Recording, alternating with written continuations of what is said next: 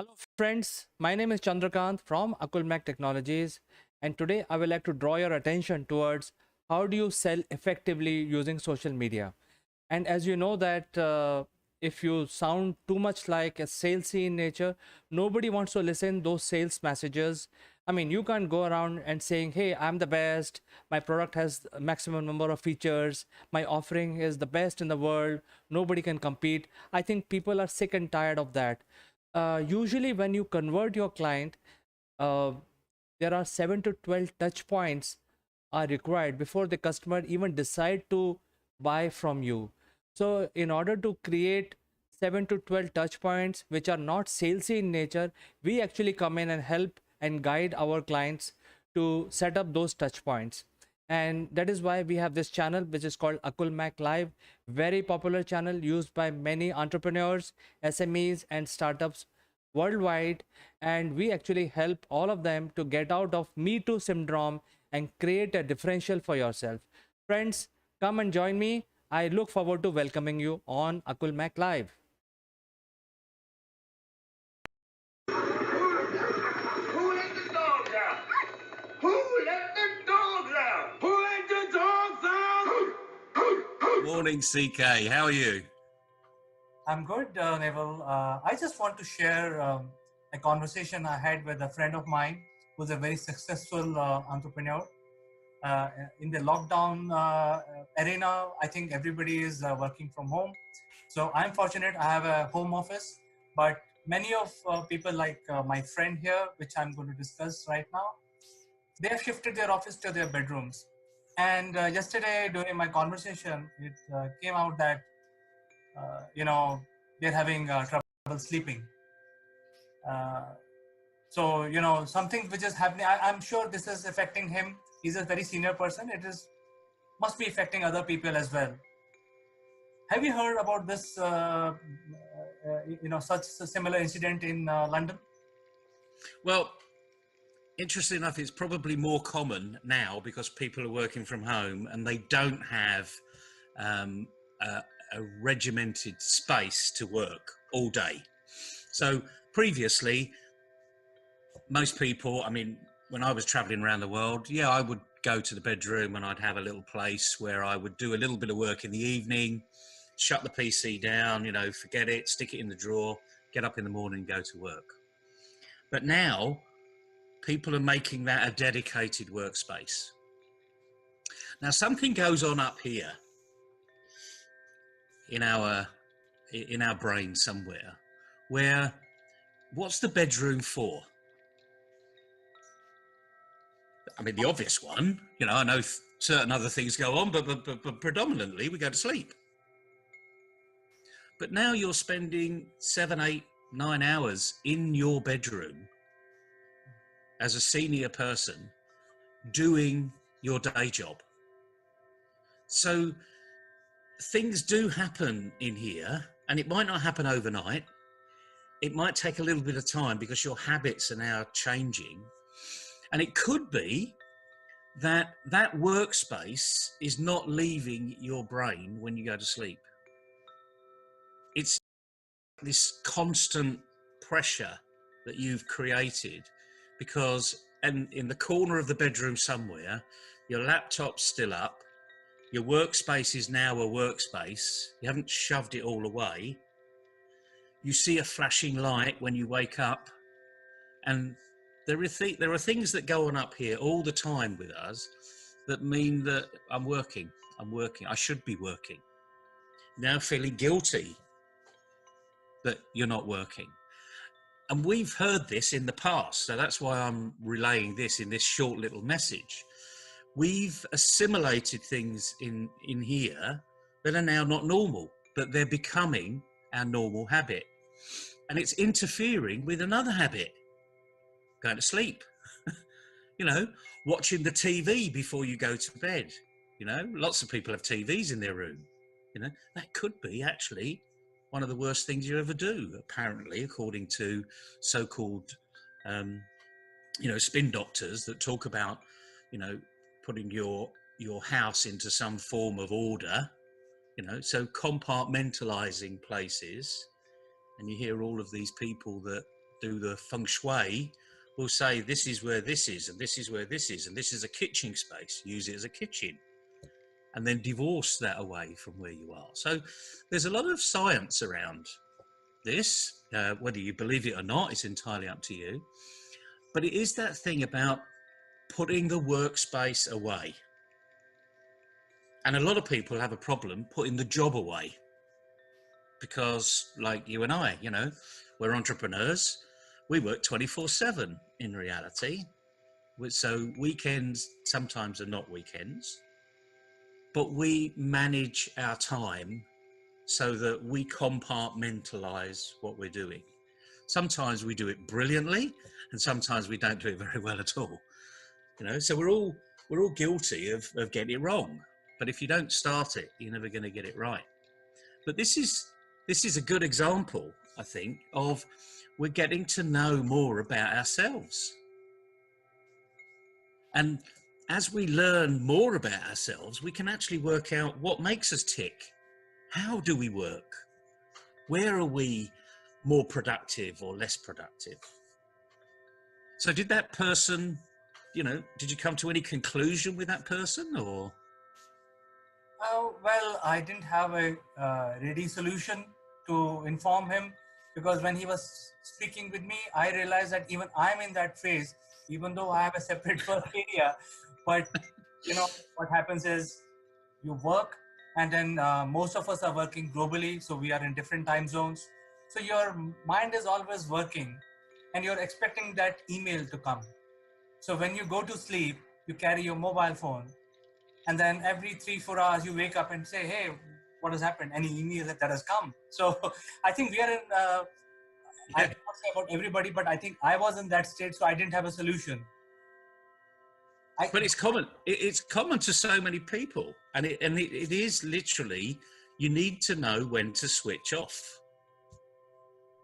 I've never really been one for having 8 hours sleep. Although all the evidence says you need 8 hours sleep, but frankly, I exist on about 4 to 5. But that's me. That's my metabolism. Is that shortening my life? I don't know, frankly. I've got to 61 and hasn't seemed to have affected me yet. We're on 2 time zones here. All of my long working career in my professional arena, when I had a proper job, as I used to call it, and I was salaried, someone else paid, right, rather than me paying myself, I would be thinking about talking to Indonesia at 6 a.m, which was sort of midday their time, and then talking to New York at 5 p.m, because that's midday their time. So I was constantly working on this global time zone because that's what the job needed. But what that meant was, about midday my time, I could take a longer lunch, you know, and just do a power nap or something, or get on with my day job, you know. So you need to adapt, you know, this phrase adapt. But the point here is we're now under lockdown, we're forced to work at home, we're learning a lot more about ourselves. But hopefully that's getting people to think about learning more about the people that work for us, that work with us. What motivates them? Are they struggling with the things that we're struggling with? And the likelihood they are. You know, we constantly get comments at the moment where you can't put your child out to school or childcare because all of those opportunities are shut down. They're under lockdown too. So now your home is your workplace, but actually it's a home for the kids. And they're also remotely schooled if they're of that age. And they're having to use certain areas of the house to access the digital resources that the school's providing. So there's lots of these pressures that are going on at home. And equally, very young families, you know, I'm sure you've got employees that have got young families. So when I say young families, I'm talking about the 2 or 3 year old that you can't say homeschool, go go onto the internet. I know some people, stick an iPad in front of a child and say play some games, but eventually that child's going to get bored. So it needs that contact with the parent. So let's just say you've got a 3-year-old, and now you've got a man and wife. They need to split those duties because they've both got jobs. They're both working from home. They both did a 9 to 5 job. They can't both do the 9 to 5. Something's got to give and take. So they're having to deal with childcare, albeit it's their child. And now it's you as an employer need to understand that actually that person can't do a 9 to 5. And you need to understand who they are, what makes them tick. So what are the priorities that they have in their life? You're only paying for that person, but actually that person is now bringing all of their personality, their personal life into play. And frankly, you're going to have to deal with it because they want to be an employee. They don't want to be made redundant at the end of all this. They want to continue. I mean, have you got young families that are in that particular position? Yes, when you were speaking, I was relating with myself because my team is working from home and I see parent coming with toddlers in their hand and all that. So I'm seeing that. But I think there's nothing much I can do as a boss. I have to be considerate because of course they are working from home. They don't have facility to leave their toddlers at the play school. So they have to themselves. But you're getting now to recognize that they need to manage their time. I don't like talking about work-life balance, to be honest with you, because it's life. Work is just part of life. It shouldn't be your life, as we all know. For some people it is, but it's just part of life. So it's getting that balance right. And like anything else, as an employer, whether you like it or not, you're going to get to know and understand your employees a lot better. What makes them motivated? One point I like to make here, sorry to interrupt you, Neville, is that... Yeah, no, go ahead. I think I can talk about myself. I am, for the first time, getting exposed to my team's personal life because I see that on the screen all the time, which was not the case because they'll come to office and I don't care what they do at home, how they manage their life. But now their official life and their personal life is getting intertwined and is visible to me. And likewise for them also, because they are seeing my personal life. So my employees are also seeing my personal life. So I think there is a bit of a craziness which is going on right now. It is craziness, but actually there's really nothing wrong with that. As a business owner, we shouldn't be worried about that, your personality that isn't your office personality coming through, because you're a real person. And the interesting thing is, the closer people understand each other, the easier it is for us to get on. In the majority of cases, I mean, there are certain things that you want to keep private because it's your private life, and vice versa with them. But predominantly, your life is very publicly seen. Whether it's in the business arena or within your friends or your family. We're not an island. we do things. We don't do things very, very independently. We like to think we do, but the majority of things we don't. But from an employer's point of view, if you think of your employee as a person that you pay, they're a profit in the profit and loss, they're part of your cash flow, then now you're understanding they're more of an asset. So they've moved away from costing you money to becoming more on the balance sheet. They are really an asset to your organization. And to get the best out of them, for them, you need to know who they are.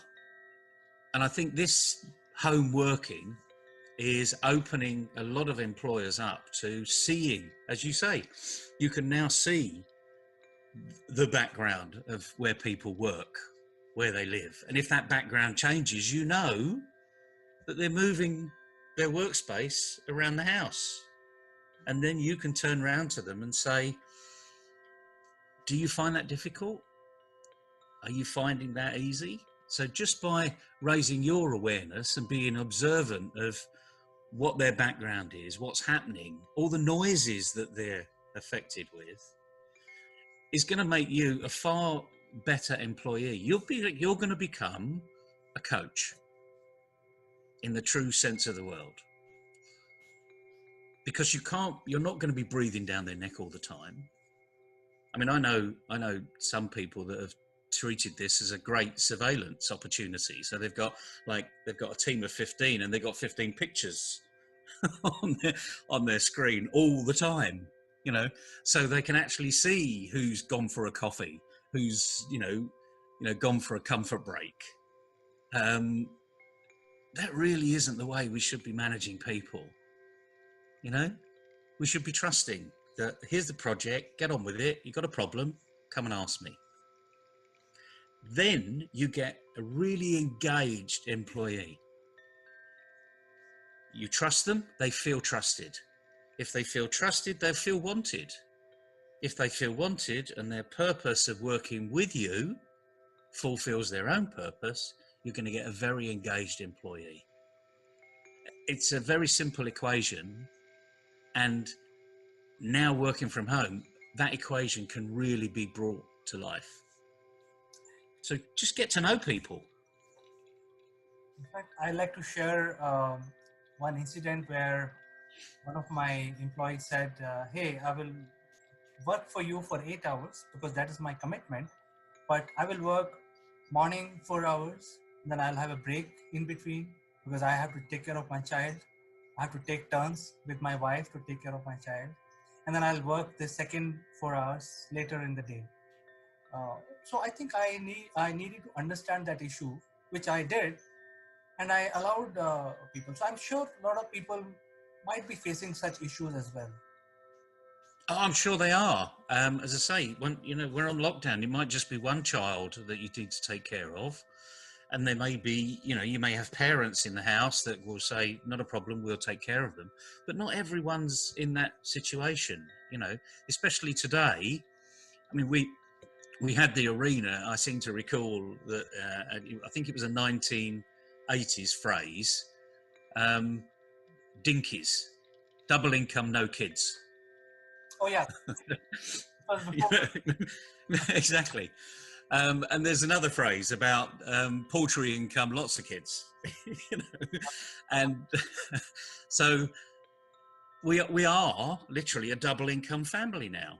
The nuclear, if you want to call it something, maybe the 21st century family has got two incomes coming in and has got a young family. We can't put those kids out, we can't pay for very expensive nannies to, be in the household anymore. They've all gone home to their own arena to look after their families. So as an employer, you're not just buying the time of somebody, you're buying the person. I mean, that's really what it comes down to. So do you know who your staff member is? You may know them as the most productive people. Oh yeah, I'd keep that person on. I need to do some work with that person. Okay. But now you're finding out more about their personal life. Whether you like it or not, you're going to have to deal with it. So deal with it in a very professional, friendly way, because guess what? They're only dealing with things that you're dealing with as well. And this goes back to a routine. Understand their routine. They really want to do a good job. They would rather be in the office and get away from being at home. They are stuck at being at home. There is this syndrome of cabin fever. You're not the only person that's going through cabin fever. They're going through it too. So be the boss that helps them with cabin fever. And it will make you a far better person and a better boss. Because all of a sudden you're going to come out of this arena in a more productive arena. You're going to be able to take advantage, because if you treat them like human beings and understand that they've got difficulties, they will be innovative. They will come with, can we do it this way? I've done it this way forever. I've had a bit of time on my hands. And do you know what? I think we can do this better. Now's the time to listen. Now's the time to encourage that type of behaviour. There's never a better time. So get some good things out of a bad situation here. And of course, the other thing is all digital. So we're all learning new digital skills.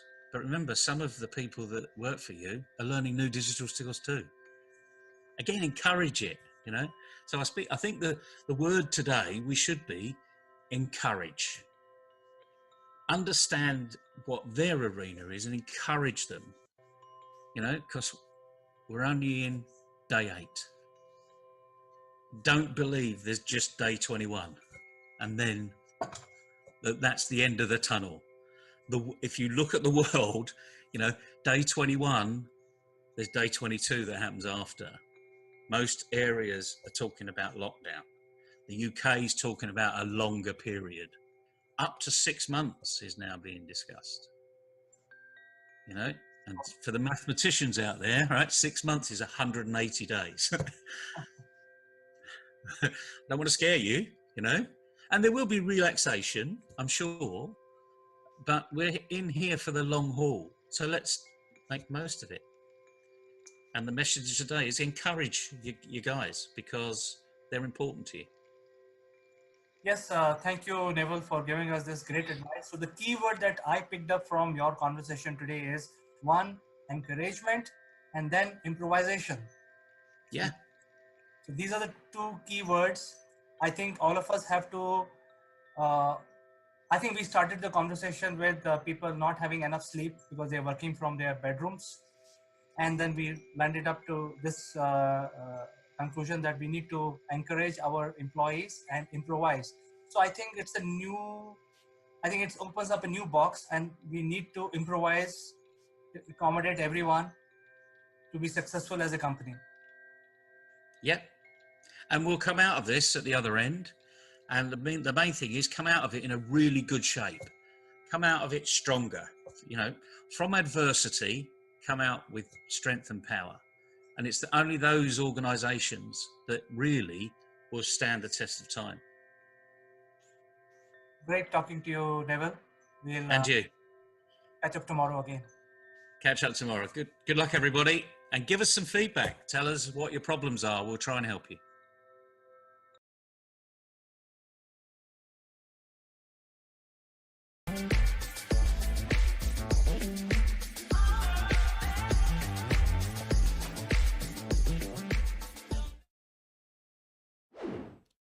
Good morning, friends. Welcome to Akulmek Live, and my name is Chandrakant. Weather is not so severe today. I think this is going to be the situation for next 1 week, and the cold wave is seemingly over for some time. And so let us discuss what is in store for us on a Wednesday morning. It's a bright, sunny morning here in Delhi. Well, one of the things that the Jack Dorsey now says is that the Bitcoin will replace the currency. So let us discuss this more in detail now. I personally believe that Bitcoin is the way forward, and also with regulation, because in nutshell, all our currency today that we use is all digital. Even if we have the satisfaction of keeping the currency in our hand, but in true sense, it's a digital currency. So I think Bitcoin is the way forward. I personally believe that right now we have different currencies for different countries, and there are consortiums like Euro, which is comprising of multiple countries, and they have come out with one currency. Similarly, there has to be single currency for the entire world. And I think when we actually get and colonize Mars, then definitely Bitcoin will play a major role, because there will be one currency for Mars and another currency for Earth. This is my general feeling. But I think right now we cannot implement Bitcoin in a very big way, because our economy has been established over past 300, 400 years, the modern economy, and it runs on banks and other things. So I think it has to be gradually done, but I think you cannot escape from having Bitcoin being introduced to us. I'm thinking in next 5 to 10 years, it will become a reality where everything will move into digital world. There will be no cash transactions, and then Bitcoin can very easily replace the usual currencies that we use.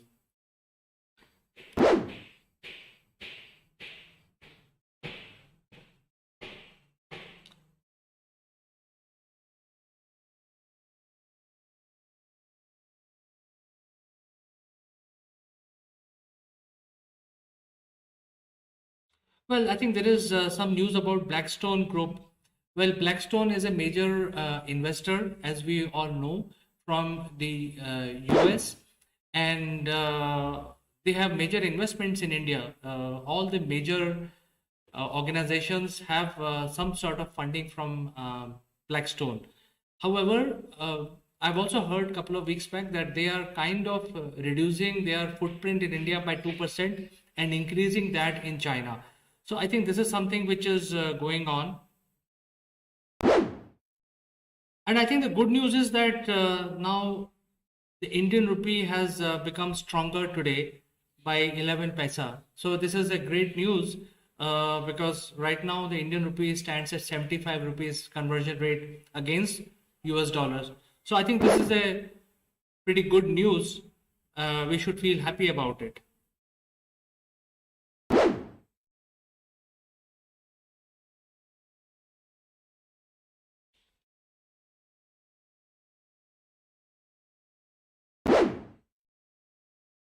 So let's also check what is instant important news for us to analyze. And I think we have to be very careful, because Omicron is spreading. It's really spreading very rapidly in the West, especially in UK. There is news about spread of Omicron from UK and also from US. As I present this program, the Prime Minister of India, Mr. Modi, is having a high-level meeting and assessing the situation that is prevailing right now because of Omicron outbreak, which is expected to start in month of January in India. So I think we should maintain social distance, wear mask, wash our hands periodically, and maintain all those good habits that we have been prescribed. Today is National Mathematics Day, and it's the birth anniversary of our great mathematician Ramanujam. He gave a lot of theories, mathematical theories, and he has made a name. But unfortunately, at that point in time, his work was not recognized as much as other mathematicians in other different countries, because India was colonized by British. So Ramanujam's name was not really publicized in a big way. I think he is a deserving candidate to be recognized globally and also get some sort of recognition in terms of Nobel Award, which his contemporary of the time have got it. So friends, I think in brief, this is all I wanted to give my feedback on. Couple of things important are happening. One is Omicron. Other thing is Blackstone reducing their footprint in India, and also today's National Mathematics Day. So write in your comments, and I will respond to each one of your comment. I will see you tomorrow, and I eagerly wait for your participation. See you tomorrow, friends. Bye bye.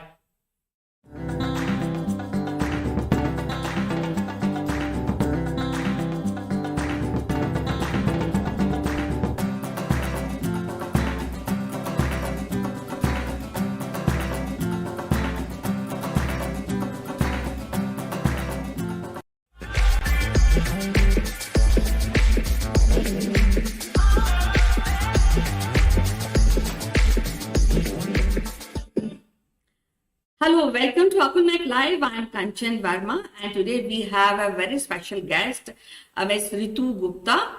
And before we start our discussion, let's welcome her.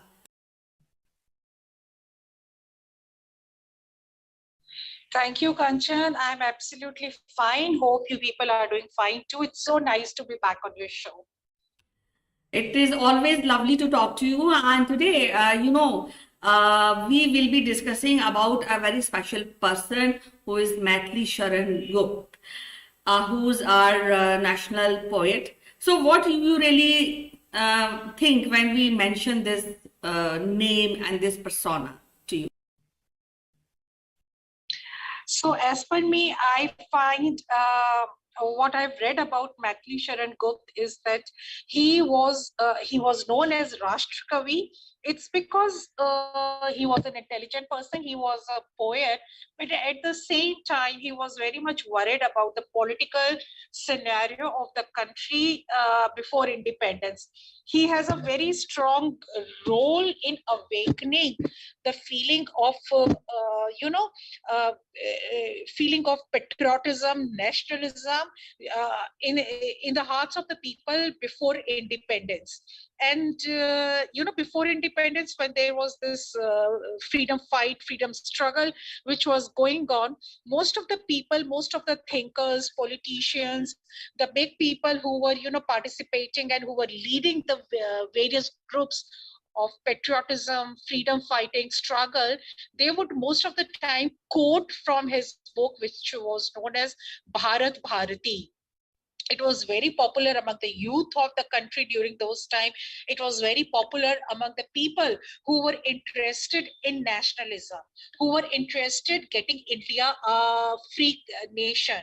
And he was one of the person, he was the pioneer of the times who directly and indirectly contributed in the freedom struggle by writing good poems, by writing good articles, by letting people know why freedom is important.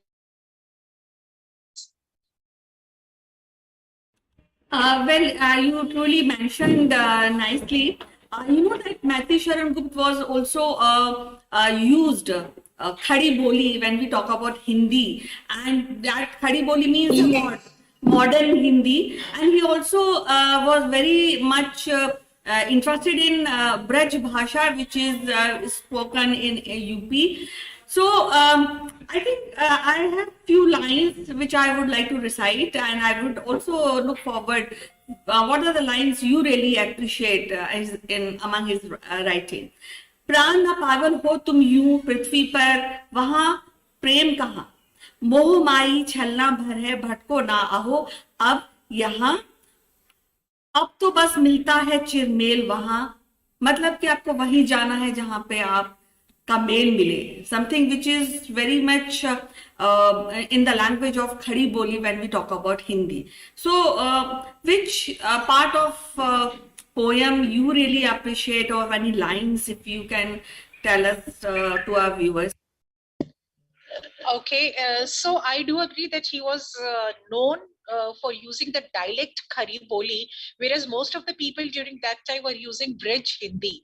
So in Khari, and because since he belonged to, he was born in Jhansi, and he was very much popular in the initial days between Jhansi and Kanpur, and Khari Boli is used there.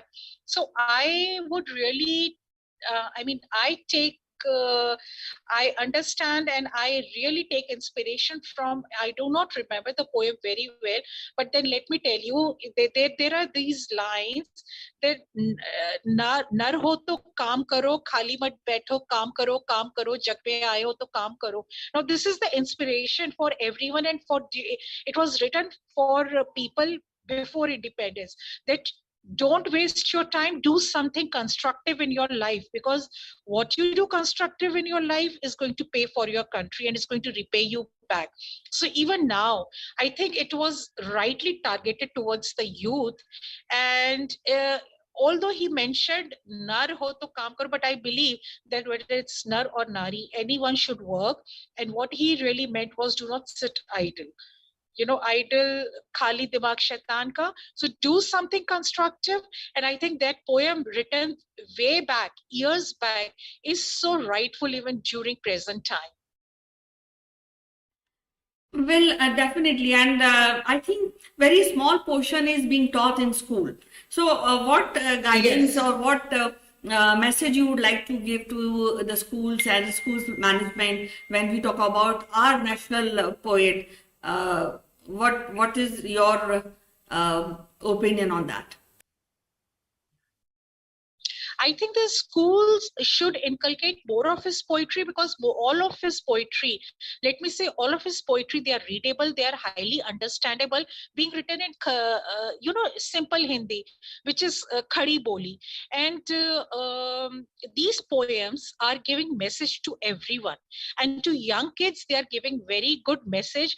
Also, because he was an honorary member of Rajya Sabha after independence, he has been a thinker, a great poet, and he was awarded with Padma Bhushan also, which is the highest civilian gallantry award. So I personally believe that more of his poems should be used in school syllabus in different classes, different grades, as per the brains of the kids. But then, these poetries do give a message to the young kids that they should love their country, they should stand by their country. And what you see in today's time, most of the youngsters, they feel it's fashionable to be anti-Indians. No, they should be told to read these poems, and so that this is going to give them a message, make them understand that what is the love for the country all about, why they should be loving the country, why they should be working, why they should be hard working. All these poems, they are very relatable with the present time.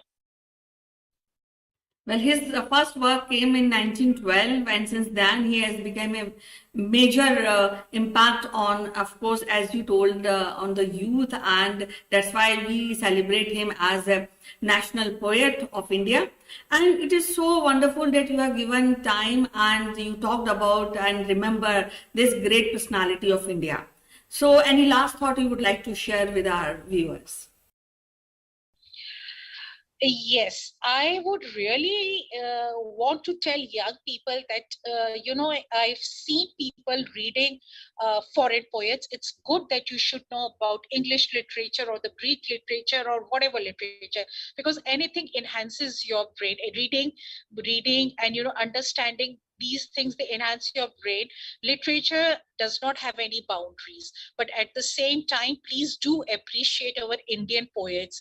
Please do appreciate poets like Maitri Sharan Gupta, who have contributed towards the upliftment of various people in the society through his poems, because what he used to feel that time, he expressed rightly in his poems, and that should be appreciated by everyone in today's time. Because what is written during that time, years back, is relatable now. I am again and again saying this thing, because when I go through his poems, I do understand what he saw, what he wrote. And in somewhere, even the kids right now, the younger generation is confused most of the time.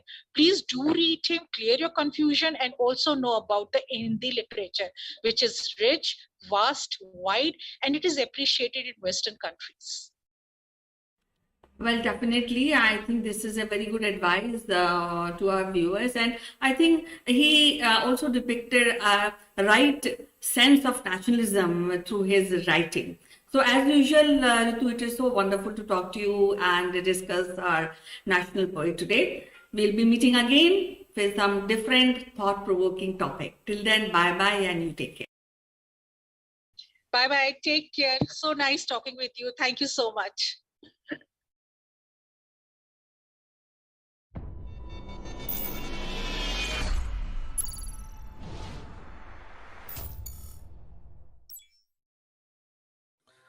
Hello, friends. This is Chandrakant from Akulmak, and today is Monday. It's a bright Monday afternoon, and friends, as you know, that we discuss with our panel doctor about various medical conditions, and today we would like to discuss about the complications that arise because of weather changes.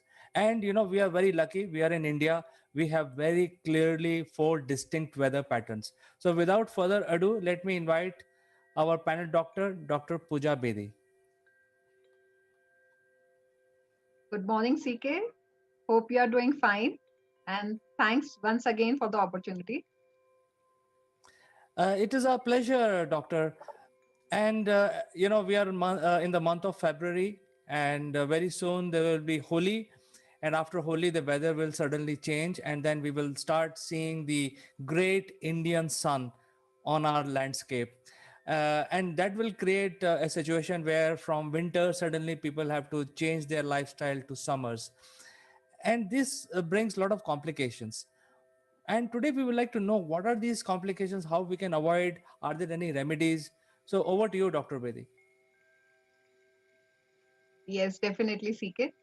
First of all, actually, we all are aware whenever the season changes, it brings a change in the temperature, the humidity factor, and also to the fertility of the pathogens that are causing all kind of disorders or you can say diseases. So whenever the weather changes from one particular couple of months to the another couple of months, so the in between time period that is available, it is very very good for the pathogens to grow up, so or the virulence actually grows up. So it depends the kind of disorder or the disease that comes up, like if the weather or the season is changing from summer to winter, from winter to spring, from again the other way around. So if we are talking specifically the weather that is changing from winter to the spring and then followed by the summer, as we all are aware that the flowers or the plants are blooming up these days. So the first thing that is very pre-marked and you can visibly see or sometimes suffer also is the hay fever or the asthmatic allergies or general nasal related allergies, cough, cold, flu, change of weather brings the fever as well, sometimes the stomach disorder that pops up. So these are the very common things that comes up. But along with this, the mental changes also comes up. So it is a very good thing when the weather is changing from winter to summer because the plenty of light is available. So when the light is there, we are less prone to any kind of mental disorders. If we are strong enough, we can definitely fight it out. But people who are already having a comorbidity factor, or you can say pre-existing factors related to the mental health care, so they are more vulnerable to the weather changes. Like last time we discussed about bipolar or BP disorder. So they are more vulnerable or any kind of mental pre-existing disorders. So particularly talking about the season that you just asked in the question. So it is actually a good friendly weather because plenty of sunlight is available. A good optimum temperature is available for us and for the pathogens as well. So we have to be very careful how we deal with this, the fertile population that is coming up of the pathogens and as well as of the pollen grains which brings up the allergies.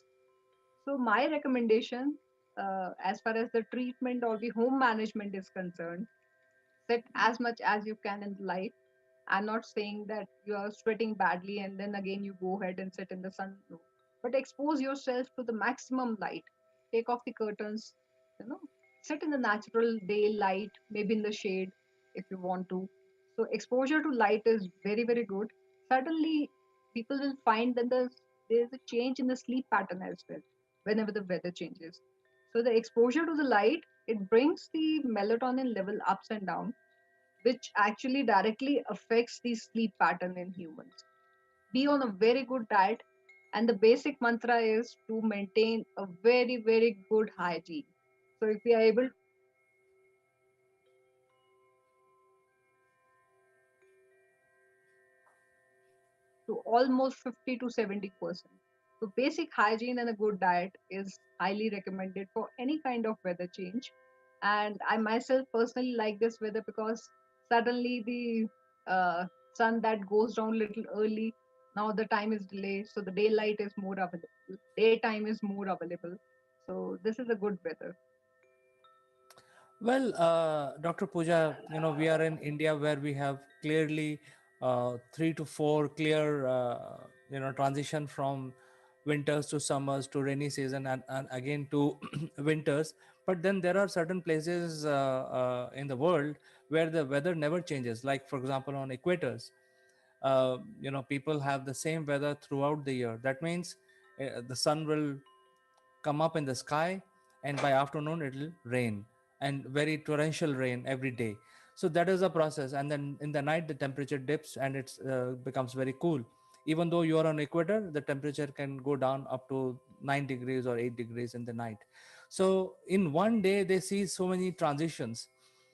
And the whole point is that people who are living in these conditions would have immunity towards these pathogens.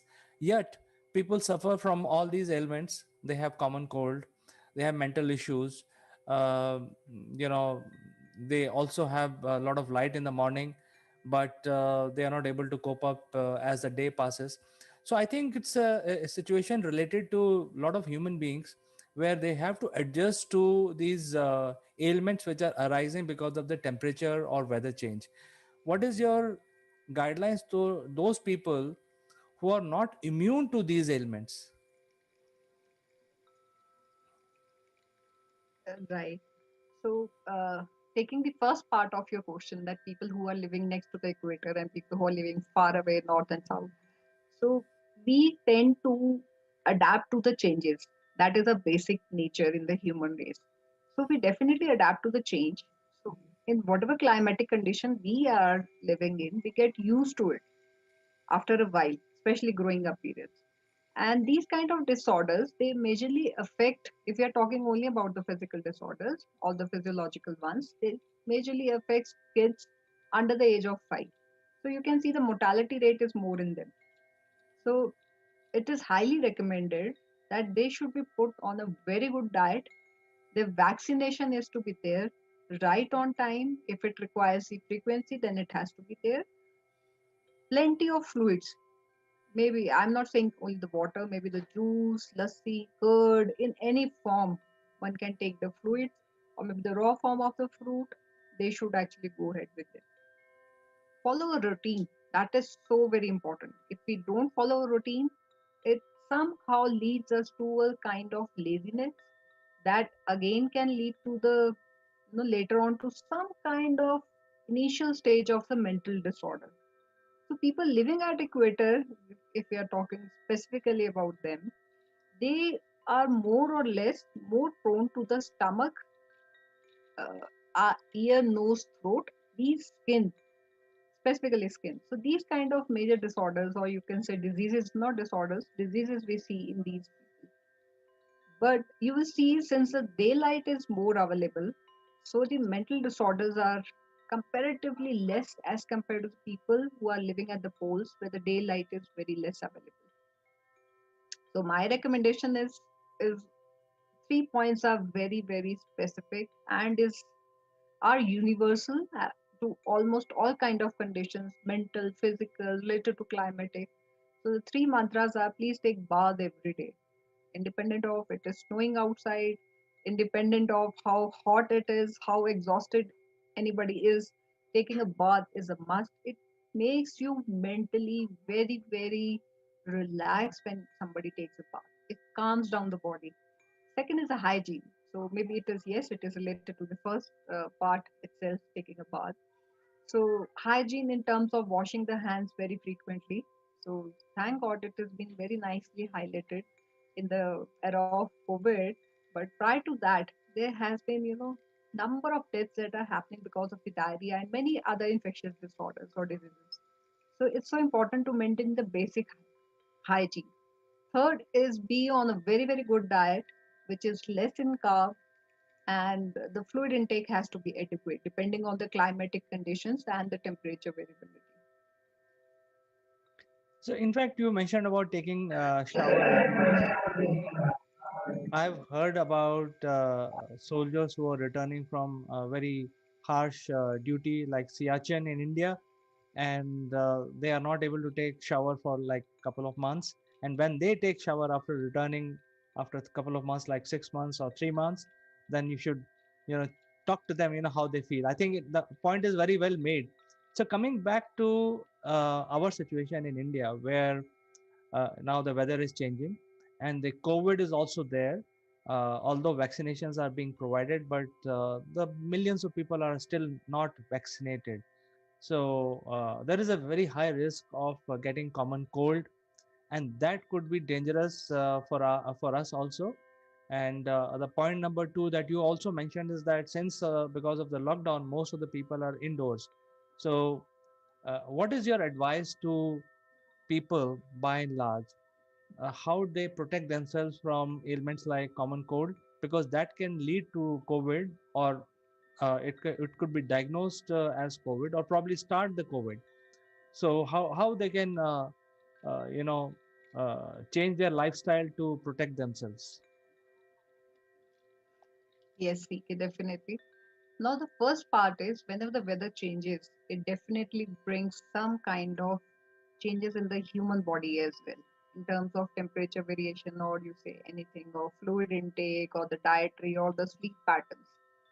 So, if we are talking specifically about the COVID, and yes, the weather change will definitely have some sort of effect onto this thing, though I strongly believe that the temperature has got no relation to the size and structure of the COVID virus.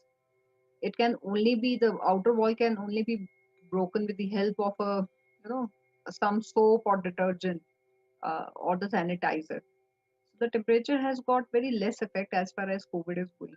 But since the weather is changing, and we should be more immune towards the other complications, because if our immune go down, then we are more vulnerable towards the COVID as well.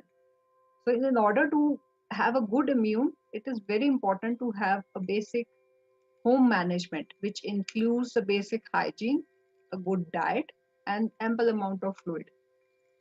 So these are the three things. But whenever the weather changes, you will see specifically during the summers, people undergo dehydration. And the reverse happens. The people, when we are in the winter phase, we tend to have cramps in legs, in the calves. So same happens in the summer as well. But the reason is in both the condition is the deficiency of the magnesium, less fluid intake in summer as well and in winter as well. So my recommendation to as much stay safe from COVID and the other illnesses is to boost the immune system. And one can do it very simply at home with the simple management of diet, hygiene, and as much as social distancing we can maintain, I would appreciate that. So I think we have discussed enough importance about maintaining the good environment around ourselves. How do we control our mental health?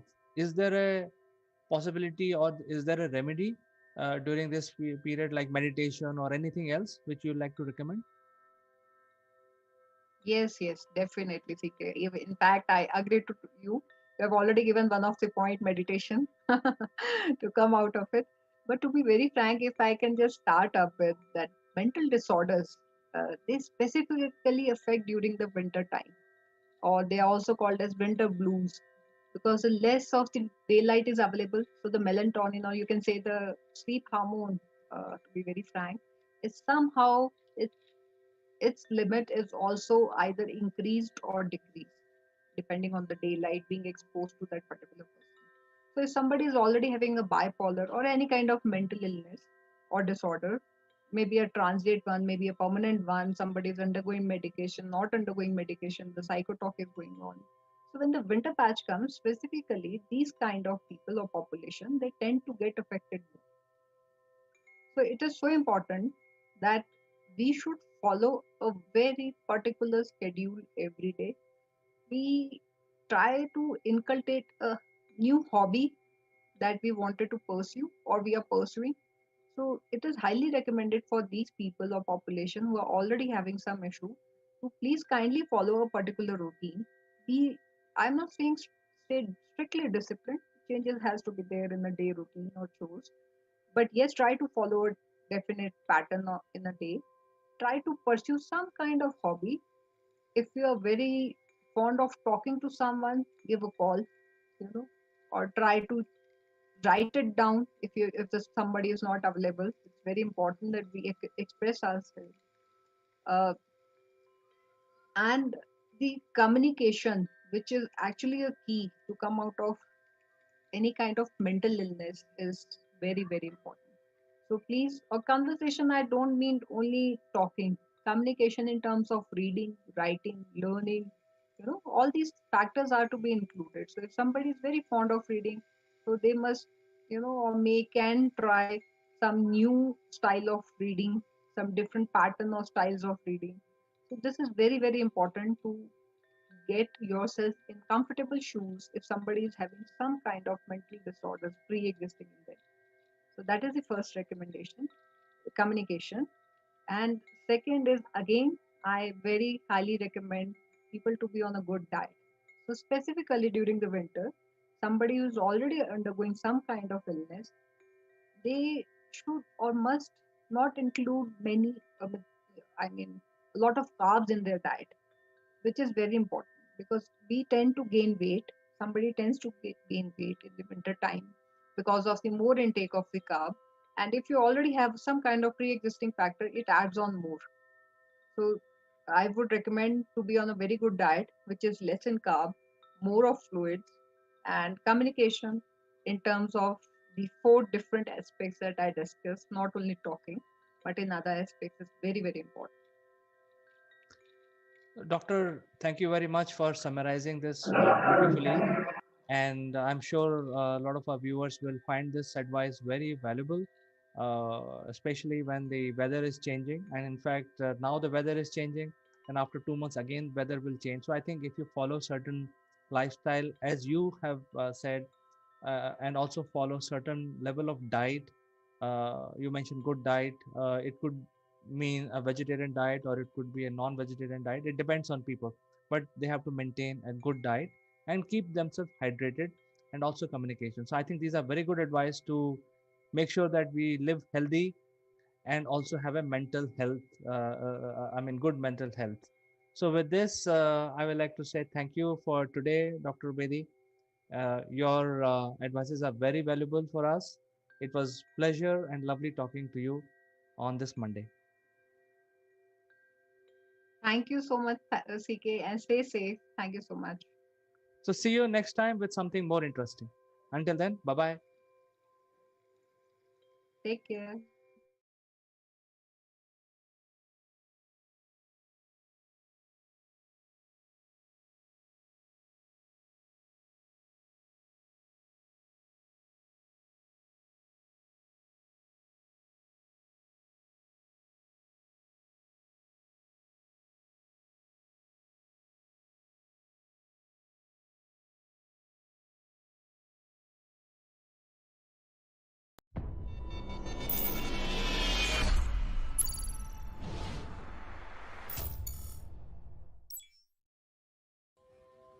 Hello, friends. This is Chandrakant from Akulmac Technologies, and welcome to the Legal Matters. And friends, as you know, in this series, we discuss about the legal matters which concerns everyone.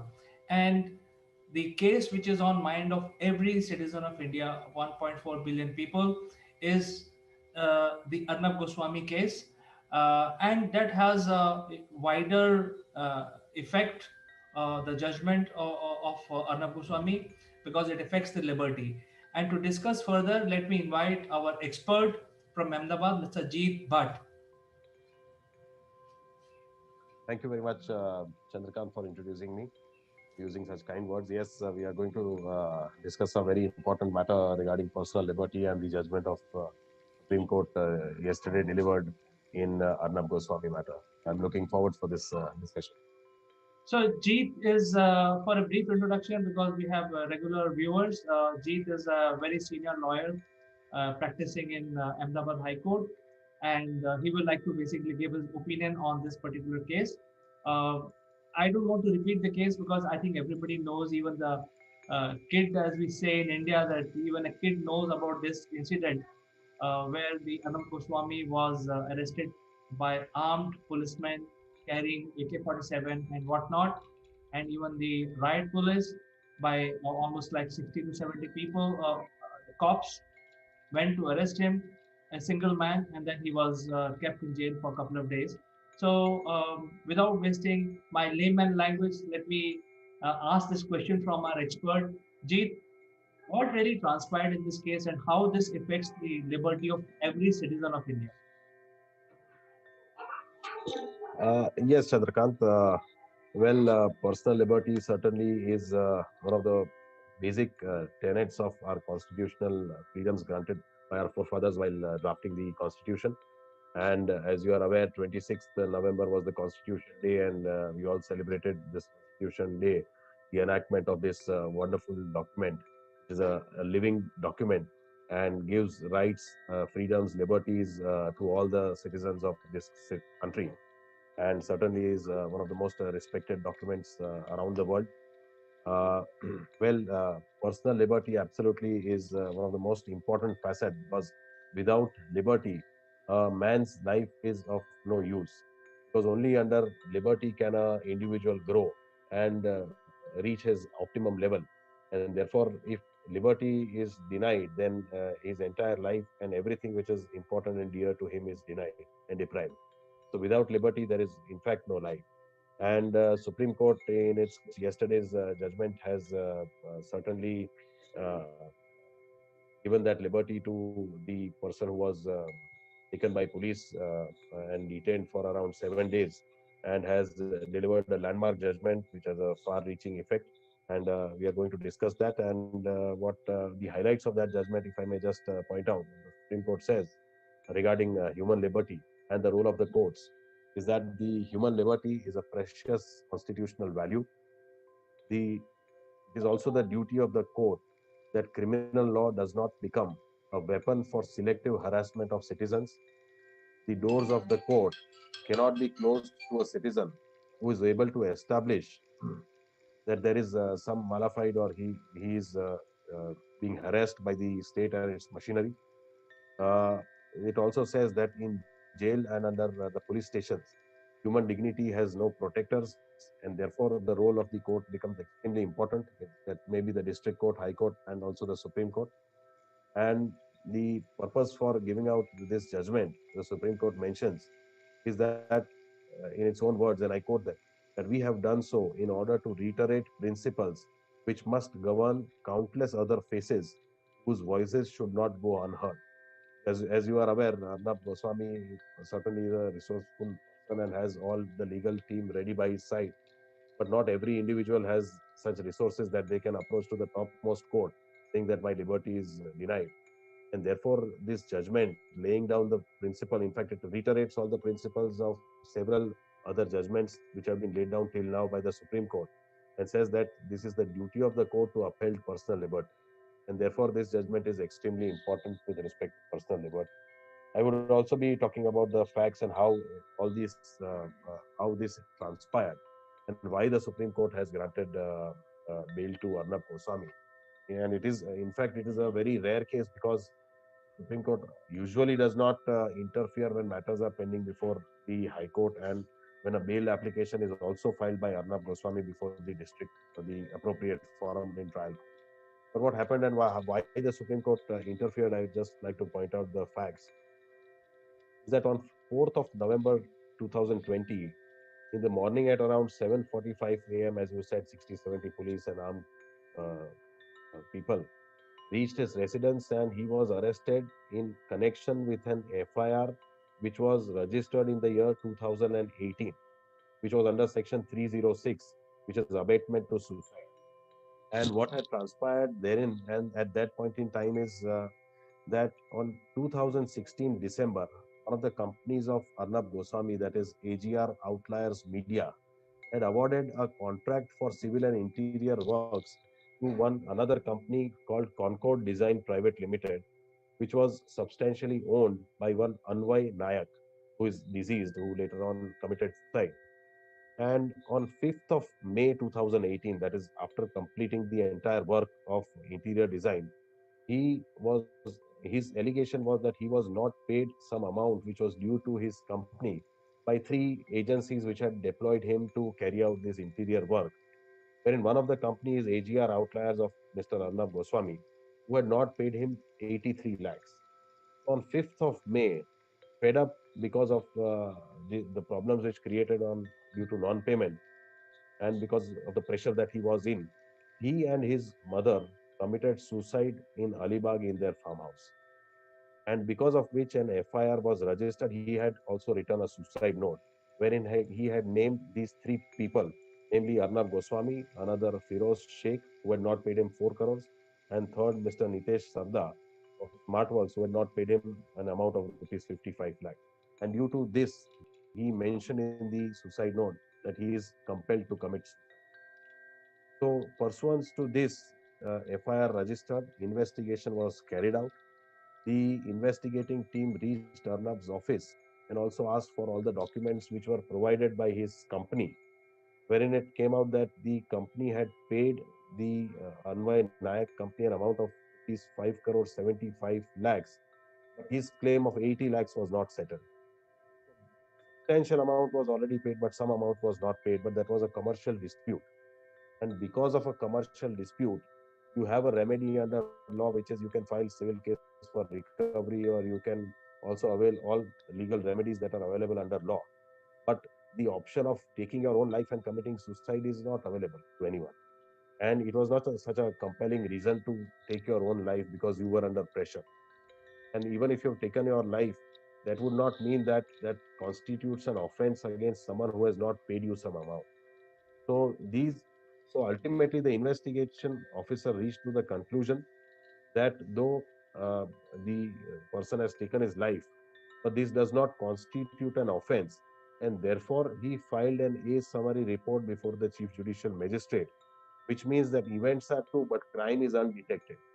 That was the report and opinion of the investigating officer after carrying out the investigation, and he submitted this report on 16th of April 2019, which came to be accepted by the court. The matter was put to rest.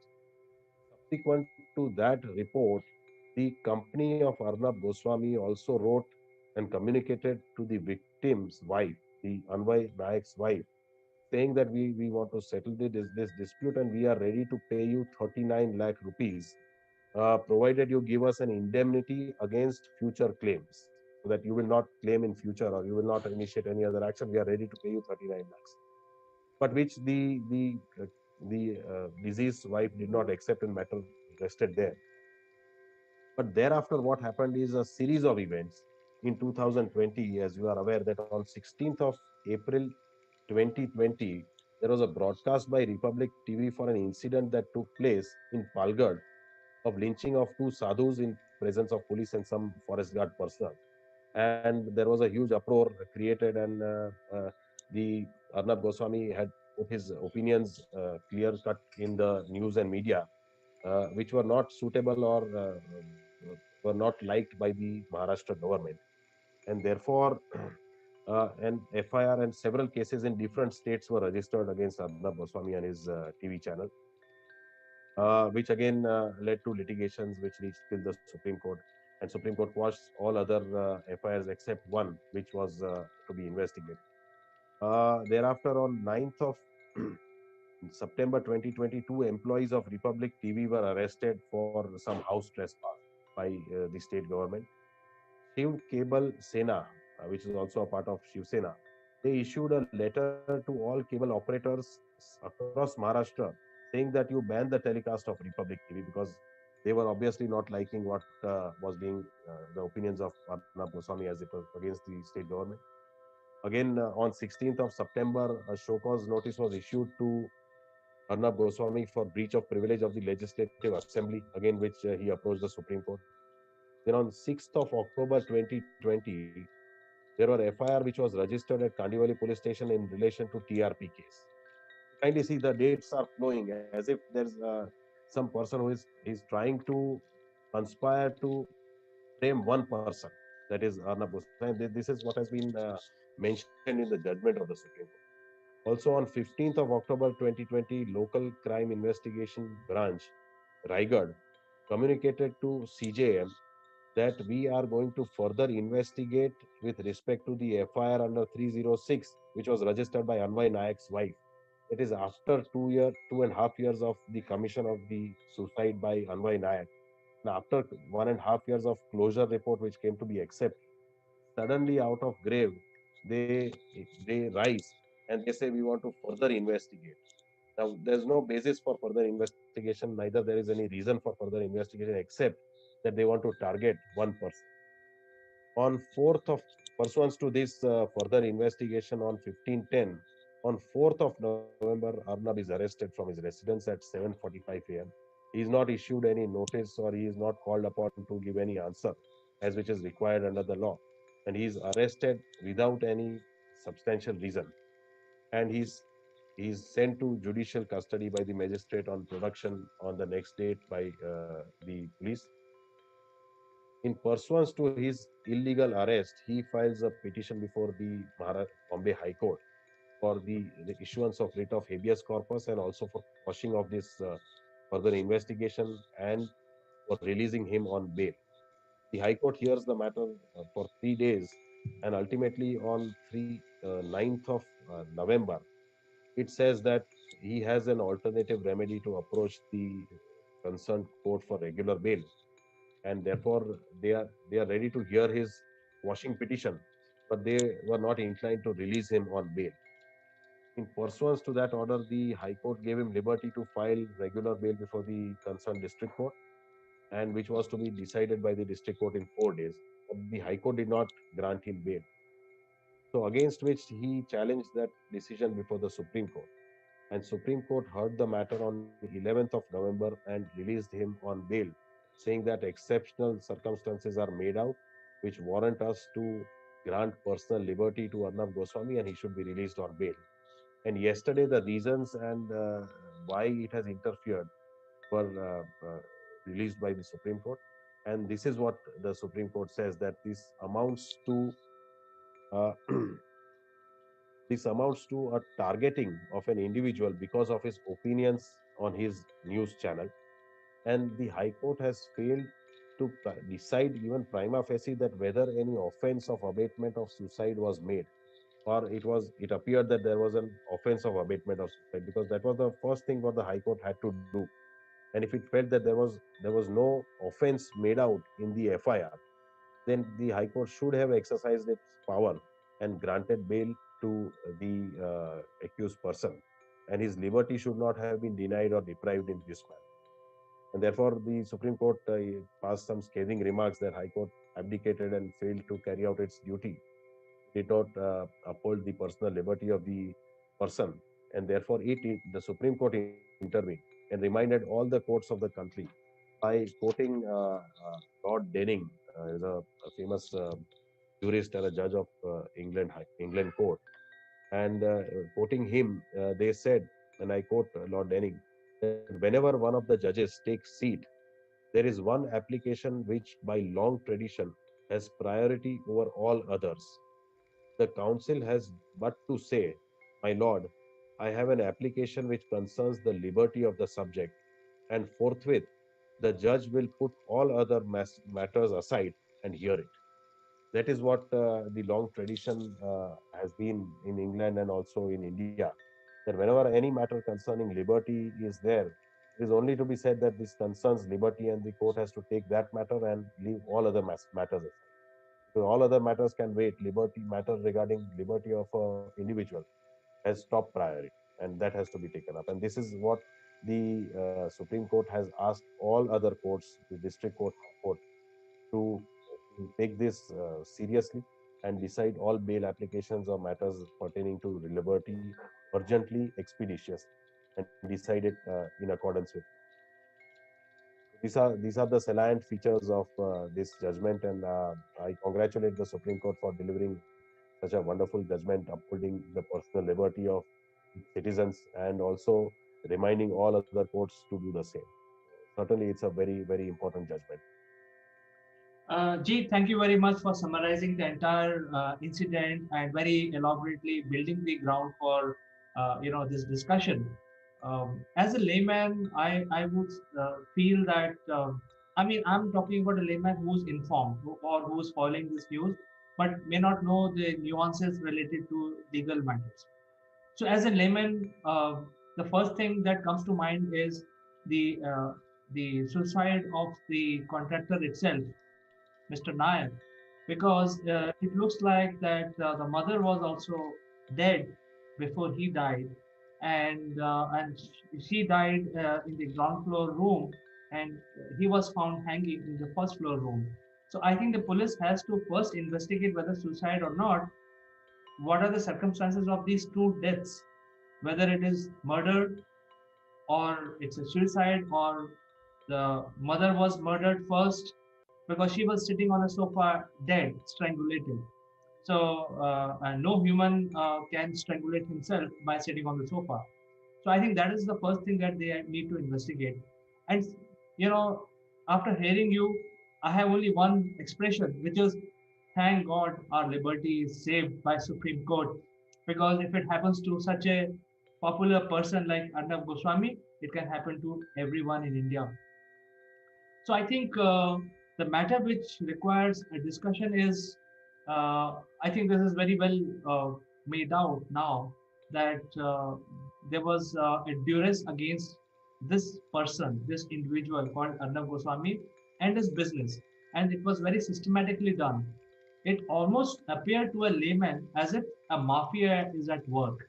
Because Right. one side you're taking him out from the picture, putting him in jail, and second side he's not getting bail, his liberty is curtailed, and the third is his colleagues are being harassed. In fact, one of his colleagues is still in the jail for last 20 days for some trivial issue. So if this continues in a country like India, which which has a constitution based on liberty and equality, I think this is very serious matter. What do you have to say about this, Jeet? Yes, absolutely. You have discussed some very important issues. Certainly, this amounts to state access, and it is not just in this case, but yesterday another landmark judgment is also delivered in Kangna Ranaut's matter, wherein her residence was demolished by the corporation, and wherein the High Court has also held that this was malice at the state's hand. And this certainly is extremely serious issues because state is targeting people and those who are not having the same opinion as it does as the state has. This amounts to state access. It amounts to an autocratic government being run, and therefore the Supreme Court and the High Courts have to come down heavily and arrest, um, uphold the liberty and personal privacy of individuals. Otherwise, the state is going to curtail and make every attempt. And as you said that in Arnab Goswami's case, there was a series of events, which led to the Supreme Court believe that he was being targeted. So absolutely serious. And also with regards to what you mentioned in Anvay Nayak's case, that his mother was found first dead, and on the first he was found strangulated. So, but he also wrote a suicide note wherein he mentioned this, and Anvay's wife recognized that suicide note and also recognized his signature and his handwriting. So, therefore, the murder angle, the investigating officer has to decide whether there is some angle found out or not. But possibly it doesn't appear because the investigation that was carried out ultimately led to the only conclusion that it was a suicide and there was no murder. So the only thing is whether it was an abatement to suicide, an offense which was committed by Arnab Goswami and those two other entities who did not pay the amount to the company of the deceased. This was the issue which the High Court had to decide, and the High Court failed to decide that whether the offense under 306 was because for abatement to suicide certainly is an the serious offense wherein imprisonment is up to 10 years. But there has to be a direct or indirect incitement to the commission of suicide by the deceased. So there has to be some incitement, direct or indirect.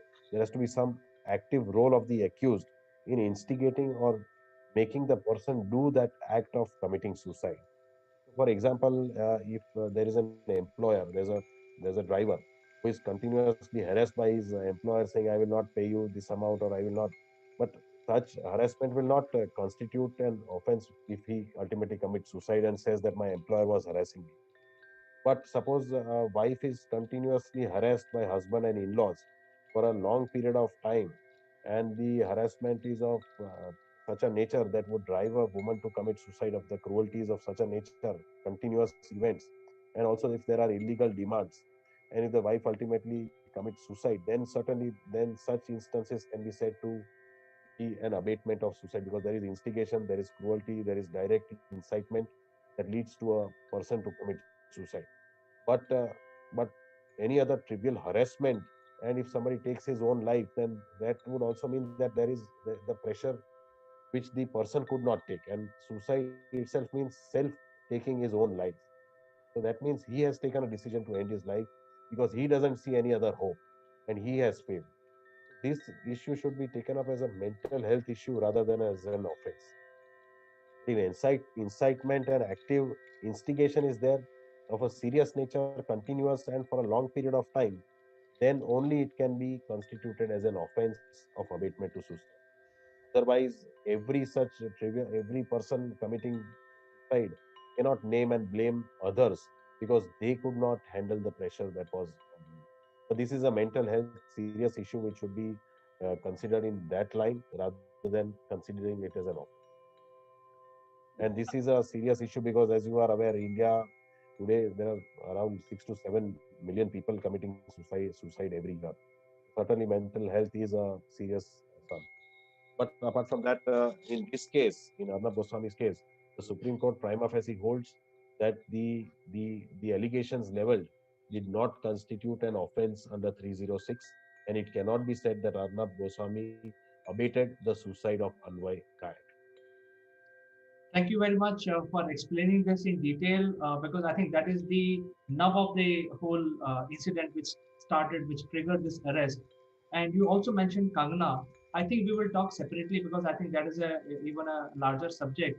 But as a layman, I just have one comment on that one is right from the childhood, I've seen that if you erect a illegal house in India, um, especially coming from Delhi, there used to be a lot of people, refugees coming from Bangladesh, setting up their villages near the Yamuna River, and they were called Juggi. And gradually they became Juggi Jopuri Colony. And in short, it was called JJ Colony. It looks very stylish. Right, So, correct. JJ Colony. I am sure none of the governments in the past, right from the 80s, 90s, and so on, they had even demolished one illegal construction like that. And it looked like a very, very aggressive stand by the Maharashtra BMC, where they gave a notice and within 1 hour they demolished the entire Bangalore or office of Kanna. I think that is the reality, and I think every citizen in India understand that it is happening under duress. But we will discuss that separately, Jeet. Absolutely. But I would also like to say that with regards to Juggi Jopris also, we can have a discussion. Because if Juggi Jopris are standing today, that is also because of the intervention of the constitutional courts like the High Court and the Supreme. They have recognized that the right to have a roof is a right to have a life. Because without roof, there is no life. And therefore, the right to shelter is a part to right to life and liberty, which is guaranteed under the Constitution. And the state should endeavor to grant and to at least attempt that right every individual has of having a decent living atmosphere. Therefore, Supreme Court has in a several landmark decisions laid down this important right to be a fundamental right to shelter. So now, coming back to Arnab Goswami's case, you see, when we deal with a government servant, whether you are in a police or administration or any other government service, you actually give an oath that you will work for the country, and it's a written. And if you're a gazetted officer, you are under oath on a gazette which is owned by President of India. So usually, what I've seen is the government officers don't do anything illegal. I mean, if they want to do something illegal, they will not. They will circumvent in such a way that the things are not on their head. Somebody else will get caught in the end because they have complete knowledge because they are all government officers. In this case, it looks like, correct me if I'm wrong, that people took it on themselves to go against Goswami and taking all the risk, and in certain cases violating the law also. So, do you think my understanding is correct, or it's just my feeling? It appears to be targeting, and that therefore it appears to be state excess, exceeding its limits and powers and targeting someone. So, in a way, you are absolutely right that this amounts to targeting somebody, and it is a state excess. It is abuse of the powers granted on. So that brings to my last question, Jeet. Since people have taken the law in their own hand, is there a sort of a punishment? Uh, well, uh, uh, if there's an abuse of the process, then certainly departmental actions can be taken against erring officers. But that is again for the government to decide that what they are, to what extent they want to do that. But certainly, if any officer exceeds its power and jurisdiction, then that would call for departmental procedure.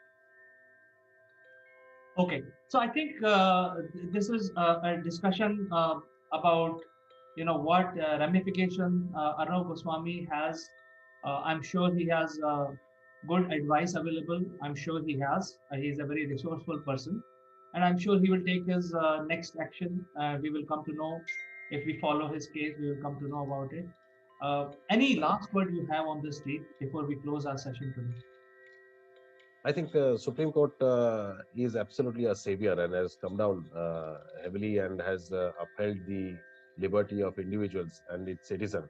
I think we must congratulate the role played by the Supreme Court and reminding all other courts of its duty and how it must preserve and protect the liberty of its citizens.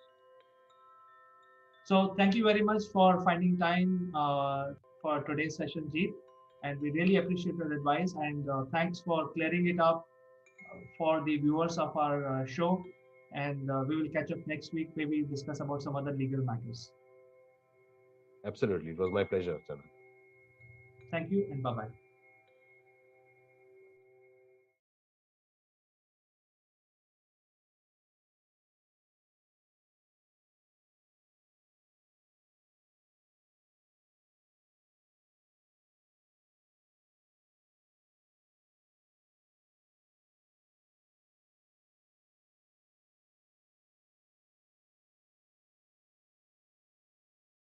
Hello friends, welcome to Akulmek Live. I am Kanchan Verma and today we are taking you to a wonderful city. And to discuss this, we have a special guest on this show. So stick around to this episode till the end. You will get more information and you will enjoy this show.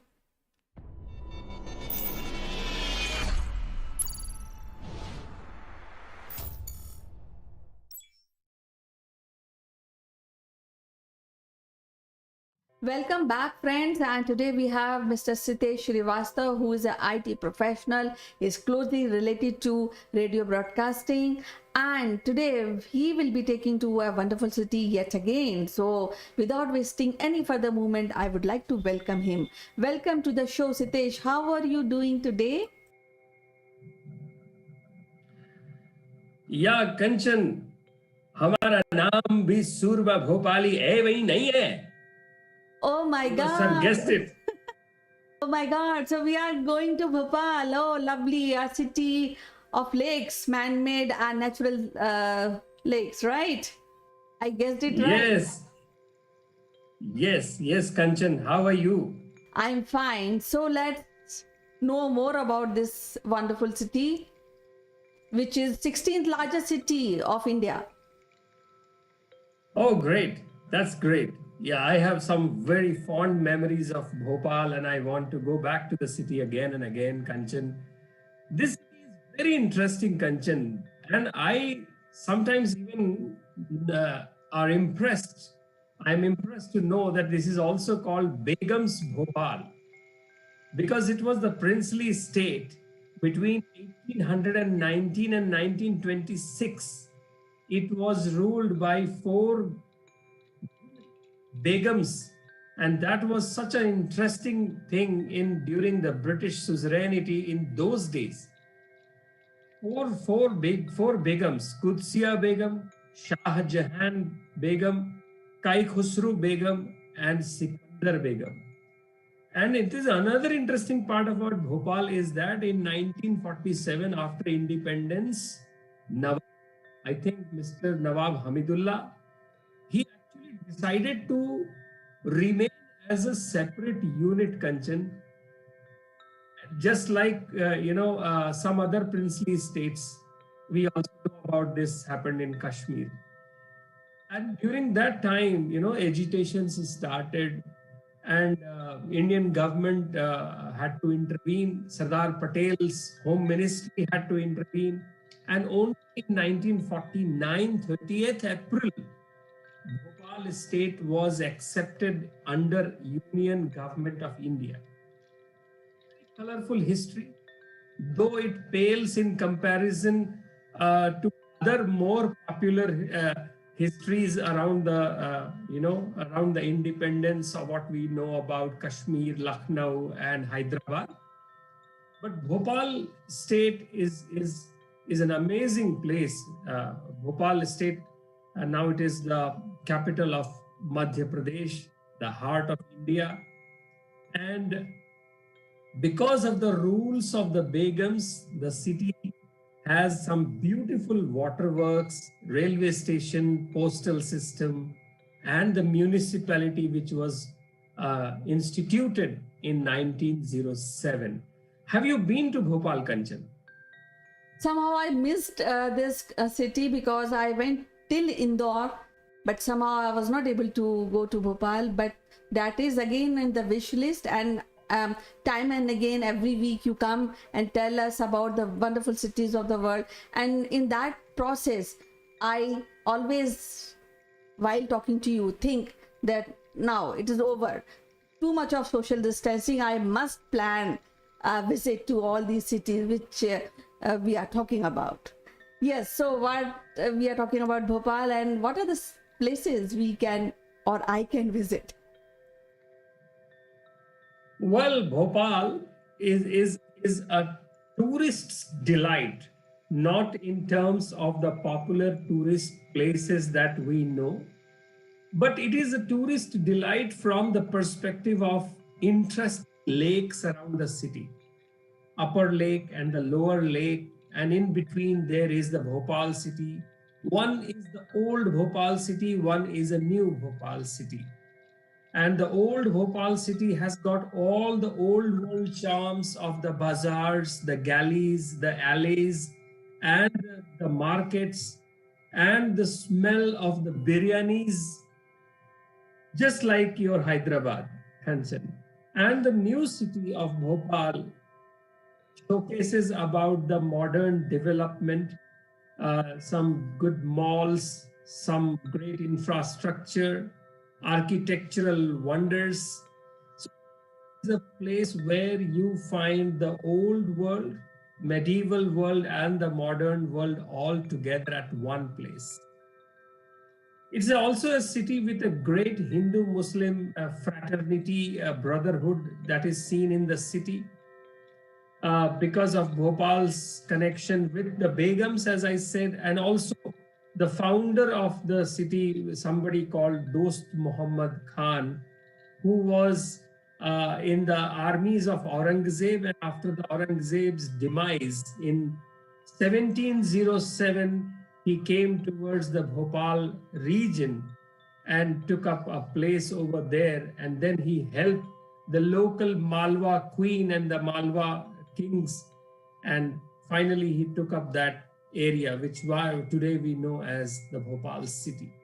So it, and also after the independence, it was the second largest state, Muslim-led princely state after Hyderabad, Kanchan.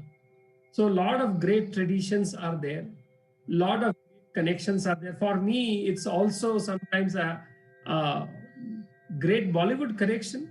The in-laws of our mega star Amitabh Bachchan, and also I believe a connection with the Karishma Kapoor and Sharmila Tagore also is seen in this city. So this is an amazing city, great place, great food, good festival, Diwali and Eid, and it's a great place for peaceful life. As you can see in the background, it's a scene from one of the lakes of the city of Bhopal. Well, I really tempted to go this city because you mentioned about the rich culture, and you also mentioned about great food offerings which is done at Bhopal. So, what are the places that in 1 week a person can cover once he plans to visit Bhopal? So, Kanchan, Bhopal is very, very well connected within the India's railway network, within the air network. It has, Bhopal railway station, the Habibganj railway station, that is also the headquarters of the Western Central Railway, and Raja Bhoj International Airport. So, well connected, the heart of the city. Sometimes I feel that given the threats we have from our neighbors, why don't we have our one of the capital in Bhopal? It's safer from all the places that we know. And somehow I feel it is even safer than Delhi, especially from the military perspective. Great places from the Indo-Islamic architecture like Tajul Masjid, Taj Mahal Palace. They are like Indo-Islamic and the European styles.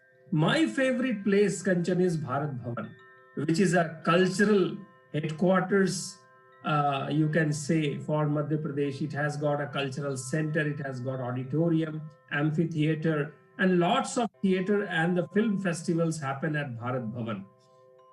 A very, very favorite place. Then there is a one Vihar National Park is there, and one must also see some of the great temples in and around the city. And this city never fails to impress that how this city lived through the volatile periods of history during the Mughals, during the Deccan Wars, during the British Empire, and still the city feels very, very peaceful, very, very rooted in the traditions. I also remember one thing, one place called Rashtriya Manav Sangrahalaya. So it's a kind of a museum for the humans. Bhoj Talab, largest man-made lake in India. Only city to be ruled by the Begums of Bhopal for over 100 years. And it is the city of lakes for its natural and artificial lakes, Kanchan. So believe me, you will never get bored in Bhopal. Definitely, when you mention about the rich culture, I'm sure I can really visualize the kind of people on day-to-day basis, how they react to the tourists and how the strong connections they have with each other in the city. And I can very well visualize because I've seen it in Lucknow. So that is something which I really appreciated. Now, yes, rasgulla is one of the favorite dish in Madhya Pradesh. So what cuisine Bhopal offers to the visitors? Well, Kanchan, to be frank with you, I'm very, very impressed by the Mughal cuisine that I have tasted in Bhopal. Equally, I am in awe of the vegetarian food, and Bhopal offers a mix of both. And sweets, special sweets which are found in the Madhya Pradesh can be found in Bhopal. It's a great place to have, the culinary part of the, Madhya Pradesh tribals. So tribal cuisine is also available, and therefore Bhopal is may not have been a culinary capital just like Hyderabad, but it has its own unique sweets, vegetarian and non-vegetarian food, and simple food. Uh, food. And one side it is very rich, especially on biryani side. One side it is as what you call sattvic food that is available across the town, across uh, the 80 square kilometer of the city. Bhimbetka Caves is a great place, 35 kilometers outside outskirts of Bhopal. It is a UNESCO World Heritage Site. And people also say, the legend says that Pandavas also chose it for their hiding in their exile period. And next time when I go to Bhopal, I will also try to visit Bandhavgarh National Park. Kanchan. Well, definitely, I'll have all wishes that we all plan to go Bhopal and enjoy its culture, its cuisine, and visit places at Bhopal. So, what is that one place which you really appreciate so that we can share your experience with our audience? Well, Kanchan, Bhopal is also a very modern city. It is home to one of the biggest industrial houses in the country, DB Corp, which is Dainik Bhaskar Group, also which is called Dainik Bhaskar Group. It's almost like a 17 billion rupees in business conglomerate. We all have a Manjul publishing house, which actually converted the Harry Potter series in Hindi. It's also a place for Bharat Heavy Electrical Limited plant. There is a Mandi Deep Industrial House, a suburb is there, which boasts something like Hindustan Electro Graphite HEG and Lupin Laboratories. And the international airport is, what I understand, is connected via the Jeddah, Saudi Arabia, which is used during the Hajj timings. There are some great institutions in the city. Indian Institute of Forest Management, the only one, I am told, the only one institute of its kind is there. Indian Institute of Science, Education and Research, All India Institute of Medical Sciences, AIMS, Bhopal is there. Indian Institute of Information Technology is there. There's a hockey team in the city called Bhopal Badshahs. They play in the World Hockey Series, Kanchan. And mall, DB City Mall, one of the biggest there. One of the biggest marketplaces, New Market. So yes, so Kanchan, for your shopping, sari shopping, jewelry shopping, New Market, and for your high-end shopping, you must visit DB Mall.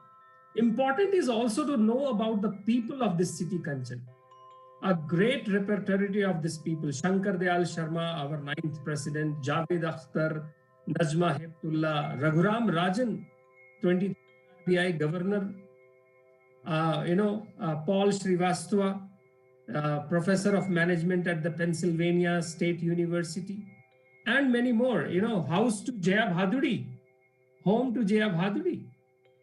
So this place never leaves you unsurprised about itself, and that is the great place Bhopal is. I would like to also think that I think Daulatabad is not very far. The historical place Daulatabad, where one of the Nawabs, before tried to move the capital, and we have a famous Hindi phrase, Dilli se Daulatabad tak. So yes, Kanchan, we must visit Bhopal.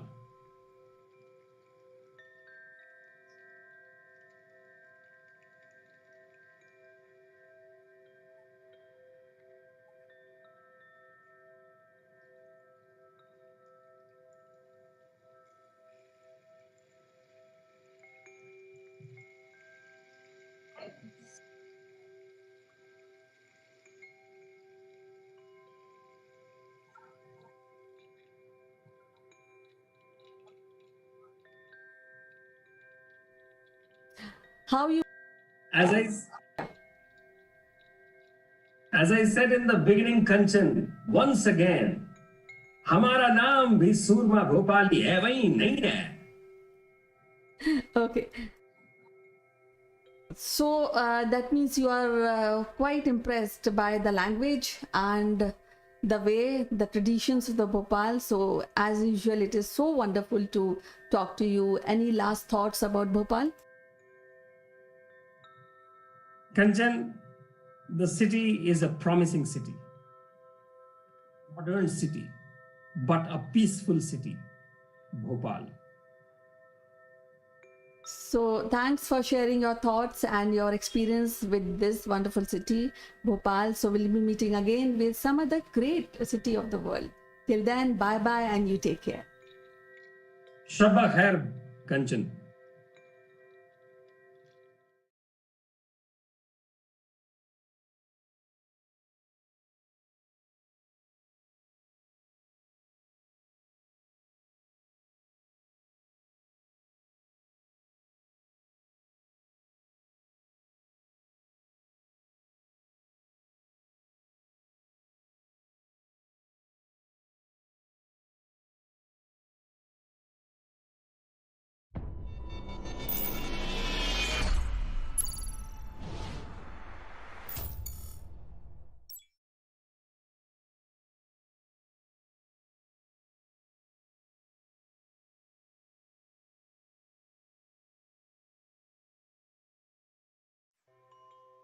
Hello friends, this is Chandrakant from Akulmek Technologies, and today we are in company of a very accomplished leader from IBM.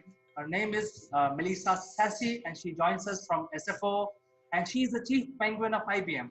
Melissa, welcome to the Likeable Leaders segment of our program. Thank you. Thank you for having me. I hope I'm a likable leader. Oh, of course, I mean, you are such a popular leader, you are world famous, so you are definitely a likable leader. Wow, my head might explode.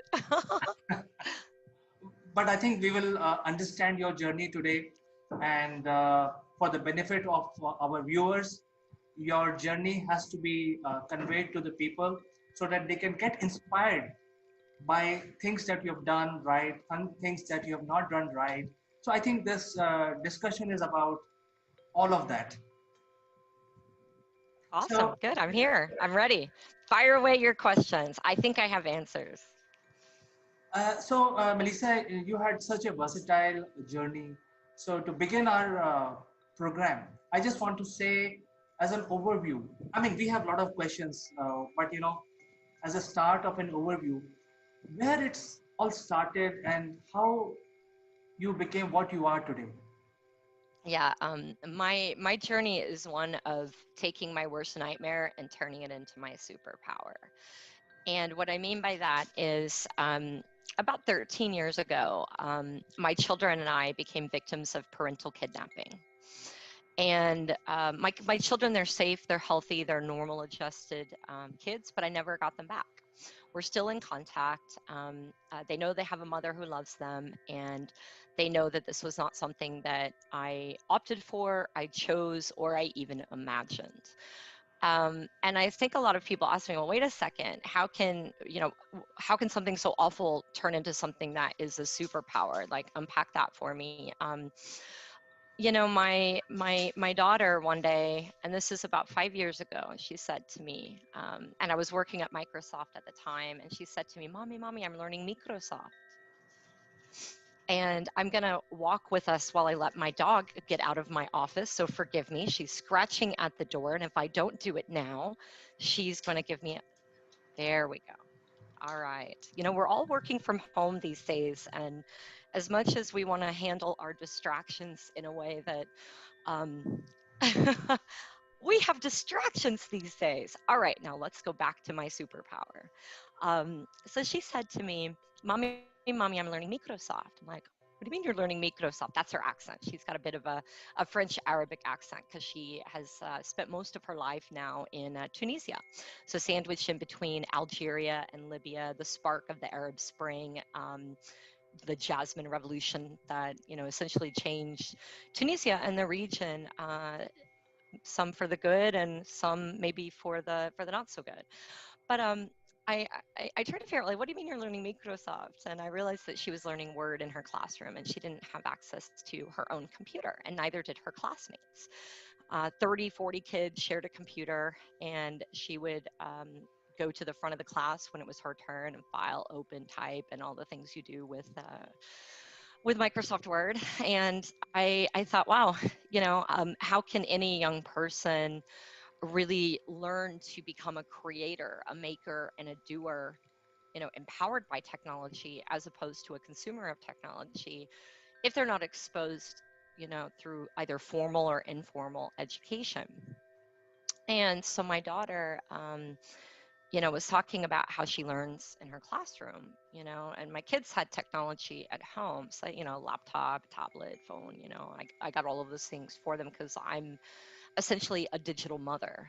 I know that sounds kind of strange, for those who have not went through something that I've went through. And, everybody handles their things, their nightmares, their tragedies in different ways. But I thought, there may be something I can do about this. I mean, hey, I work at Microsoft, and so I went back to my leadership team and, found a way to get computers into her classroom.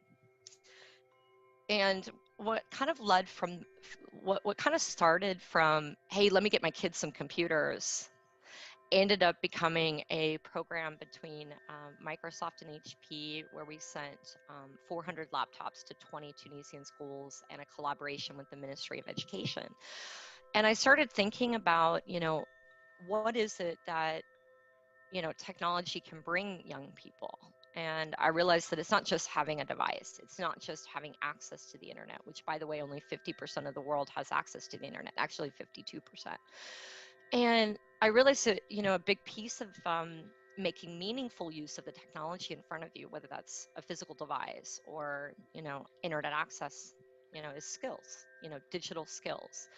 And as I started my journey of thinking about how can they make meaningful use of these devices, I thought, there's a place for me. And I may not be an engineer, I may not be an architect, but I know a lot of engineers. And what if I were to, collaborate with some university students in Tunisia? And what if we were to travel around and spend 3 weeks teaching young people to code?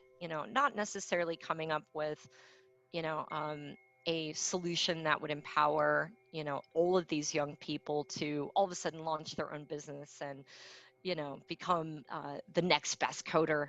But I thought, why don't I go out and demystify computer science and run some workshops, with young people, exposing them to computer science and enabling them to learn how to talk to computers, how to program computers to do what you want to do.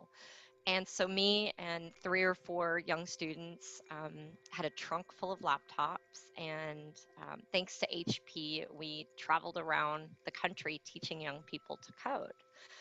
And what was kind of the beginning of all this was really just a summer vacation of giving forward in the community and, feeling good about empowering young people, through tech. And every time we went to a town, sometimes the mayor would show up. Sometimes we'd have banners all over a town center. We had the National Guard show up, and we kind of looked around and didn't realize, that we were setting off to do something that, empowered people to transform their lives and the world. And we came back home from this 3-week journey, all of us in this stinky car, me and, 4 engineers and our trunk full of laptops. And we're sitting in the capital of Tunisia, in Tunis. And I said, guys, gang, this wasn't just a summer vacation. We have a company, and we have something that will not just change the life of Zahra, Zahran, and Yumna, my kids, but these are the skills that will empower young people to prepare for the future of work. And there's a huge gap.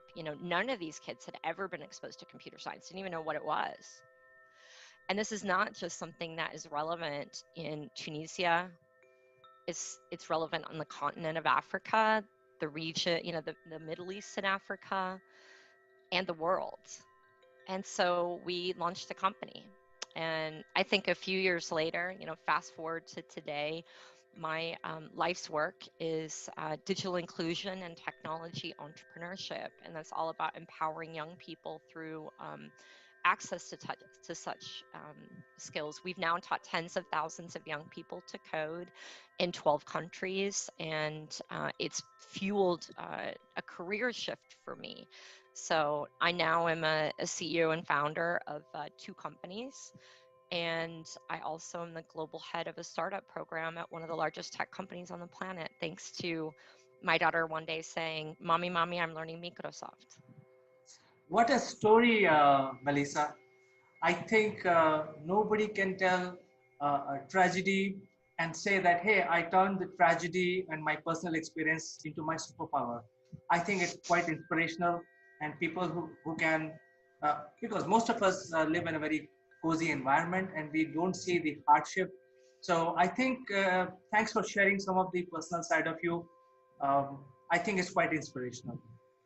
Thank you. It's taken me a long time to be able to figure out, how to transform that experience into something positive, and not just positive for me and my outlook on the future, my mental health, my physical health, but it's also been something that I think has empowered, many young people from around the world. I, uh, I often write recommendation letters for the students who participate in my program. And at one time, a large percentage of my students actually receive scholarships to come and study in the U.S. For a year or 4 years. A large percentage of them are very interested in international experience and cross-cultural dialogue, because one of the things that I do in my camps is we think about problem solving, we think about solving world challenges, we think about bringing in world leaders who are doing really interesting things in technology and entrepreneurship. So when these young people are going out and learning to code, they're not just going out to learn to build things for the sake of building things.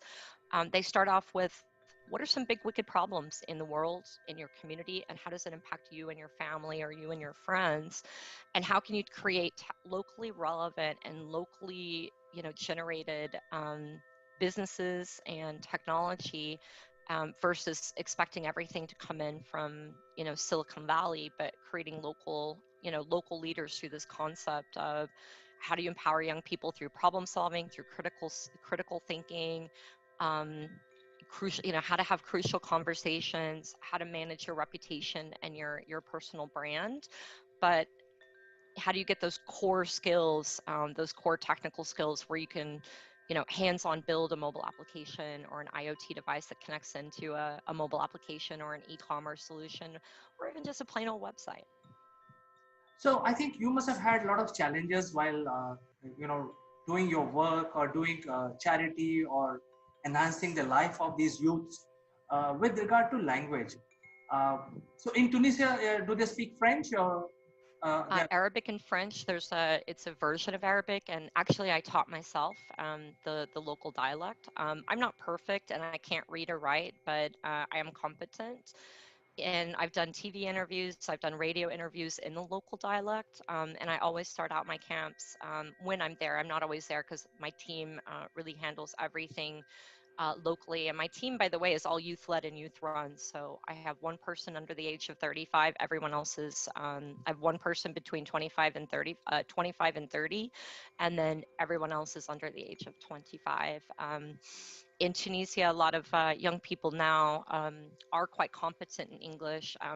Previously, the older generation or previous generations learned French and Arabic, and a lot of the school stuff was in French. The educational system is still very kind of French and very theoretical in fashion. So a lot of young people, finished university without having practical experience, because they've spent a lot of time memorizing things, but not necessarily knowing how to put those things into place practically.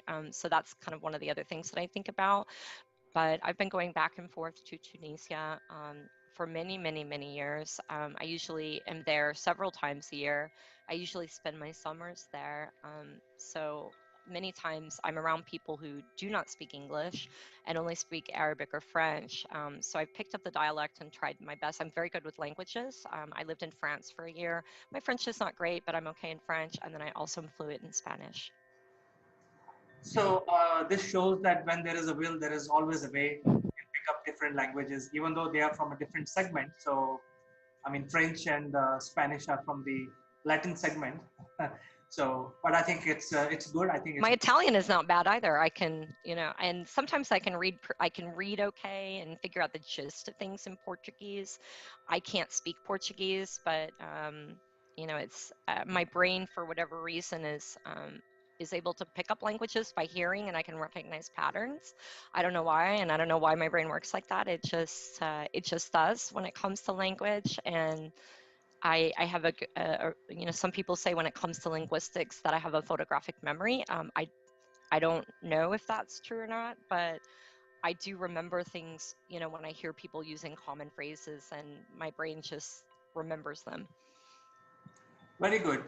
So before we move on to the next segment, did you get united with your kids? Yeah, I see them all the time. We're really close. They haven't come back to the United States. They will when they're old enough to come back. My oldest is waiting for the youngest to get to become old enough to leave on her own, because she doesn't want to leave her there by herself. But it's been a while since I've been there because of COVID-19. I don't mind traveling there, and I would go there in a second, but there are a lot of rules and regulations right now because I only have an American passport. With the COVID-19 situation in the U.S., the U.S. passport is a bit of a challenging piece of paper these days when it comes to travel. But I heard there's some ways around getting into the country. I just haven't explored that yet. I heard if if you're not coming from the US directly, but you're coming from another country that you can travel from, they allow you in, but I don't know if that's true or not. That's just what I've heard. So, and I've been a little bit nervous too. I don't know, try that experiment in case I end up getting there and they don't let me in. That would not be so much fun.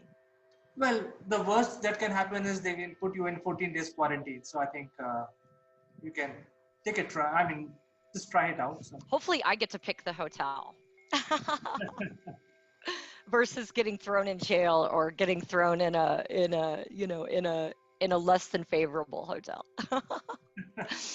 I'm sure. I mean, they will not pay for it, so. But that's okay. Tunisia, I think the currency exchange between Tunisia and the U.S. is pretty good. So usually coming over from the U.S. or Europe or other parts of the world, when you're in Tunisia, is you end up in a good spot. Great. So, Melissa, in your long career, you have seen so many situations, and you have dealt with all of them. And while dealing with these situations, your evolution as a leader happens. So, would you like to share some experience?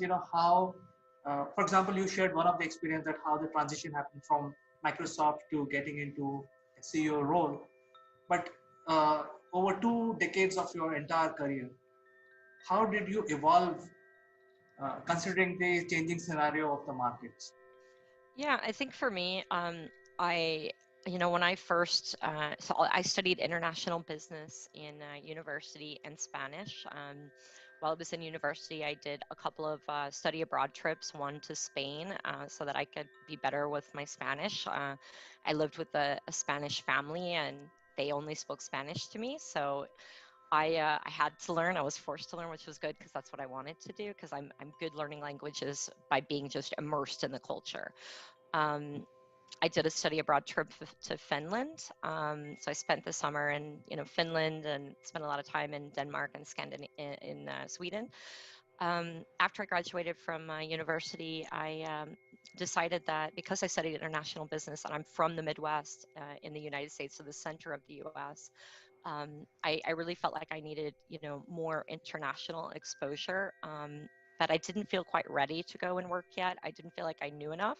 I felt like what I'd been doing was very theoretical in nature versus practical, and I hadn't ever really done an internship. So I went off and got my MBA. I studied finance as my kind of focus area. and I spent a year and a half in the UK. So I lived in London for a year and a half. I was planning to go out and work right after that because I felt like, oh, okay, I'm ready, you know. And I stumbled upon a university that had a program where they sent you for a master's, you work with a company, and you know, there are all these benefits. You get a job at that company afterward. And so I thought, well, I hadn't planned on getting a second master's, but it's in France, it's in the south of France, and I get a job out of it. So, hey, why don't I go get another master's? So I did. I studied supply chain or procurement. Um, and I will tell you, it kind of sandwiched me into a career and a job that just wasn't the right fit.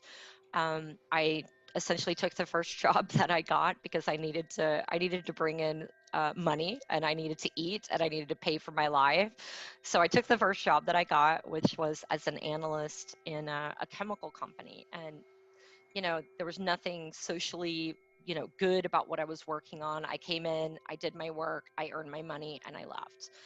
And you know, I ended up kind of moving from that to consulting, to marketing. And I felt like at that point, like I really wanted to do something more with education, and I wanted to do something more with something more empowering for people in the world.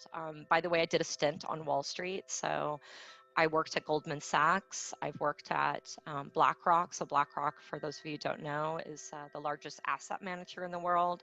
You know, somewhere between like $4 and $6 trillion under management.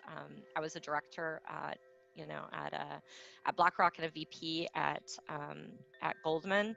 Decided I wanted to go into tech and saw the opportunities of you know, tech being integrated into everything, everywhere that we do, and everything that we have, and that tech touches every single industry. And I realized that I could actually help make the world a better place, make a good salary, and be, you know, and utilize the skills that I have while empowering others. And I didn't realize that a job like that existed. I thought that, you know, you always had to trade off a good salary for doing good in the world. I didn't realize that you could do well while doing good. And so that's something that has been a big fuel of my career. And you know, I think there's a lot of passion around, you know, I have a lot of passion for my work, whether it's working with early stage entrepreneurs or you know, young people who are thinking about careers in tech, or keeping underserved communities in tech, whether that's women and girls, the Black community, the Latinx community, or whatever underrepresented group might exist in a particular country. So for me, I think my tragedy fueled a lot of this because it gave me this altruistic thing that I needed in life, and it wasn't just going in and making a bunch of money on Wall Street. I actually quit my job on Wall Street without having another job. I went into for my performance review, and they asked me like, "What do you want to do next?" And I said, "I want to put in my resignation." And my boss is like, "What do you mean?" She was like, "Where are you going?" I'm like, "I'm going to move to Nicaragua and go help make the world a better place." And so I did. I left my big high paying job on Wall Street, and I moved to Nicaragua and had some fun until I helped to kind of transition my career into, you know, what it is today. Well, this story reminds me of an Indian movie in which there is an Indian guy, very successful scientist working for NASA, but then he wants to light a bulb. So this whole story is about, you know, from sending satellites into space, coming back to India and lighting a bulb. There you go. And you took the name of BlackRock. They were in the news here because they picked up a non-controlling stake in one of the large companies here in India. So I have a lot of respect for BlackRock. I think they're one of the, you know, one of the companies that really speaks out about, you know, the UN Sustainable Development Goals, about that concept of conscious capitalism, about, you know, doing well while doing good, and that corporations have a responsibility to the world and their shareholders to not just expect the government to pay for, you know, certain social factors in life, but you know, they have, I think, a nice stance when it comes to gender inclusion. Goldman as well, you know, and a nice stance when it comes to making investment decisions and making sure that they've got, women, female representation, in the boards of companies that they invest in, looking at, climate action and investing in small and medium enterprise. So. Great. So Melissa, you have achieved a lot in your entire career. Would you like to share something which you feel is the best accomplishment so far? Yeah, I think that for me, it's finding a way to compartmentalize, my tragedy, if you will, and, turn it into something positive, not just for me, but for others around me, and something that's much bigger than just me. Um, from a career perspective, so that's kind of a life thing, how did I deal with this, and how did I get on versus being a wreck.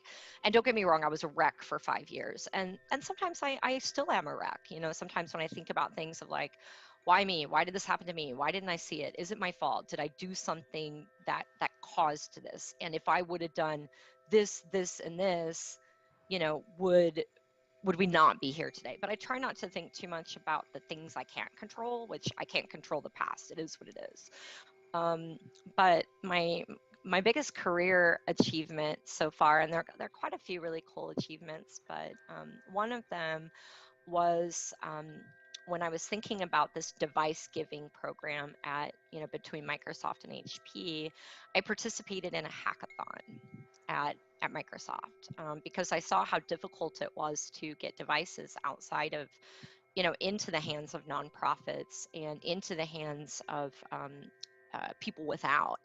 And I also recognized that at Microsoft they had hundreds of thousands of devices that went into PC Recycle, and these are devices that weren't connected to the network at Microsoft. So areas where there could be no personally identifiable information or trade secrets that could be taken off the devices because they were meant for demos or marketing or in-store and that sort of thing. And I realized that they were only breaking even with this whole PC Recycle thing, so they weren't necessarily even making money off of selling those devices. It was just more a process of getting rid of them to make sure that they didn't end up in a landfill. And so I thought, wow, what if we were to take those hundreds of thousands of devices and put them into the hands of nonprofits, and truly live the mission, Microsoft's mission of empowering every person and every organization on the planet to achieve more. And I thought, if you don't have access to tech, you don't have access to the internet, how can you really live that mission of empowering every person and every organization on the planet to achieve more? So I created this team as part of the employee hackathon, 4,000 teams, more than 100 companies or countries participating, so thousands and thousands of people, around the world. And we won first place in the Inspired Me category, and I had a chance to meet Satya. I pitched to Satya, so the CEO of Microsoft. My Twitter picture, the background is actually me pitching to Satya, so it's a picture of Satya and I. And I stepped in front of him. He was not coming to talk to me. My team said, Satya's coming, you're going to step in front of him. He's going to have a lot of cameras, and you're going to say, Satya, can I tell you about my hackathon project? He won't be able to say no, and this is your opportunity to make a difference. My team was about 50 people strong from all over the world, and I did just that. So he had to say yes, and he said, yes, tell me about your project, and the cameras were rolling. And I told him about my project of, Microsoft having hundreds of thousands of devices that go into the PC Recycle and are not put into the hands of nonprofits or others who could make meaningful use of those devices. And therefore, we weren't truly living our mission of empowering every person, every organization on the planet to achieve more. And he said, tell me more about this. And so I did. We spoke for 30 seconds, a minute. It was a really quick interaction. He nodded to his person and said, I like this idea. We ended up driving a big change within the company. One of the organizations in the company ended up rolling out a policy that enabled them to make that possible. And they changed the way that they handled PC Recycle activities for devices not connected to their network. It's now a program that's been rolled out worldwide in every single country that Microsoft operates in. And it really fueled a new career for me, and helped me to kind of get where I am today from a career perspective. So it was a hackathon, and it was stepping in front of a big CEO and taking a risk and not being afraid to step in front of the big boss to tell him something that I had in my head that I knew he didn't know about and I thought he should know. That's a very good learning that we can have and get inspired after hearing this. The confidence and the drive. I think these are the two key messages that you're giving Well, I'm us. thankful to my team that they enabled that to happen. And what I mean by that is, nothing is you're not you're no good without a team. I don't know everything, um, and they always say this thing about there's no I in team. And for me, my team inspired me and empowered me and pushed me to take that big risk of stepping in front of one of the most famous, if not the most famous CEO on the planet. Absolutely. In fact, over the last so many years, the industry is also getting transitioned. We used to see client server environment very long back, and then we started seeing Windows and Windows-based systems, and then the Apple OS became the one of the most preferred operating system, and a lot of changes happened on the server side. So the industry kept migrating and modifying, reinventing. In your career also, you also have changed from the analyst to investors. Now, one of the world largest entrepreneur program. What do you see that is the winning uh, quality or essentials for any entrepreneur who want to get inspired by your story? I think the biggest thing is to just go and do what you have in your head and not be afraid to take a risk, not be afraid of what might happen if you fail or if things don't go the way you think they're going to go. Surround yourself around a squad of people who will help you recognize that you're not an imposter, that you deserve that seat at the table. You didn't get there by accident. And it might be scary for some people who have never been an entrepreneur before. I became an entrepreneur by accident, and it took me a few years before I said I'm a CEO and founder, and that's how I felt a little bit shy to say that. I don't know why. I'm not a shy person, but I felt like it felt pompous or something, and now I wear it like a badge of honor of, yeah, I'm a CEO, I'm a founder, and I deserve my seat at the table. And it's not arrogant for me to talk about the, experience that I have. And it's not arrogant to help, empower others, with those skills by saying, hey, I made it and so can you. Great. So now you're working with a lot of entrepreneurs. I mean, you started with empowering young people and youth, but now you're working with a lot of entrepreneurs. So where do you see the industry going from here?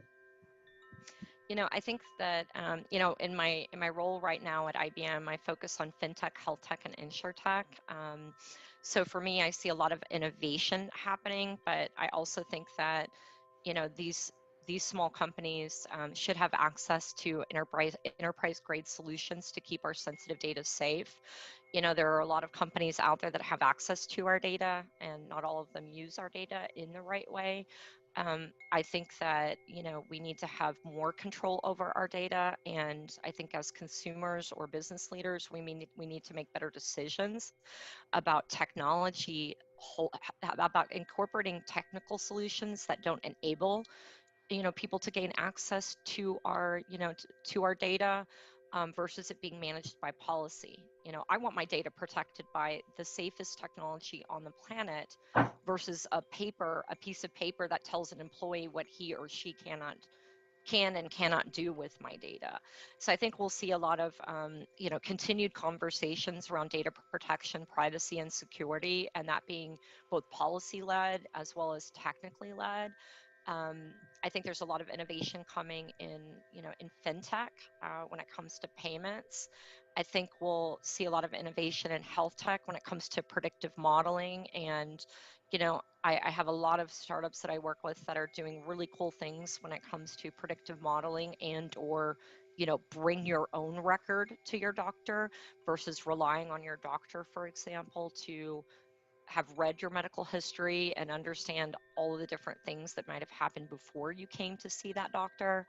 Um, those are a few of the areas that I'm thinking about. I mean, I think about like the role that quantum computing will play. I think about the role that cloud computing is already playing, and seeing a lot of cloud revenue become fragmented, despite some of the larger players owning big pieces of the market.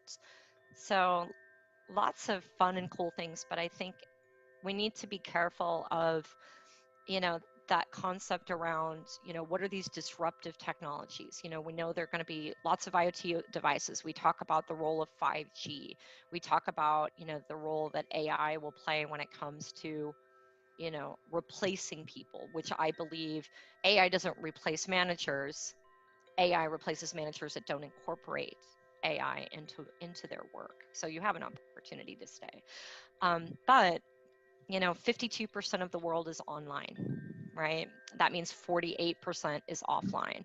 So while the haves are thinking about what are they doing with 5G and what are we doing with, IoT and, AI and all this sexy stuff, remember 48% of the world doesn't have access to the internet, and large portions of that population may have access, but they can't afford it. And so we are, in turn creating this world of the ultra haves and the ultra have nots. And I think that, as we continue to see technology advance and advance our lives, that divide is going to become bigger and bigger unless we think about how do we actually empower the underserved, through access to the internet, through access to energy, combining those two things together when you're going out and building networks versus going out and building a microgrid and then coming back and getting it, getting that neighborhood connected, but combining those two things together. And again, it's not just about having, technology for the sake of technology so that consumers can go out and consume, but how do you empower people with true digital skills?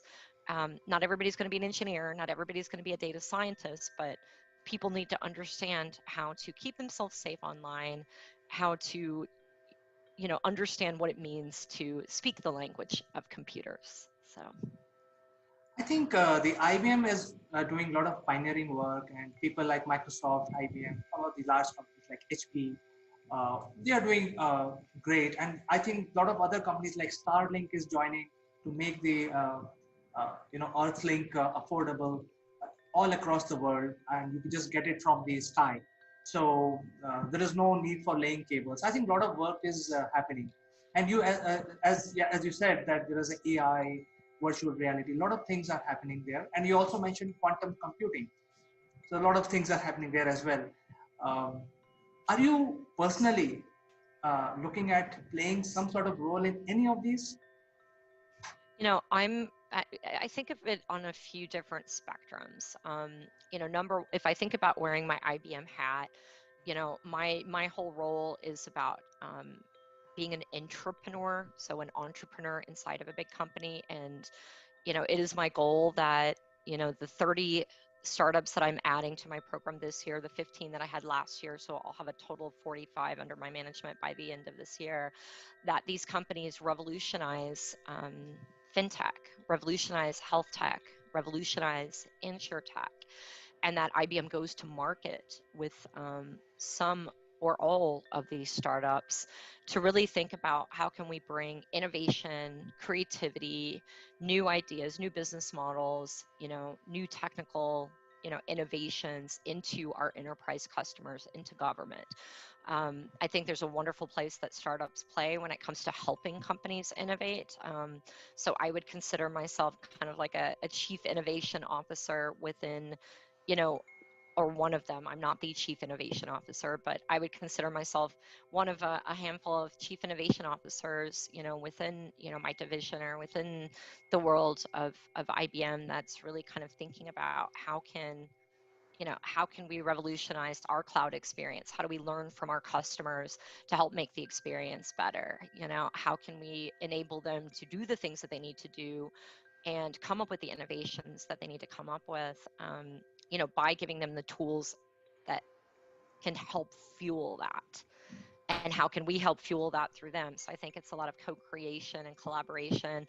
I think in my nonprofit world, I'm very focused on how do we empower people through digital skills, professional development, and entrepreneurship, so that they can become economically empowered. They can increase their healthcare outcomes. They can gain access to informal education that goes above and beyond what they might be getting in a formal setting, and enabling people through practical experiences so that others can go out and say, okay, what can I do with IoT? What can I do with 5G? What can I do, with the connectivity in front of me? How can I become more economically empowered or socially or politically empowered and be part of the dialogue? Melissa, it was my greatest pleasure learning from you today. We have come to the end of our discussion today. We have learned a lot. What would be your last message to the budding entrepreneurs? So I think it's very simple. It's do the thing, whatever that thing is. Go and do it. So do the thing. Don't hold yourself back. I think that's a very clear message coming from a well-accomplished leader, Melissa. Melissa, thank you so much. Thank you for your patience. Thank you. And have a good day. You too. Bye-bye. Bye.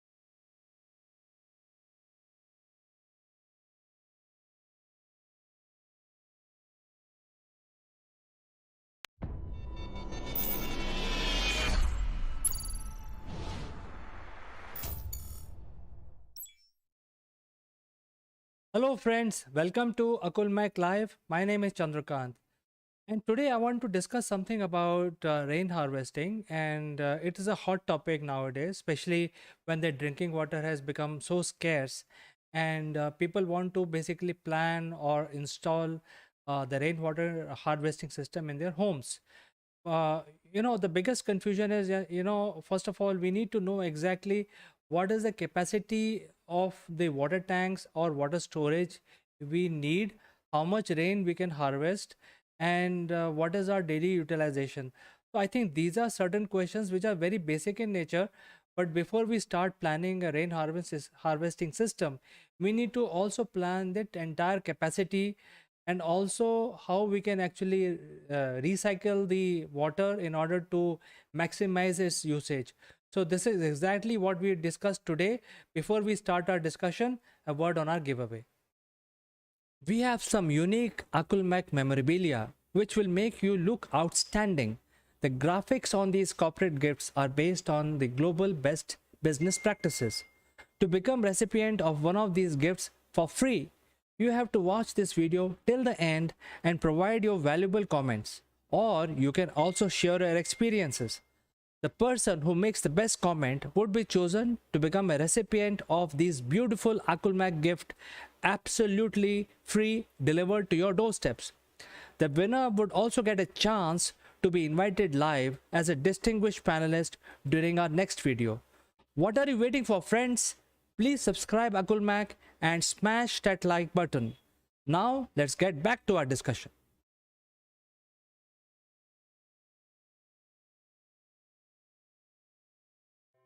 Friends, today I will be sharing the mathematical formula of making your own rainwater harvesting system.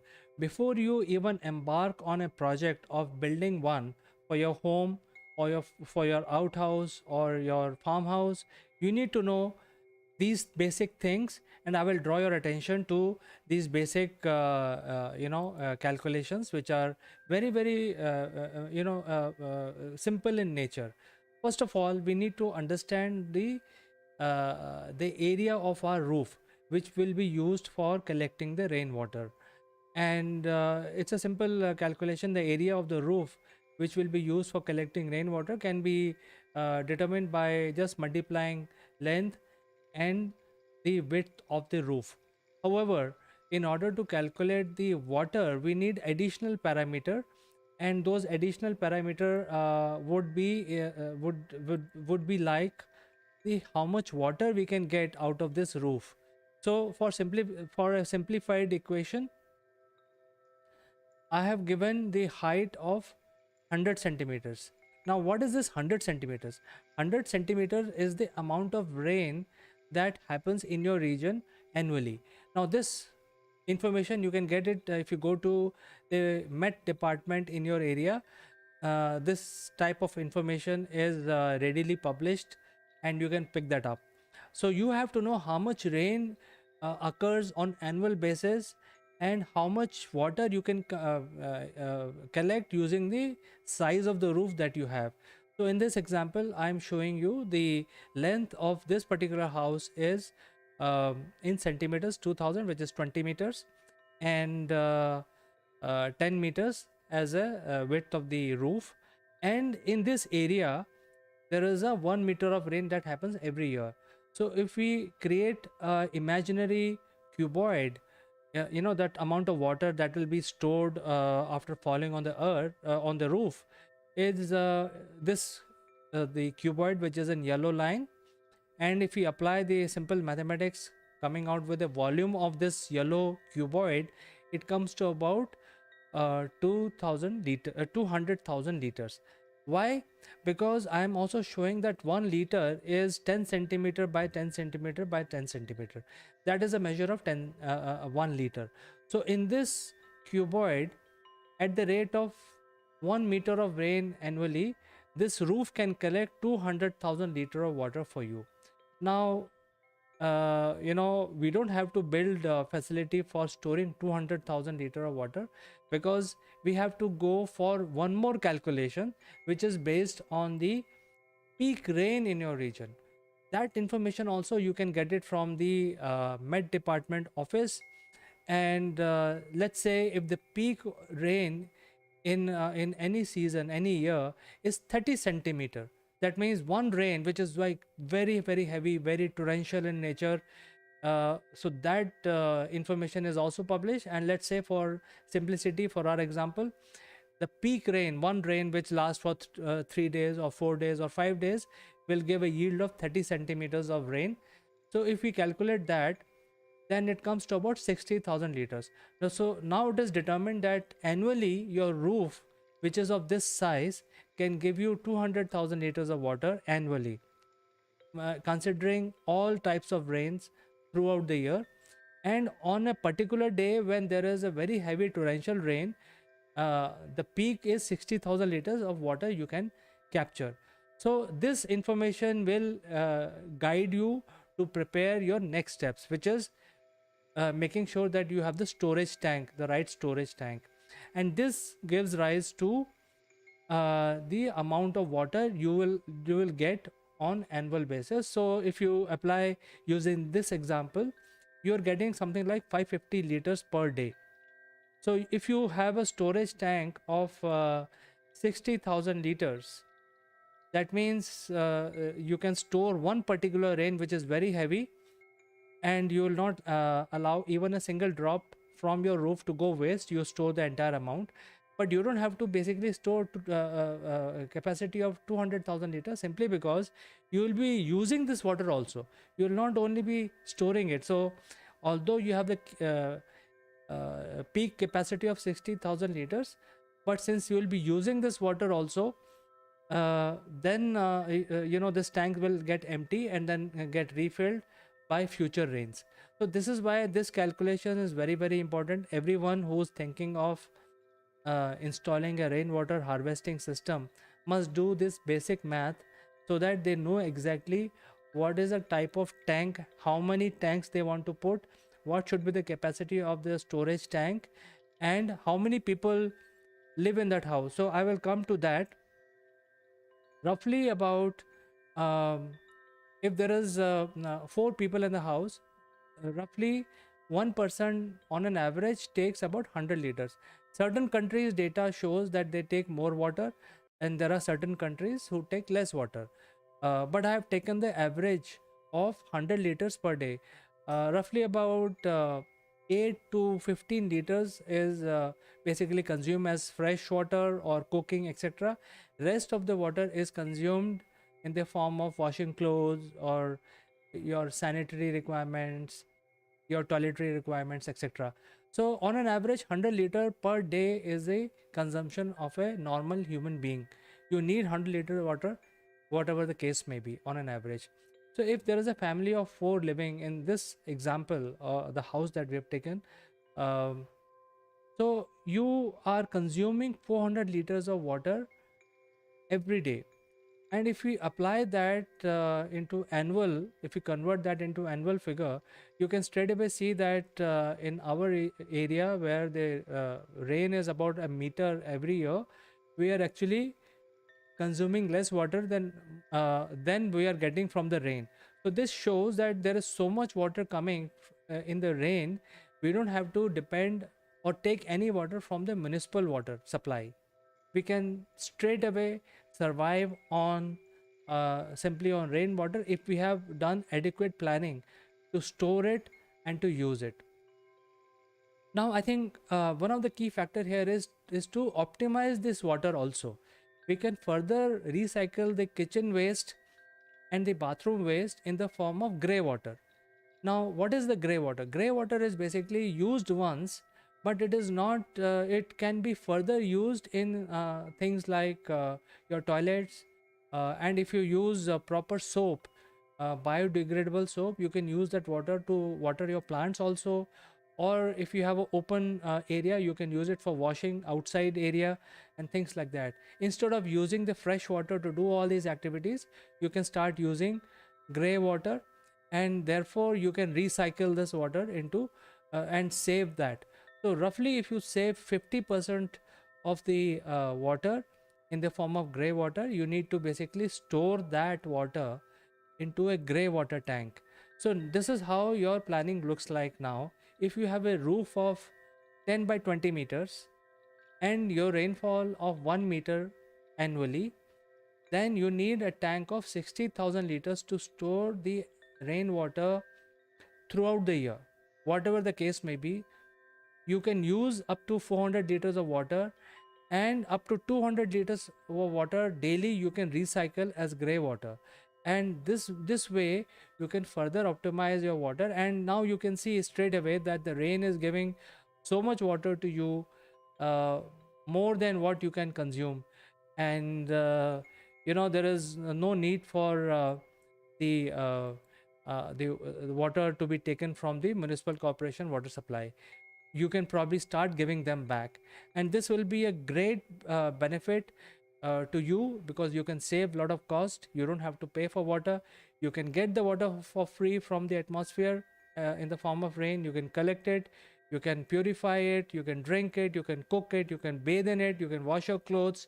You can also recycle it in the form of grey water. You can water your plants uh, by changing your habits, not using usual soap, but if you use biodegradable soaps and washing powders, you can water that simply without any harm to nature, and you can water your plants. You can probably do one more cleaning process, and you can probably use it for washing your car also. So this way you can 100% survive on the rainwater by doing this calculation. Friends, I thought I will bring this simple math to you to give you idea, to give you inspiration, uh, to start thinking of installing a rainwater system in your homes, because as we proceed towards the future, the rainwater, the water itself will be more and more scarce. So we need to get the rainwater system installed in our house. uh, I trust you will find this information useful. If you do find it useful, or if not, in either case, do write to me, do engage with me. Based on your comment, I will actually include you live in my next show. I like to say goodbye until then.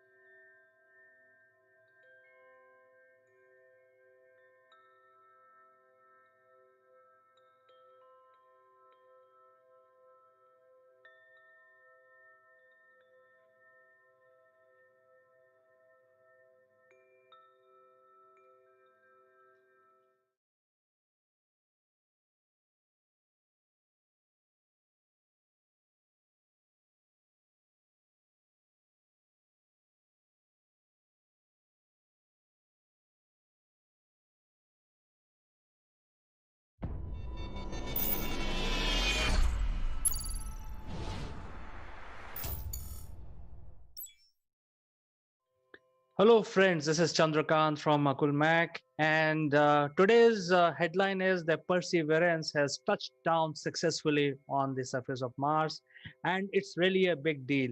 Why it's a big deal? Because I was awake whole night watching the live stream from NASA.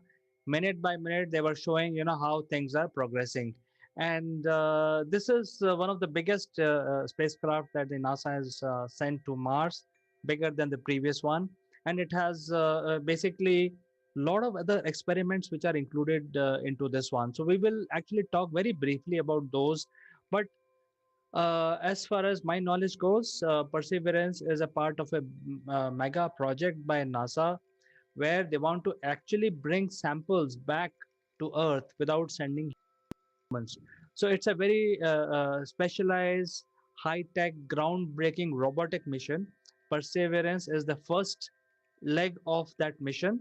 There will be a second one in 2026, and finally the samples will arrive on Earth by 2031. And I think we can be mesmerized by all this effort which has been put in by a lot of these scientists while preparing for this mission. And one name which immediately comes to our mind is the Indian connection with this whole project, and that is Dr. Swati Mohan. She was just 1 year old when she reached US, and at the age of 9, she saw the Star Trek serial, and she then made up her mind to get into the space tech arena, and finally she landed at NASA. Now she is the person who designed the whole landing mechanism of this particular spacecraft, and the and also supervised the whole landing procedure for Perseverance. And why this is a big deal? Because first of all, you're traveling for 7 months. The spacecraft is traveling from for 7 months. It's at a considerable speed, so you need to first slow down the speed and get the your spacecraft into orbit. Once it gets into orbit, then you have to slowly descend on the surface. The problem on the Mars is that the air pressure or the atmosphere is just 1% of the Earth atmosphere. So when you're sending your probe down to the surface, there is obviously some air which will heat up the spacecraft, but it does not give enough pressure to slow it down. So that is why this whole process is so different from landing a spacecraft on Earth or on Moon. It is a totally different ball game, and you have to angle the spaceship in such a way that it heats up, but it does not burn up. At the same time, it has to slow down, because if it does not slow down, it cannot deploy the other mechanisms which are there to successfully land the spaceship. So basically, that is why the supervision of this person was so important. She successfully landed the spacecraft on Mars, and for the first time, they have also used the sky elevators. It is it's because this Perseverance spacecraft is much bigger than the previous ones which landed on Mars. It's almost twice the size, and it has a lot of payload. So this time they have used something called sky elevator, which is nothing but a bunch of rockets which will slowly descend the spaceship on the ground, and once it detects that the spaceship has reached the ground, it will snap and then go away. So this is a very remarkable system. It consisting of a parachute and a sky elevator. Finally, it landed successfully the Perseverance aircraft. Now let's look at what is so special about this spacecraft. This has many experiment. Many of these experiments also includes a drill, and the drill is something which will collect up to 40 samples over the period of next uh, 80 months of its operation. And but it does not need to drill at all the locations. It has a lot of sensors. So the spacecraft is basically explore a old crater which we feel was filled with water. As far as our data goes, whatever research NASA has done so far, so they want to really examine the signs of ancient life or water. So it will go around and use its sensors to identify which place to drill, and then it will drill and collect a sample, store the sample after sanitizing it, because it does not want the any microbe from Mars or Earth to contaminate the sample. It will sanitize it and store it, and that will be the job of this Perseverance. In addition to that, Perseverance is also going with a unique device, and it's the first time a powered flight will be tested on the surface of Mars. This has been designed as a helicopter which is specifically designed to fly in a low air pressure environment like Mars. It has a specific design. The rotors moves very fast, very light weight spacecraft, and it has its own power. It has solar cell which generate the lithium ion battery on board, and it will take off for 90 seconds after each charge, film the surface, tell the rover about the things which are ahead, and then there will be a AI based decision making system which will work. So this is just an experiment whether we can take off or land a powered flight on an alien world. So this is just the first one which is going to come up. This device will be deployed after a month of operation. The other thing is the drill bit itself. This has been designed specifically for Mars, and it also collect the sample. When it drills, it actually collects the rock sample, and then there is a process in the spacecraft itself to sanitize it, store them in a nice jar which is sanitized using some technology, and it will be stored until 2026, until the time that the next spacecraft land, that will have a collector of these samples. So these samples will be dropped at a designated area. The next spacecraft which will land in 2026 on Mars will collect all those biles and shoot them out back to Earth. So that is the second phase, and the third phase will be to collect those samples back and bring them to Earth. So that is the last phase, which will finish in 1931. So it's a very long drawn space mission which NASA has embarked. And there is one very unique experiment which they are carrying this time, and that is the oxygen generator. Now, oxygen generator is not something new. The astronauts and cosmonauts have been going to space for last 50, 60 years, and they have been converting the water into oxygen for their breathing purpose. So, there are different oxygen generation techniques which have been used in the past. But this time, they are sending a totally new experiment along with Perseverance, which is going to use the atmosphere of Mars, which is, as we know, is rich in carbon dioxide.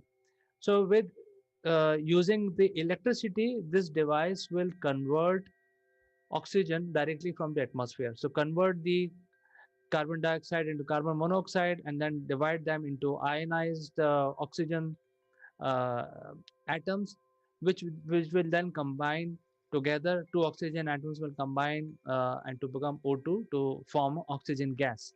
So this is going to produce 1 kilogram of oxygen every hour. using the power which is being given by the Perseverance spaceship.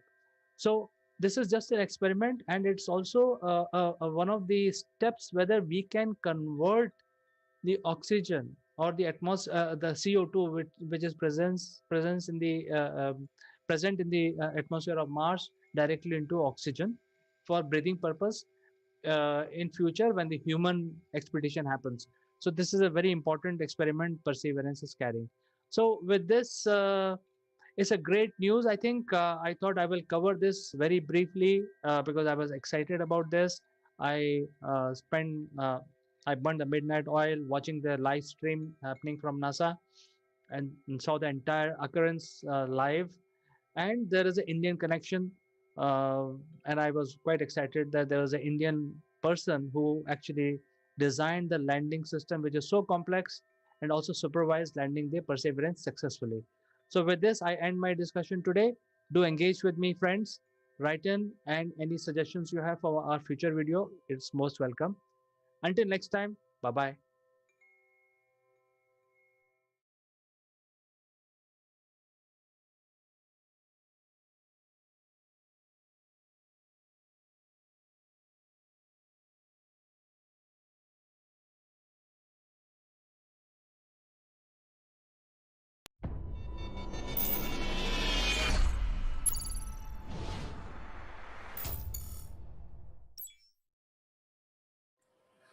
Hello, friends. This is Chandrakant from Akulmak, and today in our discussion, we want to discuss something which happens with all the tech startup or also with non-tech startups. They spend a lot of their time in developing their products and don't even think about their marketing and sales plan. And this is a very, very chronic subject. Uh, During this discussion, we will have a lot of pros and cons and a lot of business discussion. To discuss this further, let me invite my friend from UK, Mr. Mike Bradley. Hello, Chandra. How are you today? I'm good, Mike. And for the benefit of viewers, Mike is the group Chief Strategy Officer of Scale Up Arena, which is a global organization helping a lot of enterprises and SMEs, also startups, to scale up and merge up. So, without further ado, let us start our discussion. Mike, people spend a lot of money, millions of dollars, developing their products without even thinking that there is a need for that product in the market. And once the product is ready, will there be buyers available for that product? What is your opinion? I think you summed it up nicely. Basically, the whole point around, particularly around startups, is that there's a lot of attention given to how many startups we have, how many startups there are in Berlin or London or in San Jose or in Mumbai or Delhi. You know, the more startups we have, everybody gets very, very excited about startups. But the snag is a startup with a product isn't necessarily a successful business to go on to be an emerge up or a scale up. And the reason is, I think, goes right back to basics, because we all hear all the time when we go through business schools and education, the importance of market research. But I think people have a misconception as to what market research is. Because market research isn't just about sitting in a room answering questions in a focus group about what color should the packaging be, or does this taste right? It's actually about saying, are we sure? And particularly in the startup and then the tech space, where it's not a tangible product, it's a service related offering that you're trying to get businesses, consumers to buy into. The idea of just creating a product and spending money and thinking it would be so nice if we could do this. So you create a product, you spend money on it. But do you know whether that is a solution to a problem? or a solution searching for a problem. And I think that is a major issue when people are developing a new startup company or a new product. Well, I fully agree because I tend to work with SMEs and startups in my own region, and I encountered these confusions in the mind of the chief executives of these startups and SMEs. Uh, they have an idea, they have a bright spark in their mind. It's like eureka moment. Hey, this is something which I can do, and it's going to sell like hotcakes, and this is something happening in their mind.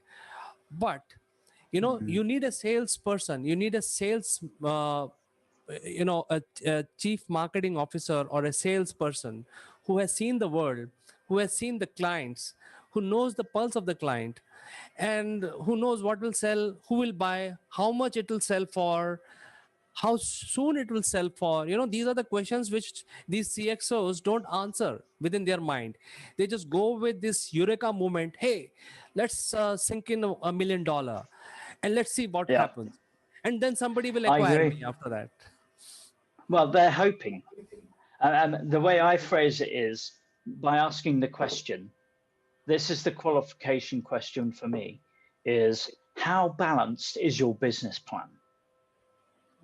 Okay, because when you're going to look for investment or you're looking to grow your business, you're going to have to demonstrate that you have not just a fantastic product and you spent all your development budget on programmers to put together some fantastic app.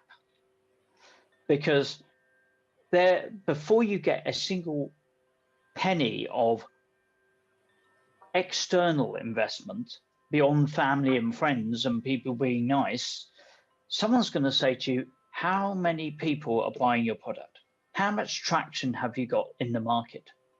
So for me, a balanced business plan on the most simple level is not just about the deck, not just about how great the product looks, or it's got all of these different components and we've spent N,000 rupees developing it. It's about, is the balance between your product development and your client development correct? Because it's 0 point putting all of your money for your startup into product development and then expecting experienced people to open doors for you and walk you into clients on a commission-only basis.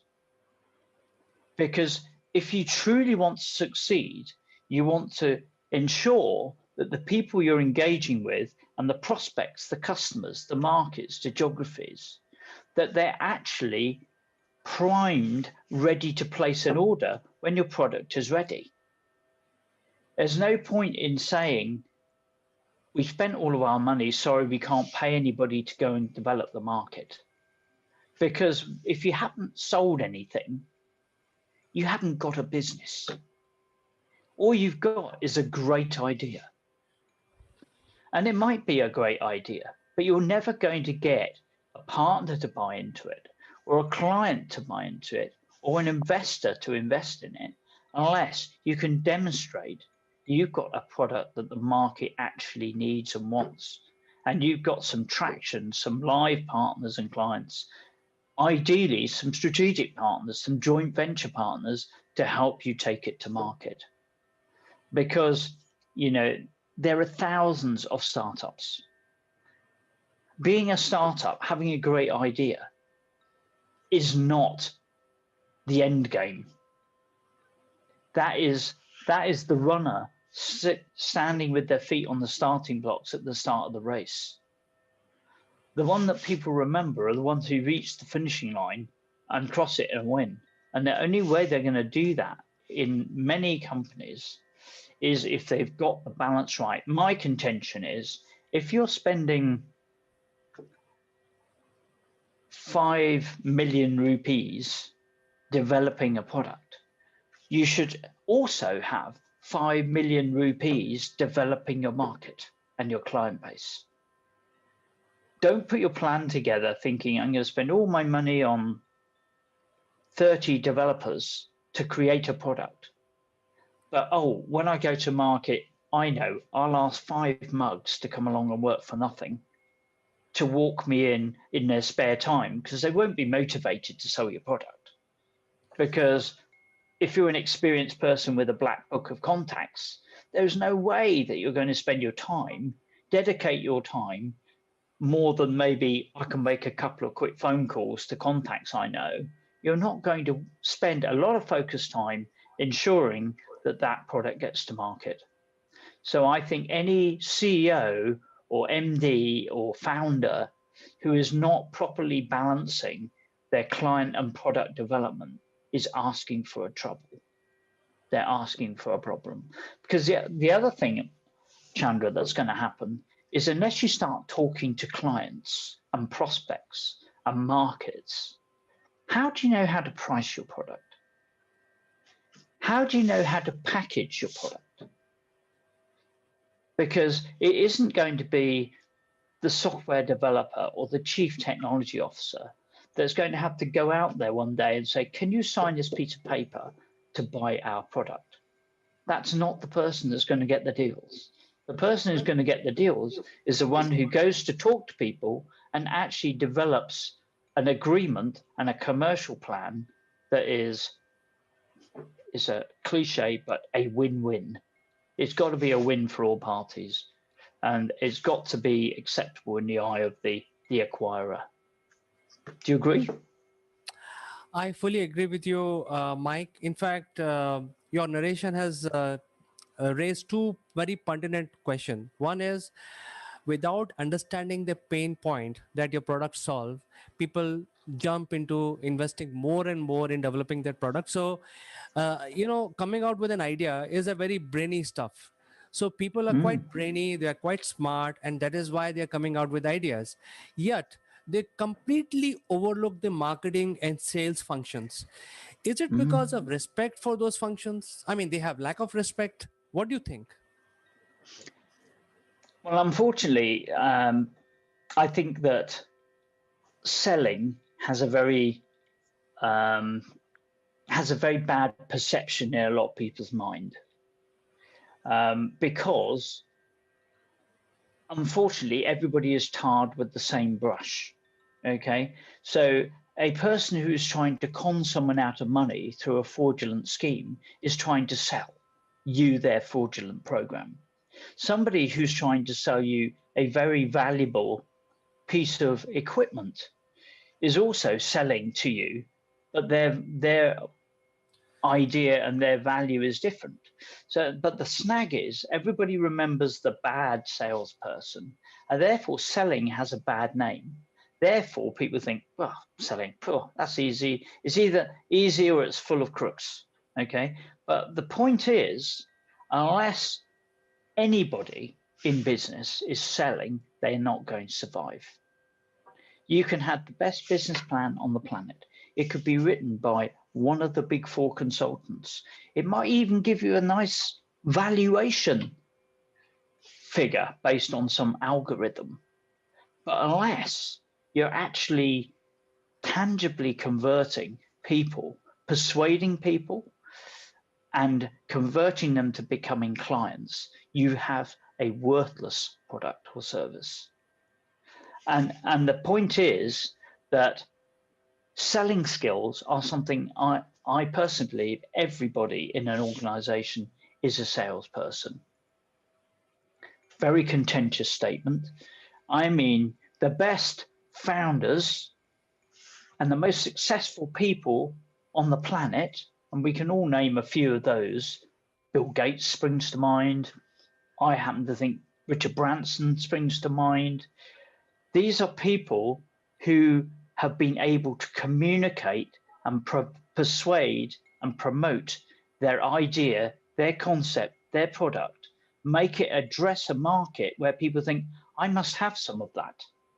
I need that, I want it, and I'm prepared to pay the price that they're asking me for it. Bill Gates made a success of Microsoft because he sold PC-DOS into IBM. None of us would have heard of Bill Gates if that strategic partnership hadn't happened. Virtually before we even knew about DOS, the first thing we heard was IBM had adopted this product called, I think it was called PC-DOS within IBM. I could be wrong. Somebody's going to correct me. But basically, it was adopted as the PC operating system by IBM. And that was when Windows became adopted across the board. And so the most successful entrepreneurs are also salespeople. The question I would say is, if you're looking for a job, would you rather go and work for the CEO who's able to sell, or the CEO who's able to read a spreadsheet? Because the one who's going to survive long term is the one who's selling. Because the one who's not selling is going to be either taken over or laying off you as an employee, when suddenly he wakes up one day and says, actually, we haven't got enough revenue coming in. We're not making any money. We can't pay our G&A expenses. I'm going to have some later people off. So all of us in business, no matter whether we're business coaches, whether we're selling widgets or hydraulics or apps or web services, whatever it is, we have to sell. And one thing that the Americans do very, very well, and I think we all around the world need to learn from, is they're not afraid of sales. I think sometimes their pendulum swings too much the other way, but I do believe that they do know how to sell, and they're not afraid to sell. And in America, selling is not deemed to be a bad profession. It's recognized that it's an important part of survival for a business and success. Yes, so I think your advices are very valuable for our viewers, and I think somewhere few moments back you mentioned about how much budget to allocate for sales and marketing function, and you mentioned 50%. So if your company is $1 million, you reserve half of it for product, your HR, your salaries, etc., and half for your sales expenses and marketing expenses. Do you see? And I'm sure this is the best combination. I mean, the best of breed companies would have this. Like IBM would have this. Microsoft would have 50% budget for sales and marketing. Yeah. Is there something that you would like to recommend for startup that they should must have minimum budget for sales and marketing before even they start putting money in the company? Well, I think when you're putting your plan together, I don't think there's a number, because I think the amount of money depends on the geography you're in, depends on the cost of development, depends on the markets you're going for, depends on the amount of raw material that you're putting in. I don't think there's a fixed number, but what I do think is at the same time you're sitting down with your idea, you need to be thinking, actually, I need to be producing this idea and taking this idea to market in a balanced way, a way that is developing the product, but also developing the base, the market, the geography, such that you don't get to 6 months into product development. You spent 80% of all the money you've got available, and then you think, oh, actually, maybe we should start selling now. I know I'll find half a dozen people to sell for nothing and hope that by the 12th month, we've actually sold something.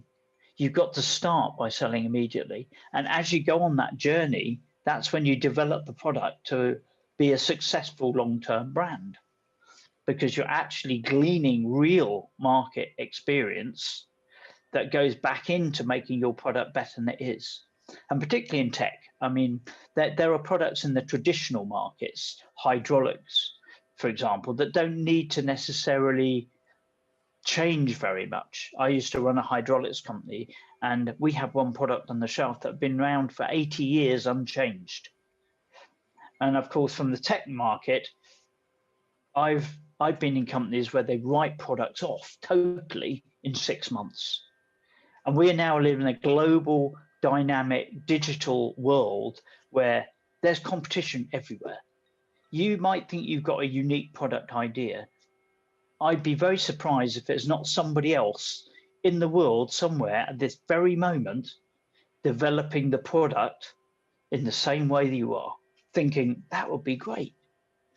So it's a competitive world, and that means that, and we see this in tech all the time, that products are continuing on a journey. It's almost like the product never arrives. It's never a final product. It's a product journey, and we're all continually enhancing it, making sure it's still relevant, making sure we can still monetize it in the changing dynamic market. And so the product has to continually be refined. But that process is impossible if you don't get market feedback. It just becomes a great idea and a great piece of paper, but it doesn't become a tangible, ongoing, long-standing business like Amazon, for example, which did a massive amount of marketing and sales and investment in product until they became a success. I think it took years for Amazon to become a profitable business, but the vision was right and the product was developing along with the marketing. Yes, in fact, you mentioned few very important and key things here. One is the time to market. I think what you're trying to say is the time to market has to be determined. And if you are a chief executive of a startup, investing your money in developing something, you must have a time to market and viability. For example, you mentioned something about a product, engineering product, which has not changed for last 80 years. Probably it will not change for another 100 years. But I mean, if you look at India, there were companies who could make a 100-year plan. I used to work for a company called VeriSign. And to be very surprised when I joined that company, they had a 100-year plan because they knew exactly what they are doing. But not everyone can have a 100-year plan. And in my opinion, if you don't have time to market clearly defined, you will not have after a year of sinking money in your startup, the world has moved on and your idea is no longer required. People have moved on. Yeah. There is something new No, required. absolutely. Yep. Or somebody will have acquired it. I mean, I think particularly in tech space these days, there are elements of a product that have been made somewhere else, and you can graft those into a product to give it additional functionality. It's not like everything that you produce in your product has to be uniquely yours.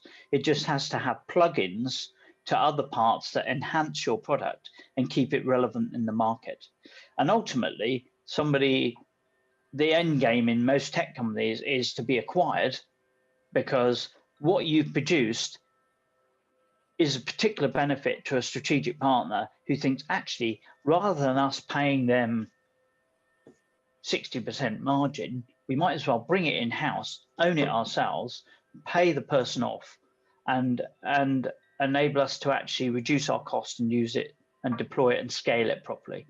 But all along, that partnership and that massive client would not become a buyer and acquirer of the business if there was no proper strategic sales development going on in the organization to get to that point, because there'd be another 100 people with a different product, slightly different tweak. I think very often it's like the Betamax and the VHS video story. Okay, on the one hand, you had Betamax, which was a very, very good product, technically brilliant. But which one became the global de facto standard for video? VHS. Why? Because they got their marketing and sales right. Why did Microsoft become the #1 player for PC operating systems because they got their sales, marketing, and partnerships right. It wasn't the only product in the market. CPM was already there. I've forgotten how technical it was, so I couldn't possibly say if it was better technically. But what I do know is that Microsoft got their sales, marketing, and partnering right, and so did VHS. And so if you want to succeed in business, you have to get your sales, marketing, and partnering right, which is why, as you'll be well aware, in Scale Up Arena, we focus on that particular aspect, which is developing the market. Our focus on Scale Up Arena, yes, we get funding in place. We have experts to help with developing the model, developing the business. We can put developers in from partners we have. Those elements are there, but the key drivers to what we're doing in our Scale Up Arena ecosystem and the Ensure Scale Up one is we're focusing on the go-to-market. It's all about selling, strategic partnering, and showcasing your product. So if you're not marketing, you're not going to be there next year. I think these are very powerful words, Mike. I hope the people who are watching this program implement some of these guidelines that you have mentioned today. These are very, very important for any chief executive who is actually not focused on sales and marketing engine. I think the last question I have from you is what is the best time to set up your sales and marketing engine in terms of when you have an idea, you want to now ideate out and set up your company? What is the best time to hire a experienced sales and marketing person or a team, CRMs, etc., for any company? I would say, first thing I would say is ask yourself the question, when is the time that I can afford to not have sales? Because if you can afford to run a business and not have sales, then you need never have a salesperson. You need never find a person that can help you go to market.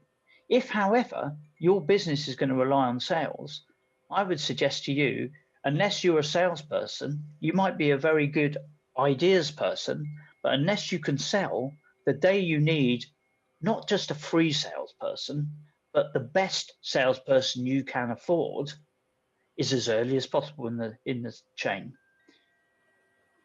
And when I say that, if you've got a 12-month development cycle for a product, have somebody involved who is going to become your salesperson, because otherwise you're going to go to market with a product that potentially is not going to be sellable. You may not be able to afford them full-time. You may be able to only afford them part-time. But whatever you do, don't expect to get a decent quality salesperson, strategic salesperson to get you into clients, to get you into partners, unless you're prepared to pay for it, because you will get what you pay for in life. And if you want to get a business going, you need to pay a decent salesperson who's actually going to carry your brand, carry your product, and take it into the market and help you succeed. So there isn't an exact time, but the question to ask yourself is, when is the time I cannot afford to not have sales?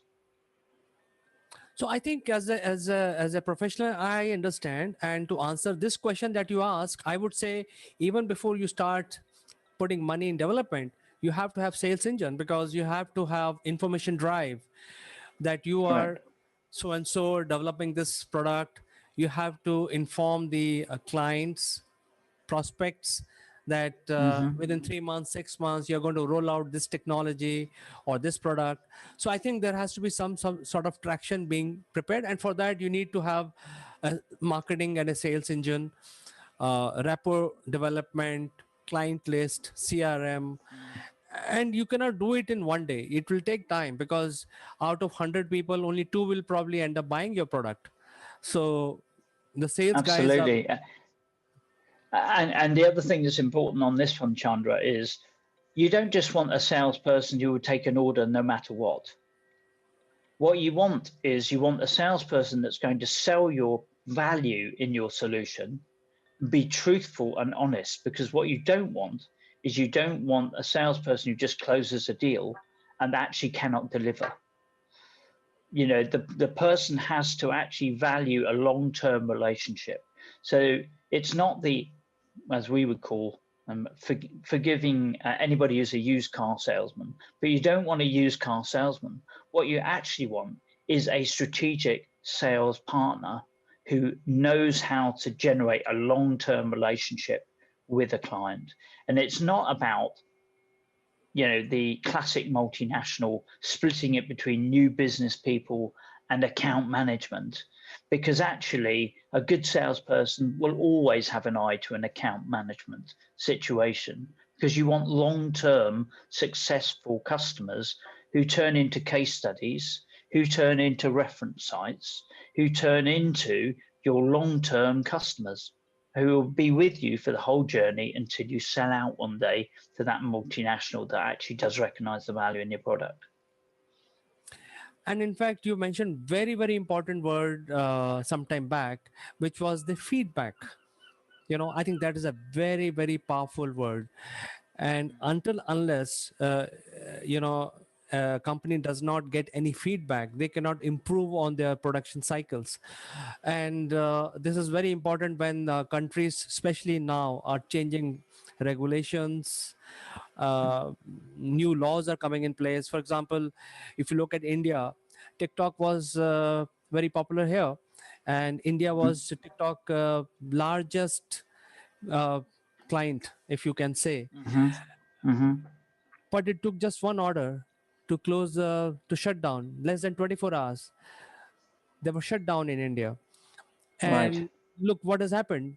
So there are other platforms whose sales guys were working on this, and they immediately, you know, you'll be surprised, Mike, when I tell you, within 5 days, YouTube was out with shorts, Instagram was out with reels, and Twitter was out with fleets. And I don't know what they call in Facebook, the shorts video platform. So you see what has happened here. The largest player gone bust, and overnight it has been taken over by other Czech All companies. these other brands. Yeah. Right. So absolutely. I'm thinking, as a professional, I'm thinking that there must be some feedback happening that this is going to happen. That is why they were ready. And when this happened, they were right there. And the Absolutely. consumer. Absolutely. You see, these large organizations, they have the resources to be able to implement these solutions at the drop of a hat. Okay. Which is another reason why you have to be very clear on how your product is going to be sustainable in a competitive market. Because otherwise you'll plunge your life savings and a few other family and friends' life savings into something which is actually a fantastic idea, but nobody's buying it. And so you've got to do the strategic selling, see it as a serious role, see it as an investment in your business, more of an investment than investing in the product, because the product generally won't sell itself.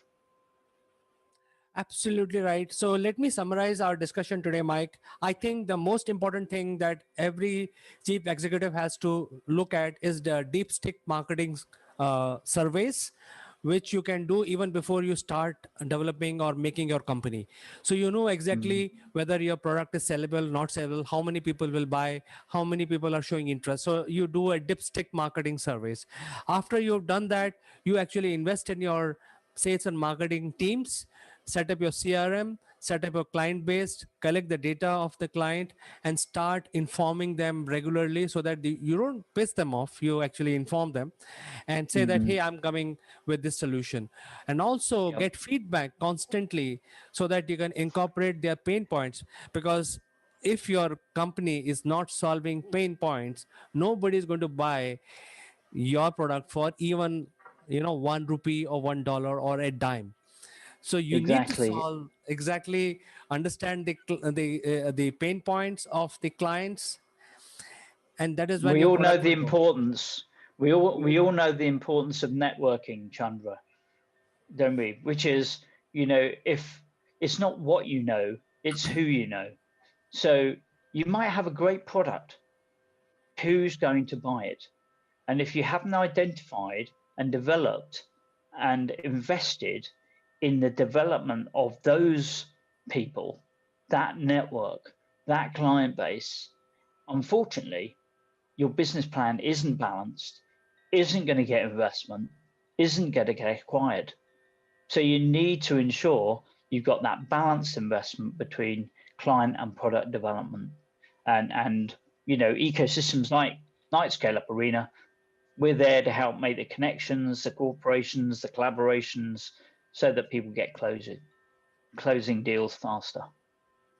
Absolutely, Mike. In fact, Scale Up Arena is at the forefront of solving such problems for the startups and SMEs.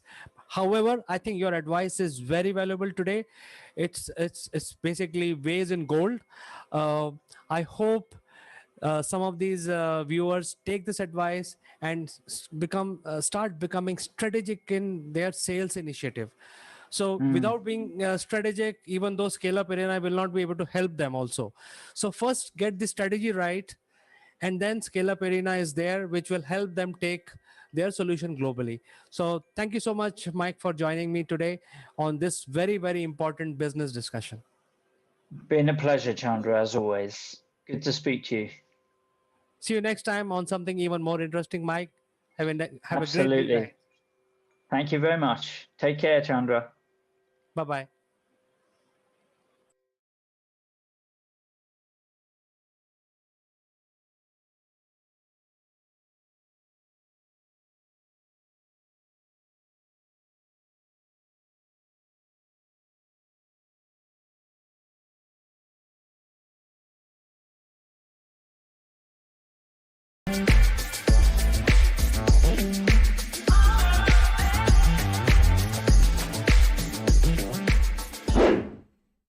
Good morning, friends. And today is December 18th.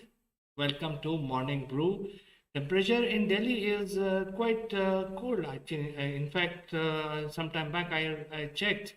It was 8 degrees, which is from Indian standard, it's quite cold. So what is there for us today? Let's understand what is the main items to discuss. So main item, as you can see, I'm checking the headlines on my mobile. The number one item is 594-kilometer long corridor, which is called Ganga Expressway, is being inaugurated today by PM Modi. What does it have? Let's go in detail. What is that being offered here?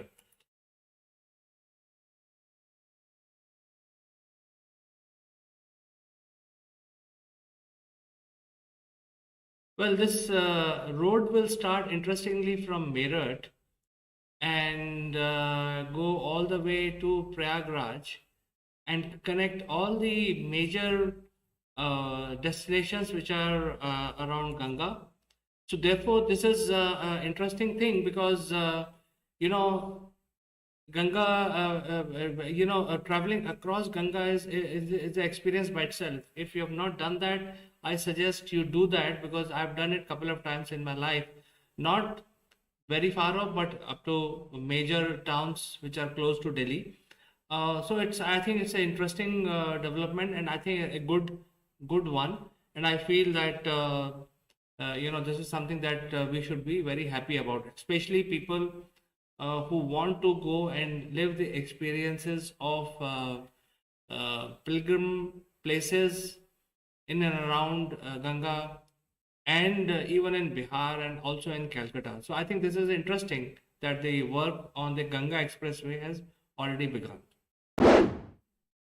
What is the next story? Now we know that the Omicron is spreading. We keep hearing that every day there are, new cases found of Omicron. Now the study shows that if India sees a spike similar to what the United Kingdom has seen, then there will be something like 14 lakh cases every day, because this Omicron is very, very infectious. It is 30% more infectious than the old Delta variant. So I think this is something which is alarming, and we should always keep our guard on. We must wear mask and also maintain social distancing. What else important? Well, the US sanctions against China, um, it's all politics. I don't want to basically discuss that.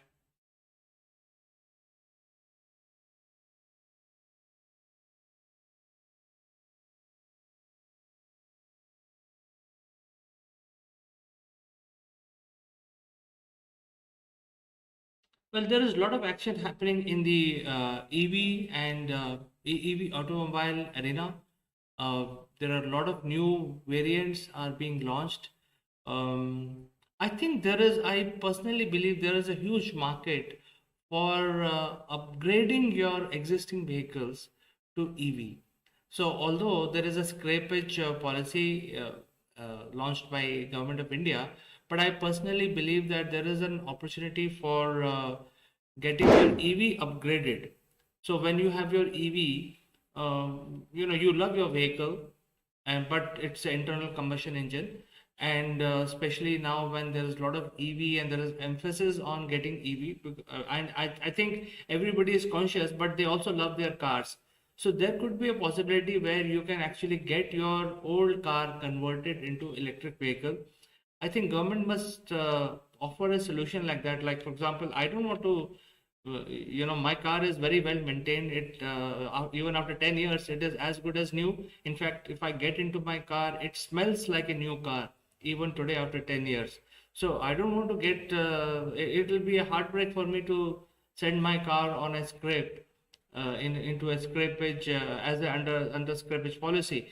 So I think there has to be a provision where people actually start upgrading their vehicles from petrol engine to electric vehicles. So I think there has to be some ruling around that. There could be a lot of companies which can come out with innovations. Like for example, there is a company called Kinetic, which is only producing kits for converting your three-wheeler and two-wheelers. So their end customers are the EV producers. So I think there could be some innovations like that. Let's see what more we have today morning. Today is Saturday, by the way, so nothing much is going to happen.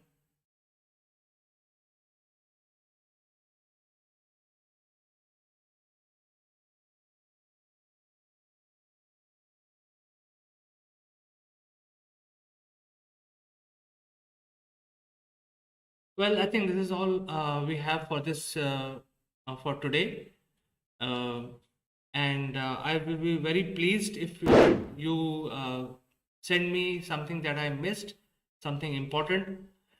And the program is called Morning Brew. So it is just the first thing that you catch up your headlines. So we are trying to analyze what are the headlines. So then I think that today's headline is PM Modi is going to inaugurate the 36,000 crore project of Ganga Expressway. So with this, I'll say goodbye for today, only to catch you again tomorrow.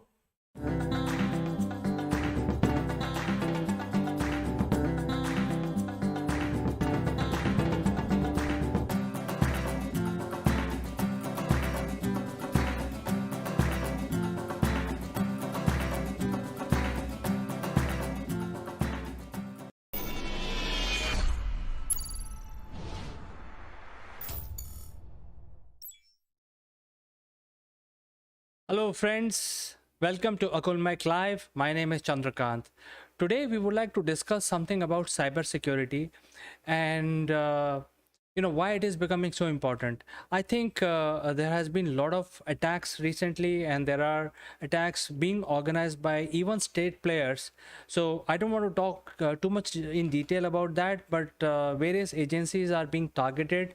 And if you are a SME owner or a startup, dealing with B2B or B2C clients, then you're definitely under lot of lot of threat of your data being stolen or copied by somebody else, specifically for those people who are actually dealing with end client. And if there are regulations about maintaining data of the end client in their data servers, and if they lose that data, there are a lot of legal liabilities. So this is a very, very important subject we want to discuss. Before we start discussion, a word on our giveaway. Akulmac works with many SMEs and startups world over, helping them in not only building their sales and marketing teams, but also help them in improving their success rate. As you can see, we have summarized our years of knowledge into these easy to follow steps, which can be used by any smart leader to promote their group or a company. In order to encourage people to take the right step at the right time, we have used this proprietary graph in our corporate memorabilia so that the knowledge can be accessed by whoever, whenever, wherever it is needed. You can become eligible to get one of these beautiful gifts delivered to your doorstep for free.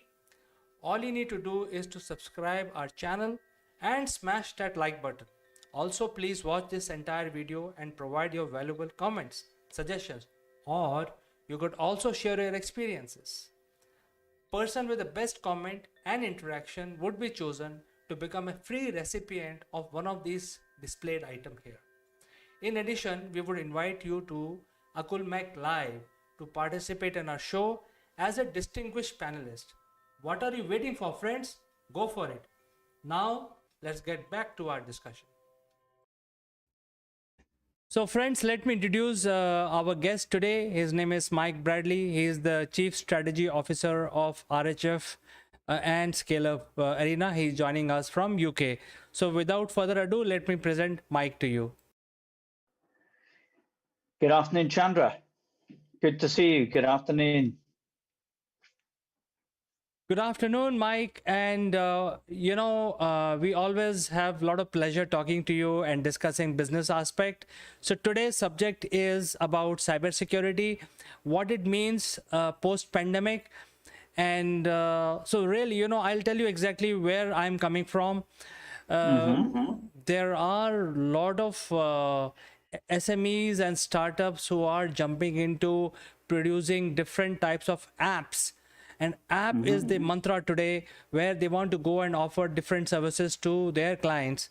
And therefore, cybersecurity is becoming very, very important because the client do not have trust on these app producers. So we will revolve around this aspect of cybersecurity. I'd like to know your opinion on this. Okay. Yeah, and of course, it's a very, very, very relevant subject. And the old adage that I always heard about as a client on security and this sort of thing is, if it's too good to be true, it probably is too good to be true. So I think the first thing is, when you're offering a service, if it appears to be something that is an amazing deal, something that should usually cost $1,000 now costing $10 for a limited period, chances are that's not a safe and reliable service or product. So, the first thing is obviously to be cautious around that sort of thing. And I think it's become so prevalent that we come across security issues now. And I've actually informed my own mum, my mother, who's sort of in her 80s. I said, assume everything is a fraud. If you get sent a link by email, chances are, unless you're expecting it, don't click it, because it will take you somewhere you don't want to go. I had for instance, myself yesterday. My credit reference agency sent me a note saying a credit check has been done on your account, on your name. If this wasn't you, you can report it and get it looked into. So I followed all the links and things through my secure app and found that actually somebody had used my previous address. I'd not lived at for 4 years, and decided that I was Mrs. Michael Bradley, which I would like to tell you I'm actually not, and used that false name, used my previous address that was no longer current to make a formal credit request on my name. And for me, how I considered, well, how coincidental is this, that this request has come a day after the retail stores have reopened. So I think it's a very relevant subject. And as you say, there's a lot of SMEs and startups offering apps and services, ways to buy things online, trade online.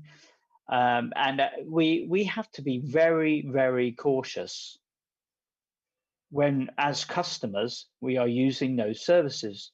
And as you rightly say, how do you determine the credibility of a supplier? So I think it's a very relevant topic. Well, Mike, the real crux of the situation right now is that markets are opening up in some countries. In a country like India, markets are now going to be shut because we are now waiting for a second lockdown, a major lockdown, because of the cases suddenly started increasing exponentially. So considering all that, there is a China element, things happening between state actors between US and China, and recently you might have heard about the solar wind farm being hacked by some state actors in the US. So can you imagine a solar wind farm being hacked? And apparently the solar wind farm guys had kept their login IDs as solar wind 123. So it was very easy for anybody to hack into.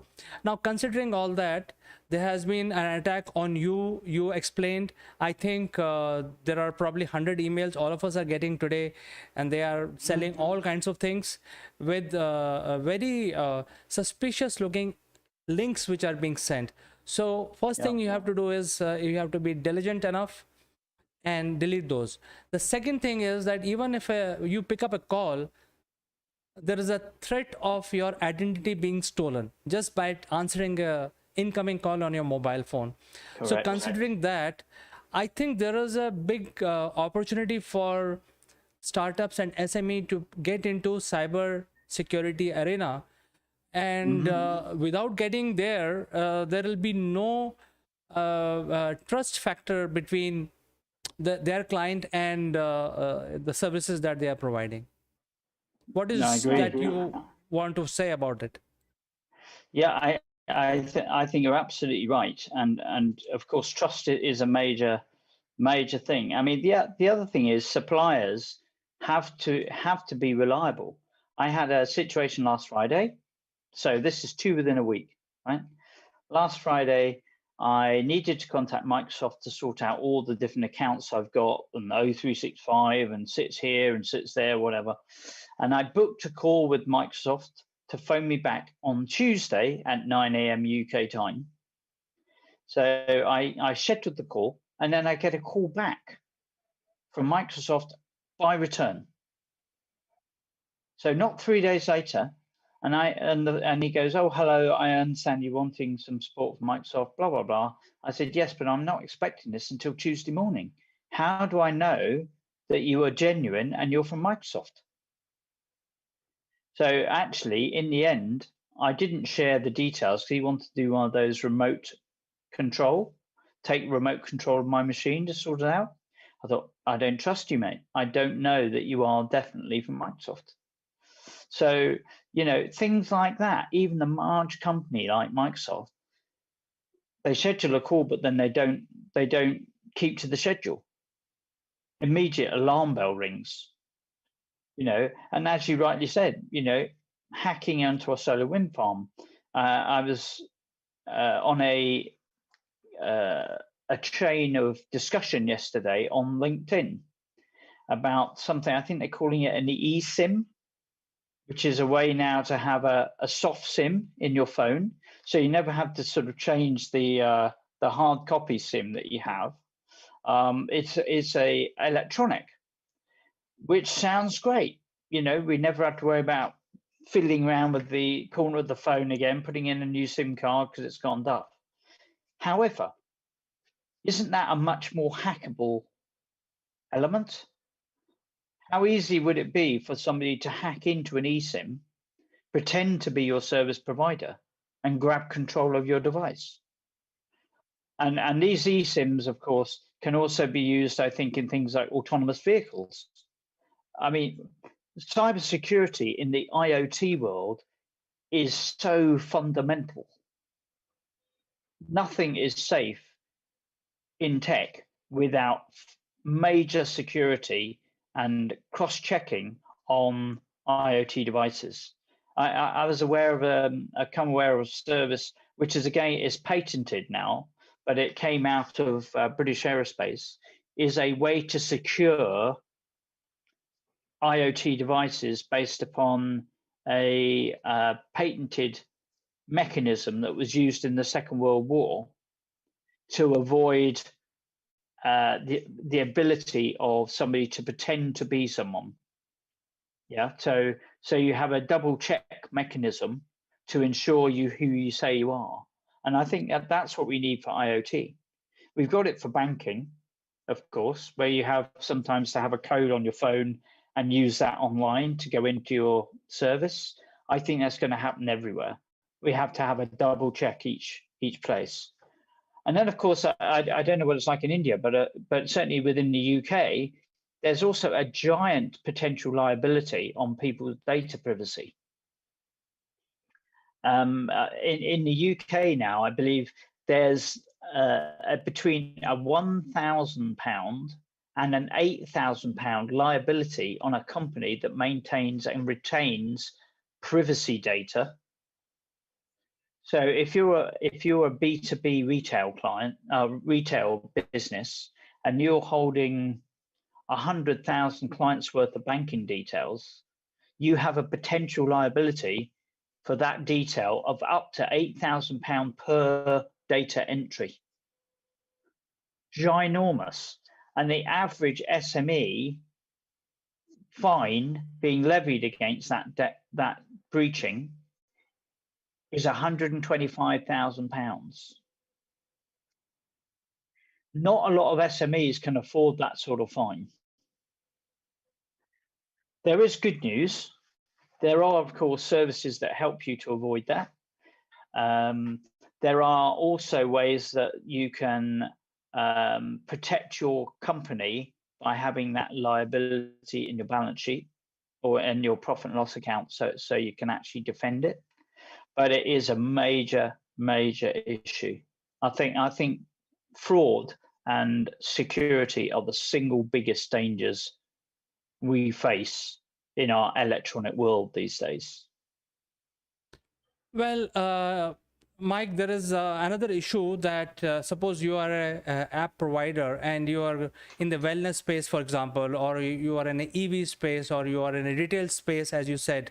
So if you don't have a proper security mechanism to protect the data, obviously there is a liability on them. At the same time, I think we are sitting on a big opportunity. And when you are coming from scale-up arena, you work globally, there are a lot of players who may be able to provide, cybersecurity, because all the cybersecurity professionals have been already taken up, or rather gobbled by the banking and financial services because of the regulator pressure. So for the businesses, there is not enough availability in the market, which can be plugged in by the cybersecurity specialist companies. What do you have to say for these kind of opportunities to the network that you have?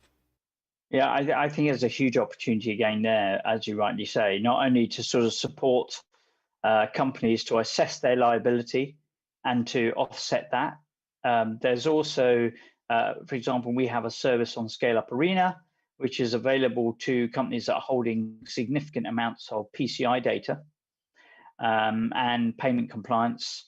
and apparently the majority of companies are being charged a fortune for their PCI compliance testing, but the majority are not actually PC compliant because it takes a view, a bit like a balance sheet. It is a view on a particular day, and then it's audited, and then it's approved. But tomorrow morning, it might be non-compliant because something has changed.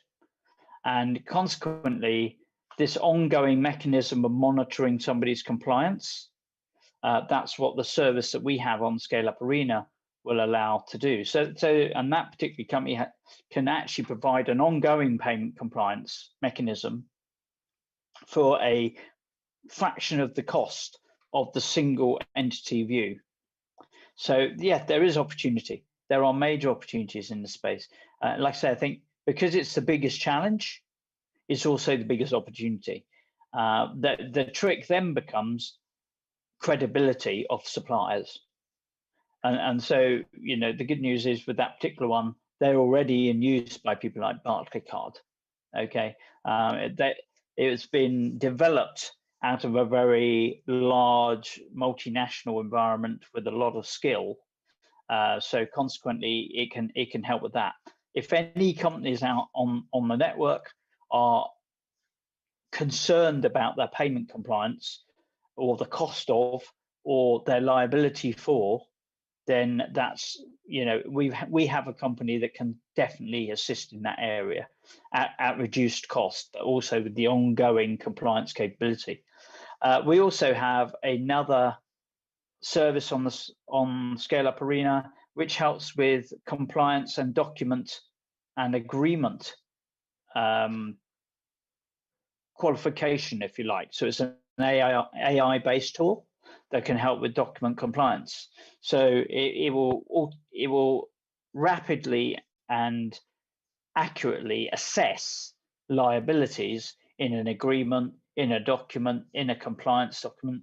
Again, another service that can help with this whole nightmarish environment that we're moving into. So, and you know, the other area, of course, we help the Scale Up Arena is that we try and bring together these credible, reliable services with potential clients and prospects. So, you know, we do that through lunch and learns, through briefings. The problem is a lot of companies don't know what they don't know. And so one of the things we do is offer these lunch and learns and briefings and one-on-one sessions where it's not a selling exercise, it's actually an education exercise, because people need to understand the impact and potential danger of these things. It's no good waiting until the data compliance people come knocking at your door saying, you've had a breach, you've lost 50,000 clients worth of information, we therefore want N million crows worth of fine from you. That is a bit too late to save the company. And also that then becomes a PR issue as well, because normally that sort of finds its way into the press, much to the joy of the competition. But actually what you need to do is preventative rather than cure. Prevention is better than cure when it comes to payment, data, customer compliance and security. So, you know, ignore that at your peril, both from a personal and a corporate perspective. Well, I think this is a great advice, and I'm sure there are viewers who are listening to this conversation and realize that there is a huge potential for partnering with Indian companies, because India is a very large marketplace, and even US is a large marketplace. So these are two large marketplaces where Scale Up Arena can help you find the new clients, especially if you are you know, doing business in the cybersecurity space. So thank you, Mike, for speaking with us today. It has been a great learning. Pleasure. And we'll catch up next time. Been a pleasure as always, Chandra. Absolutely, Mike. It's always lovely to talk to you, and especially you live in such a beautiful beach township, and I see a lot of these pictures. Very nice. I'm not on that beach today, But it is sunny and warm here, but not as warm as Delhi, to be sure. Absolutely. So let's heat it up, viewers. If you're listening to this conversation, go to scaleuparena.com and sign up. There are a whole lot of opportunities waiting to happen. So, Mike, thank you so much for joining us. We will catch up again next time. Look forward to it. Take care, Chandra.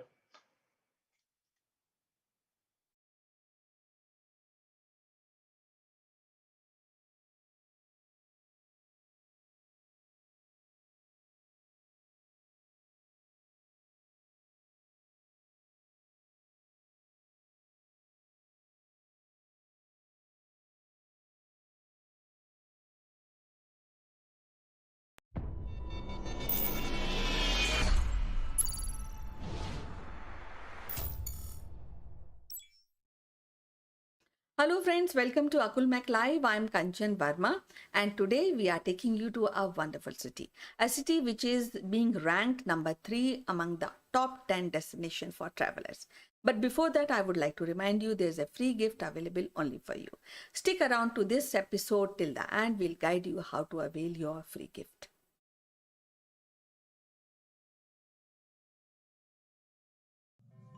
Hello friends, welcome to our show today, and we have a wonderful guest today who will be discussing about a wonderful city. And the city is said is being settled around 723 BC, and this is also a city which is called a city of temples. And again, it is earlier it was called Kantipur because this city used to be very, very beautiful. So without wasting any further time, I would like to welcome our guest today, Mr. Sitesh Srivastav. So welcome to the show, Sitesh. How are you doing today? Thank you, Kanchan. Have a great day ahead. And it is always lovely to talk to you, especially about the places where I have visited, which I cherish. And I want to visit again with almost like a great, big, expensive lens and hearing from the people about the culture, the history, and probably rediscovering. And thank you for that. How have you been?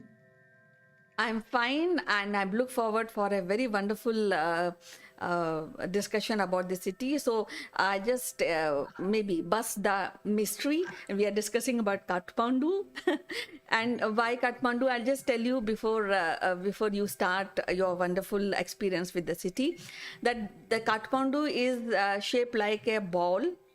And once upon a time, this was a lake, and in this lake there used to be a lot of snakes who used to live. But there was Manjushri, the king by the name of Manjushri, who cut this valley and drained all the water, and thus it was created city Kathmandu. Well, Kanchan, this is amazing. And I have seen Kathmandu being very close to the Nepal border, where I used to stay a small place which is called Raxaul. It is a border town on the Indian side. On the another side is a town called Birganj. And there was a road, in fact, made by India many years back when we used to stay at that side. And I have traveled to the wonderful Himalayas, and I can proudly say that that has been my first international visit when I was still in the school times and later as a teenager. So Kathmandu is actually a kind of a spiritual capital, not just a physical modern day capital, but a spiritual capital of the Nepal territory. And it compasses a lot of great traditions, cultures, religions, art, and together from the Tibetan, from the Hindus, from the Chinese, from the Buddhism, and of course from some of the Asian populations.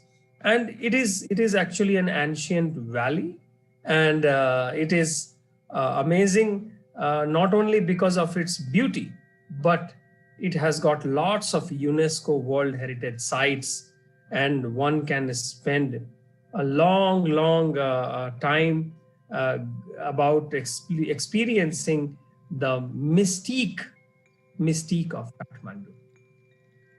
Right, and it is said that it ranks third in the traveling destination, which is being declared by few travel agencies. And so I would like to know more about this wonderful city. So, Kanchan, till 1950s, Nepal was kind of isolated from the international travel circuit, tourism circuit. And from 1950s onwards, there was an effort to open up the Kathmandu as a cultural capital of South Asia or Southeast Asia, as we can say. And then the world discovered about some great places like Darbar squares, Hanuman Dhoka, and Pashupati Nath, Swayambhu Nath, and Tribhuvan International Airport. And there are many, there are a lot of alleys in the city. There are a lot of art and architecture spread across the city. And mostly they are around the gods and the goddesses. And this is a city which the moment you land there, you feel that you are very, very close to Shiva, our Lord Shiva. And Pashupati Nath has been one of the very, very oldest and very active Jagrat kind of a temple. Yes, and I've also heard there are many temples which are dedicated to Ma Durga and many more Devis in this place. So I also want to tell our viewers that Shri Krishna is also closely associated with the city Kathmandu. So if somebody is planning to go to Kathmandu, what is the duration which is best to stay there and look around?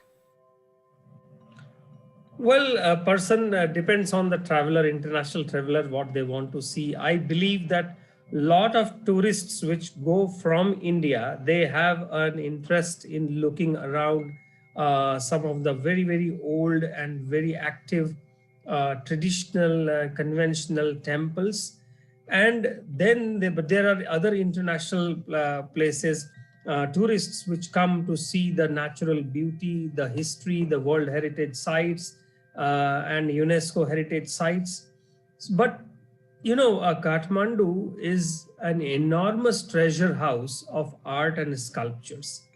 And there are a lot of temples, a lot of shrines, gompas, and the iconic symbolism of mother goddesses is very big hallmark of Kathmandu, I would say. And we can find so many statues, small statues, big statues, temples around the mother goddesses, such as Bhavani, Durga, Gajalakshmi, Harit Shitala, Mahishamardini, and Saptamatrika, 7 mother goddesses. So I would say it is actually 1 week's time, or at least 10 days time. For an Indian visitor can have even more than that. But I think 10 days time is a good enough to visit around Kathmandu, inside Kathmandu, inside the alleys, inside the temples, and the places, and get a feel of the place. And in fact, Kathmandu is also very popular. It has remained popular realms within Bollywood as well. Yes, rightly mentioned. I also want to ask you about, because I have read that more of the ethnicity of the country and the city is Hinduism and Buddhist people. So what about the cuisine? Or vegetarian, actually. Well, the staple food of Nepal is dal and bhat, which is plain rice and a yellow dal.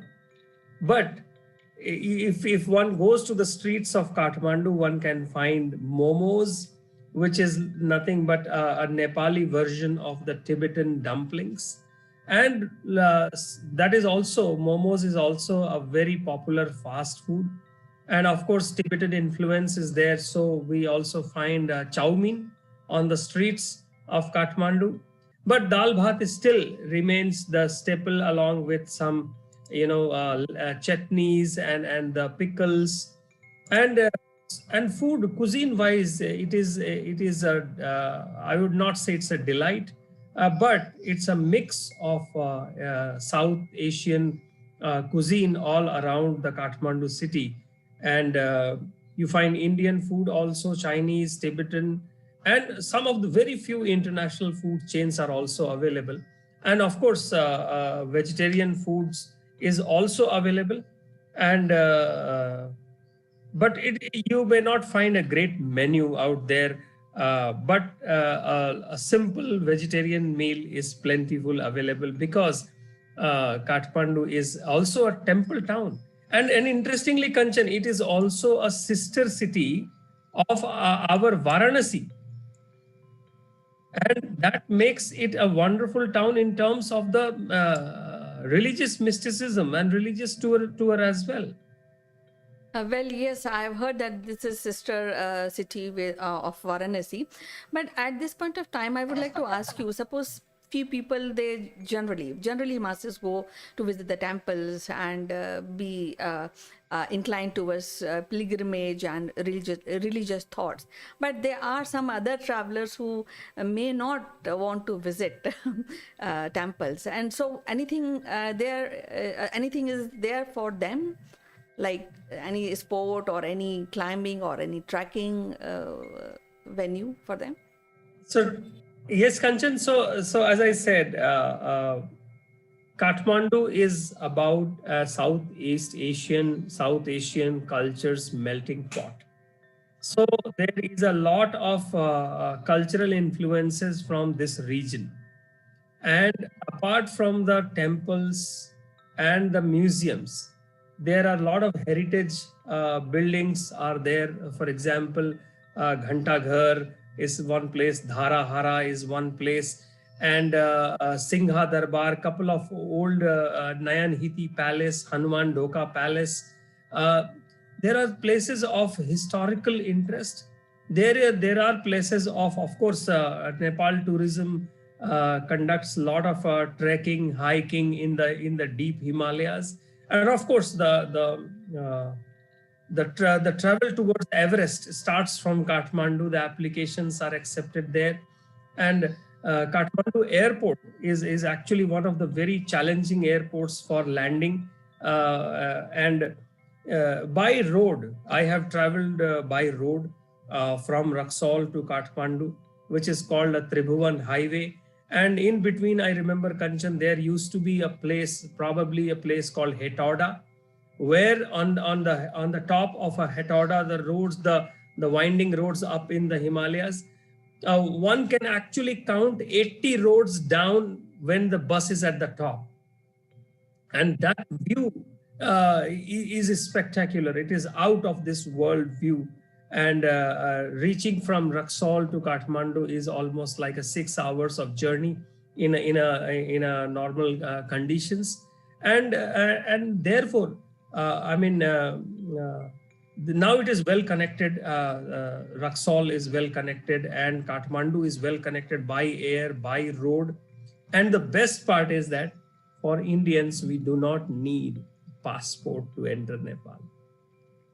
Yes, because we have a lot of similarities when we talk about Nepal, and we think that, yes, Nepal is a kind of a part of our nation. At this point of time, I also want to ask you that what is the art and architecture we were talking about a few minutes before? So the influence of on art and architecture is more of Indian, or it's a mix of Buddhist and Hinduism, or maybe a touch of Chinese influence on the art and architecture of Nepal? Well, Kanchan, art and architectural part of, especially seen in Kathmandu. I mean, we are talking about Kathmandu in focus. So there are three major periods there, of evolution, depending on which kingdoms or which big communities ruled that part of the country. So one is the Lichvi or the classical period is there. Then there is a post-classical period. And the modern one, which is started at 1400s onwards, it is called the Malla period. And there is a lot of influence on the Tibetan demonology.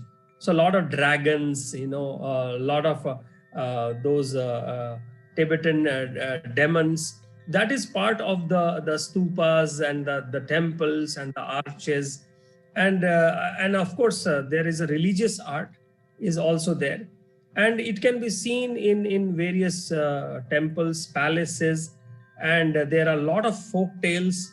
When the kings used to live, there was even a tale of their certain families from the king were not supposed to visit certain temples because it is cursed for them. So I mean, you cannot separate the temples and Buddhism temples, the Hindu temples, and Changu Narayan temple, Bodhnath temple. Rani Pokhri is one of the very famous pond, very old and very famous pond, somewhere built around 1600s of time.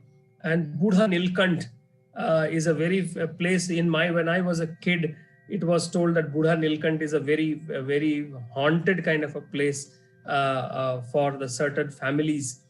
And one special thing that I want to mention, Kanchan, is that when I was in a school and I used to visit Nepal on the way towards Kathmandu, I used to see every shop, every hotel, every shopping complex is having the photos of the king and the queen in the background. So that shows the dedication towards the kings, the Rana kings and Gorkha kings of that area. And India has great ties. It has always been a great ties from our several of our small princely states directly having relations with the Nepal's kingdoms. And in recent times, we have seen Bollywood and our famous Koirala, Manisha Koirala, from Nepal's political family, first political family. So yes, it is a great place, and Kathmandu is a visit, not just once. Yes, it is a wonderful city, and it is a destination that one should always visit at least once in lifetime. So it was great talking to you and know about your experience of this particular city. We'll be meeting again with our next destination and discuss other wonderful city. Till then, bye bye. Take care. Thank you, Kanchan. Have a great day ahead, and thank you for reminding me of Kathmandu, and I will visit soon. We have some unique Akulmek memorabilia which will make you look outstanding. The graphics on these corporate gifts are based on the global best business practices. To become recipient of one of these gifts for free, you have to watch this video till the end and provide your valuable comments, or you can also share your experiences. The person who makes the best comment would be chosen to become a recipient of these beautiful Akulmek gift, absolutely free, delivered to your doorsteps. The winner would also get a chance to be invited live as a distinguished panelist during our next video. What are you waiting for, friends? Please subscribe Akulmek and smash that like button.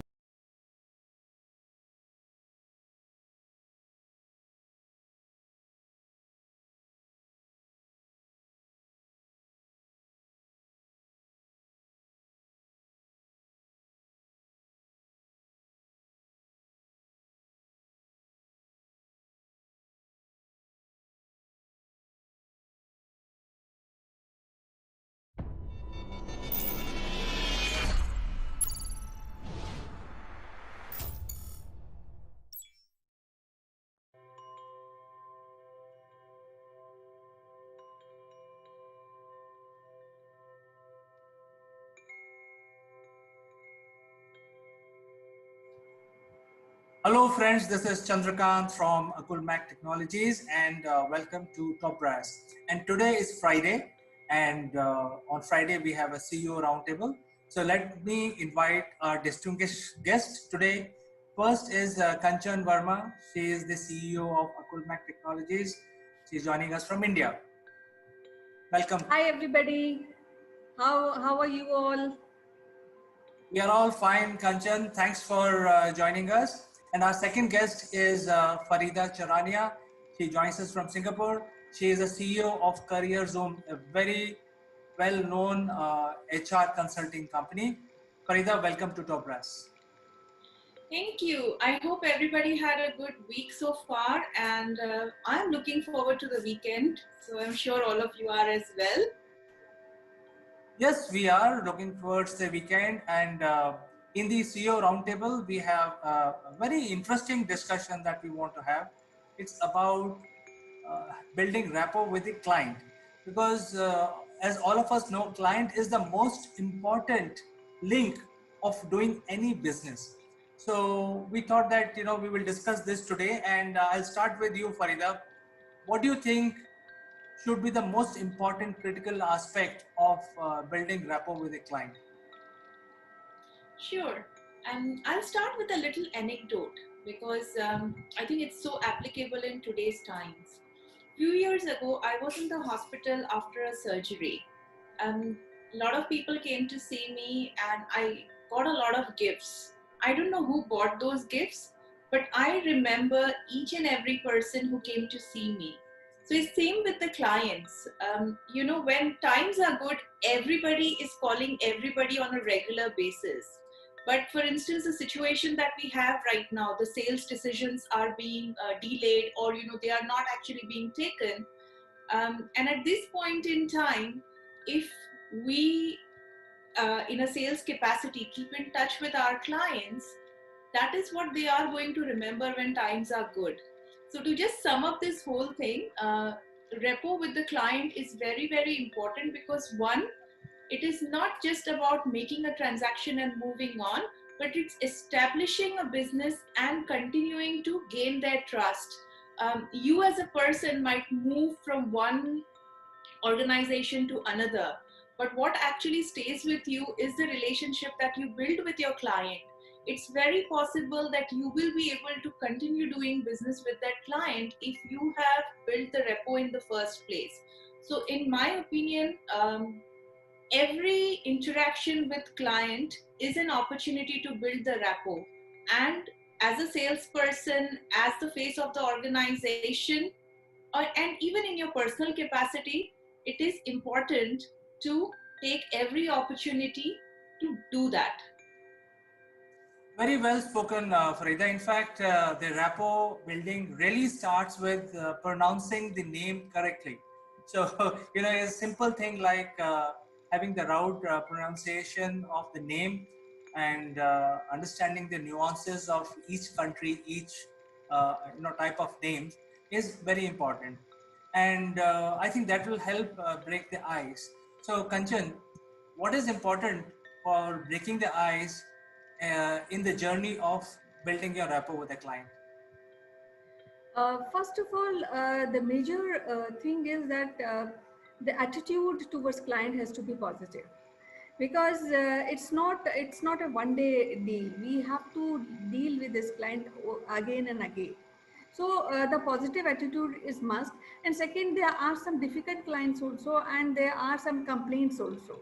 So once you are in a frontline professional in an organization and some complaints come, so you have to show the positivity towards dealing that client, because that positivity remains.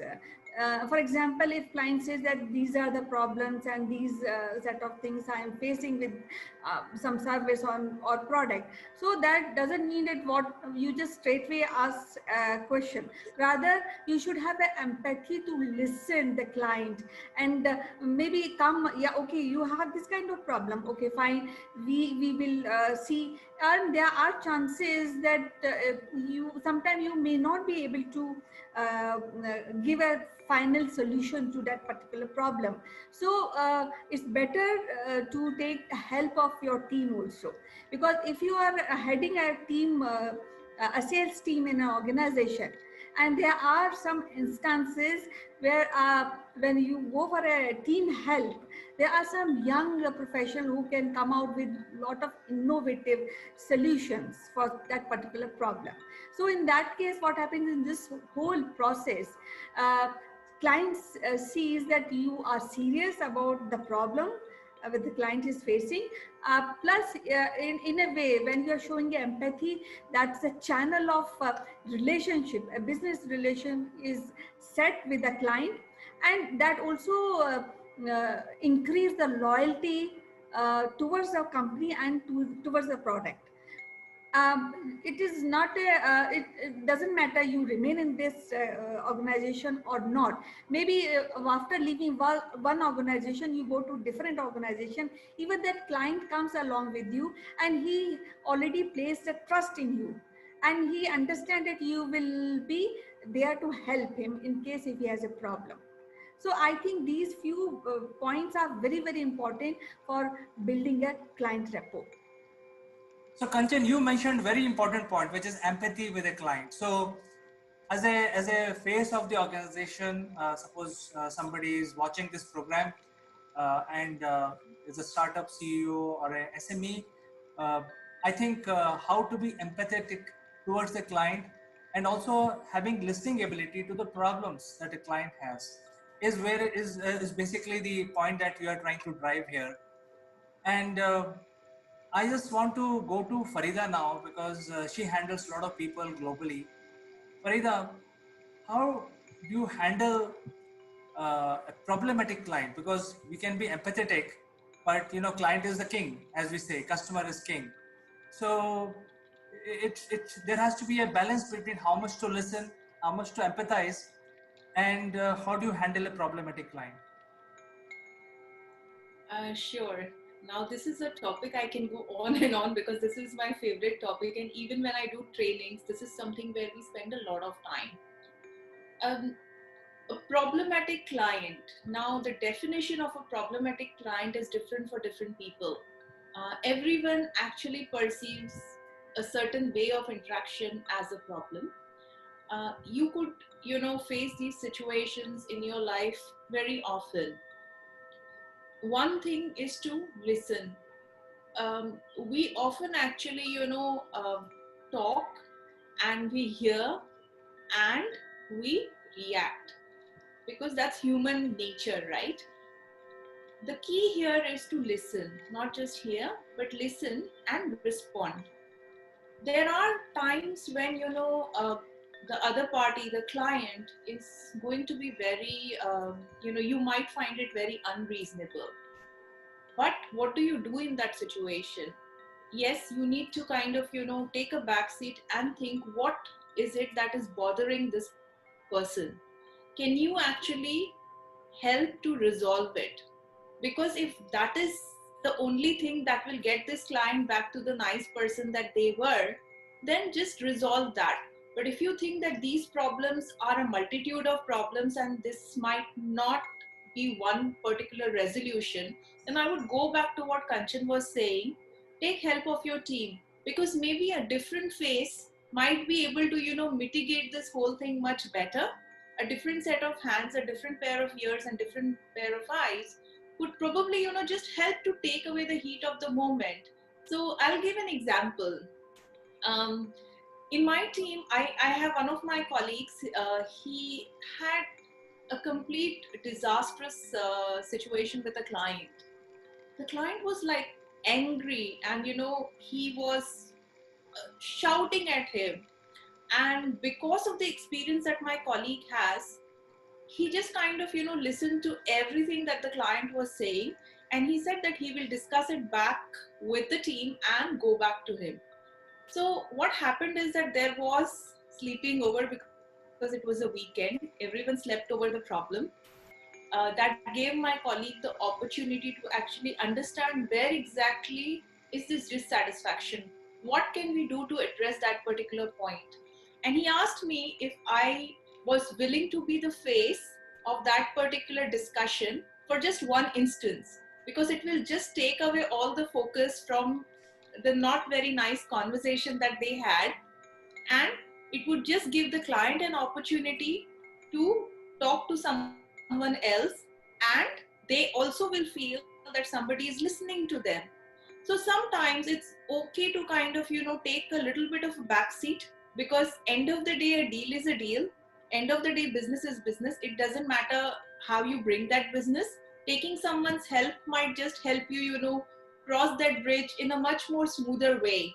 So maybe, one of the ways to handle a problematic discussion, not just a client, is just to kind of take a backseat, listen, and go back after a while, after you've processed the information and realized where exactly is the issue. So to make it very structured, keep your world binary, take in information, don't get emotional. So, I attended a training many years ago where one of the things that the trainer actually said was, match the energy, don't match the emotion.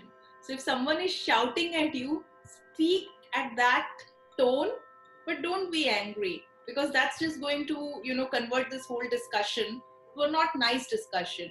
But if you match the tone, the other person kind of takes a little bit of a backseat, and you are able to continue the conversation. And maybe that continuation is kinder than it was a couple of minutes ago. So I think if I have to understand the point that you just made, is that maybe it will help to restate the problem of the client in your own words, and that may give confidence that, hey, my vendors have understood my issue and my problem. Um, I think one of the major aspect of building rapport, which everybody says, is that you should not always discuss business with your client. Sometimes you should also know your client personally. So, Kanchan, what is the importance of having a non-business conversation with the client, or maybe making some personal discussion with the client? Is it important or it is not important? What is your opinion?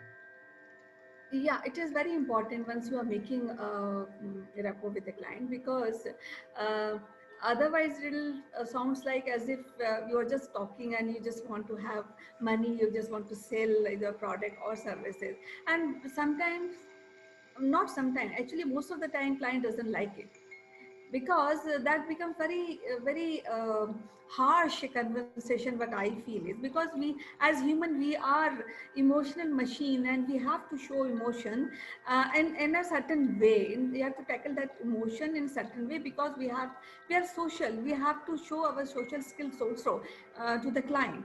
So when we are talking and talking, it is good to have a personal relationship, personal mixed with business relationship, because that gives kind of smoothen the conversation. And then client is also kind of have a free thought process, and he can talk to you, he can pick up your phone when you're calling, and that gel, and it becomes friendly environment. And when it is a friendly environment, then we can discuss business with all casual talking. So I think it's very important to have a little personalization in the communication in the business, because that is how the all communication and relationship work. It's very important. So, Kanchan, I think that's very important. So, one of the most important aspect of understanding your client is to understand his personal side of things. What he likes, what game he like, what kind of food he likes, what is his liking, disliking, and so on. So, it's we are just scratching the surface here, and we have been discussing about how to build rapport by ensuring that we listen to the client, we solve his problem, we pronounce his name properly, and also know him personally. But having said all of that, Farida, When I just want to add, when we know a client personally, it becomes easier to solve the problem also. So that is a benefit of being a personalized business communication. absolutely, it's a very valid point. So, Farida, we have taken care of all of that. We are still scratching the surface, but to start the ball rolling, we have taken care of everything. And still, we are not sure with certain clients how to respond. How do we handle those situations? Okay. Again, I am the queen of anecdotes and I have a lot of them. So let me share one. Many years ago, when I used to work for Barclays, there was a situation when someone was very angry. And I was also very young, very immature. I got angry as well. I was like, and everyone was screaming. And one of my senior colleagues, a very sweet Greek gentleman, his name is George Papasolomontis, and he actually put his hand on my shoulder and asked me to come on the side. He said, "Why are you losing your temper?" I said, "Because he's shouting at me, and I'm getting agitated." And I said, "I'm here to do a job. I'm not here to here to be popular." He said, "But I want you to be popular." And that is something that's kind of stayed with me through the years. It's been many years now. But the thing is that when there will be situations when everything is not going to work the way you want it or you hope it to work. There will be clients who will be more difficult than you think you can handle. But what actually works at any point in time is be calm. Like Kanchan said, that it's not necessary to just have a business communication, because end of the day you are not just doing a transaction, you are building a relationship to keep doing business continuously. And if you have that rapport with your client or with any party that you are doing business with, the navigation of their needs, the navigation of their organization becomes a lot simpler. It's a lot easier. So not every time, all these tips are going to work. Not every time you are going to be able to solve a problem, but then that is life. You just take a little bit of calm moment, do some meditation if you need to, and just move on.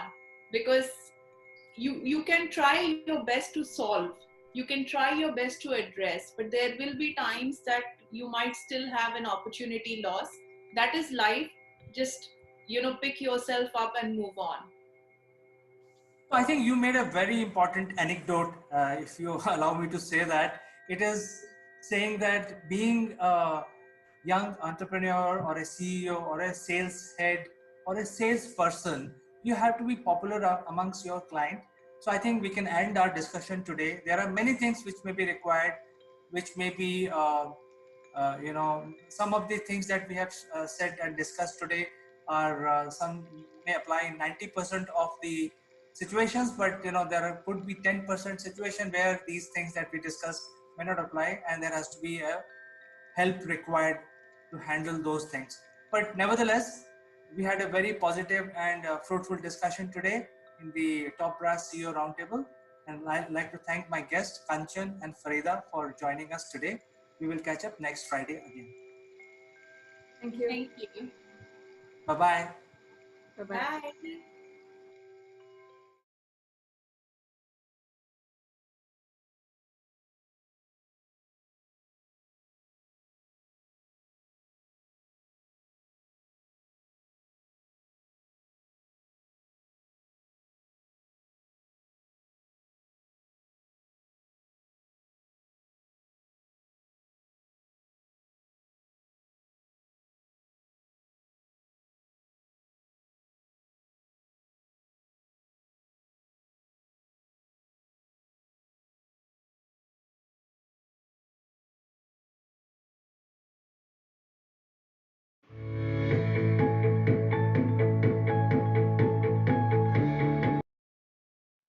Hello friends, this is Chandra from Akulmac Technologies. Welcome to Top Brass. Today we are joined by Farida Charania. She joins us from Singapore, and many of us would know her by last name and first name. She is in the fraternity of all the CXOs, and she is invited by universities to give lectures on human capital. She is a very famous personality, and we are very glad to welcome Farida Charania on our show. Farida, welcome to Top Brass. Thank you. Thank you so much. So, Farida, we are in India. Today is day 20th. It's a total lockdown, and there are certain districts in India which are in extreme end of lockdown where you can't even step out of your door of the main houses. but I think by and large, almost 100% of the citizens in India are following the lockdown. I think that is pretty much the only solution we have. And since you are in Singapore, how does it look like in Singapore? So we are amidst a circuit breaker right now, which is basically, circuit breaker is a lockdown, but slightly different, that you can go out for essentials still if, it's absolutely necessary. I come from a place where people generally follow rules. So the roads are very quiet. If you need to kind of buy your essentials, then, it's a restricted number of people in a certain place. People wear masks and everyone is working from home. So I think law and order is in place. But like every other part of the world, people are scared. But yeah, we'll get there. So it's a lockdown in most of the countries. Do you see any change in the behavioral pattern of people, or any innovation that people might have come out with in order to follow the law set by the government? I think everyone is getting used to the new normal, which is working from home, because working from home used to be a privilege. Today it's a necessity and it's becoming the new normal. Innovation, of course, when there is a situation, people innovate and they try to adapt. So people are adapting very quickly.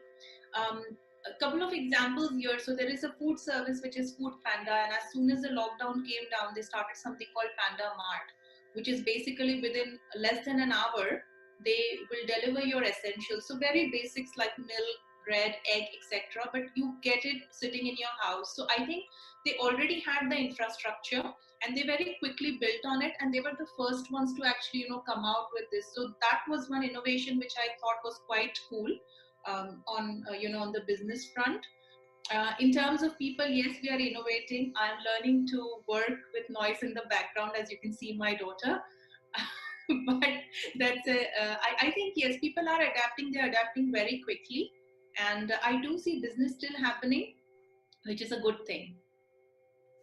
Your daughter is very sweet, and she's very inquisitive, and she's trying to see what mama is doing. Yeah.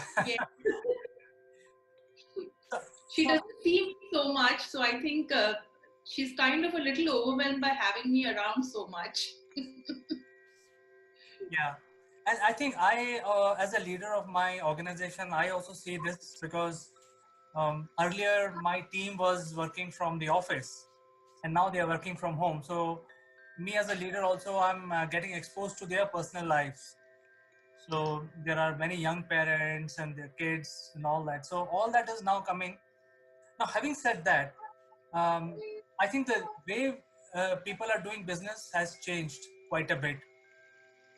Do you, from your point of view, because you work with a lot of senior people across the world in UK, in Singapore, and also in India, do you see any lowering of sentiments in the business fraternity? I think initially, so there are a few stages that I experienced. So, I'm basically talking about this right from, my contacts in San Francisco, where I actually speak a lot of people, to England, where I lived till recently, and Singapore, which is home. And India, of course, because I do have a lot of business discussions in India as well. I have seen it emerging from it's fine, it's just a temporary situation, and we will get back to office, we'll meet up for a coffee and let's talk face to face. There was another phase after that saying that this might take a little bit of time, but when we meet, we will make decisions.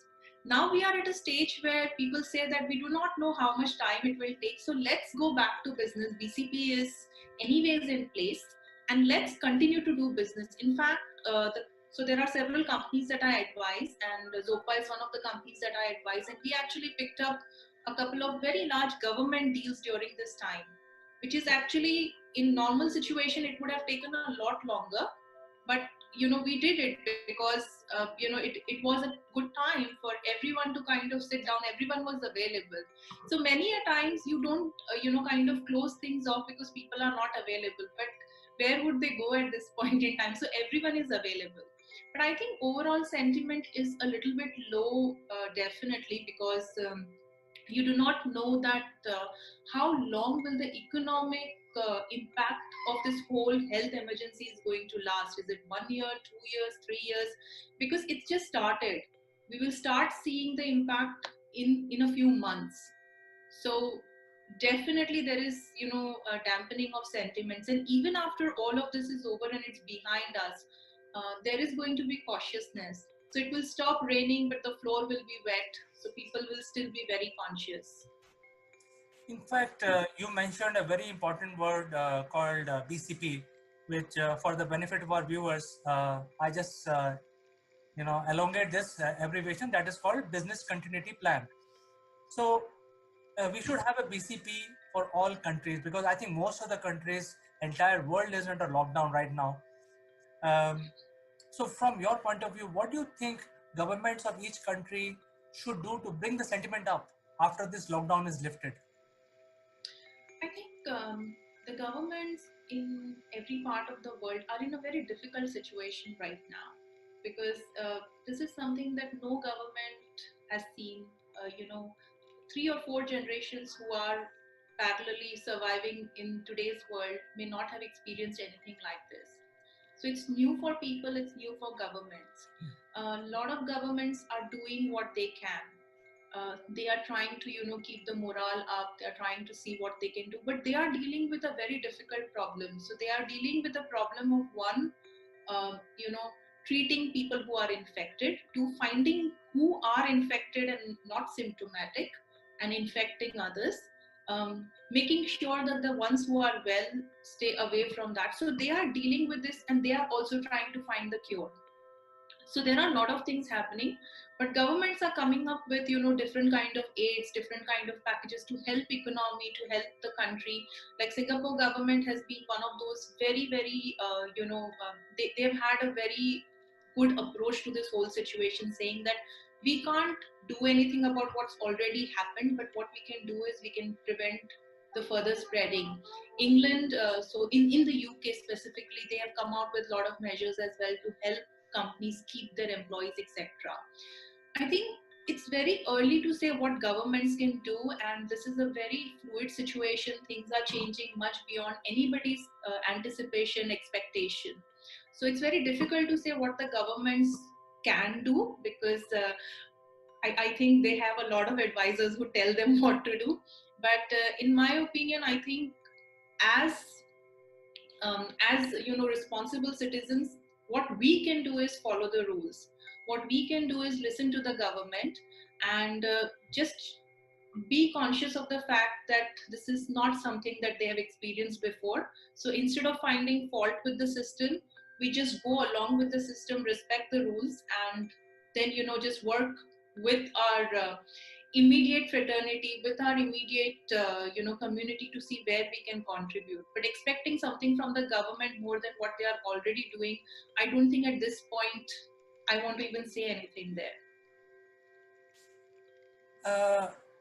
Farida, actually, what you're saying is making a lot of sense, because the first thing every citizen should do is follow the rules set by the government, because they have the right thinking, right advisor. It is in their interest to make sure that the global economy is kicked in again after the lockdown. Precisely. So I think, because we can't have a situation where the cure is more destructive than the disease itself. So we need to just play it by the ear. In fact, somebody asked me that what is your next venture? I said, I haven't thought that far. I'm just taking it one day at a time, because nobody can think that far. I made 100 plans, but I couldn't, kind of execute any of them, because the world had changed by the time I was ready to execute. So I haven't thought that far. But my recommendation to anyone who probably thinks there is some advice coming from me would be that just play it by the ear. You can't plan too many things right now, because you don't know how things are going to pan out. But stay within your fraternity, stay connected via means which does not require physical meetings, and listen to your government. I think these are very important words of wisdom, which is coming from such an experienced person like you, Farida. It is wonderful talking to you today. It has been a great pleasure, and I'm sure we'll find another opportunity to talk to you once again after a few days to check what's going on. Absolutely. Such a pleasure, Chandra. Thank you so much. And thank you to everyone who's watching this. My good wishes to you and your family. Stay safe, stay calm. This too shall pass. Thank you. Thank you, Farida. Be safe, be positive, and we'll talk to you soon again. Thank you. Bye. Bye.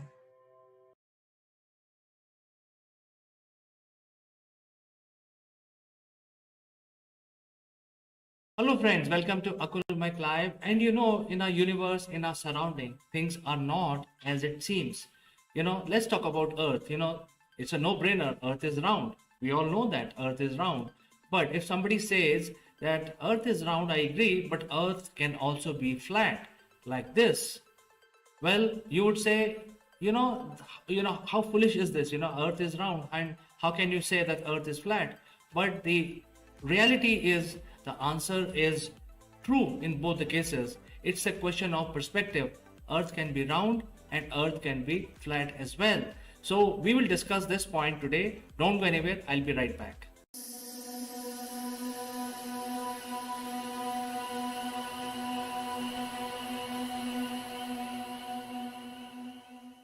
Friends, Earth is round.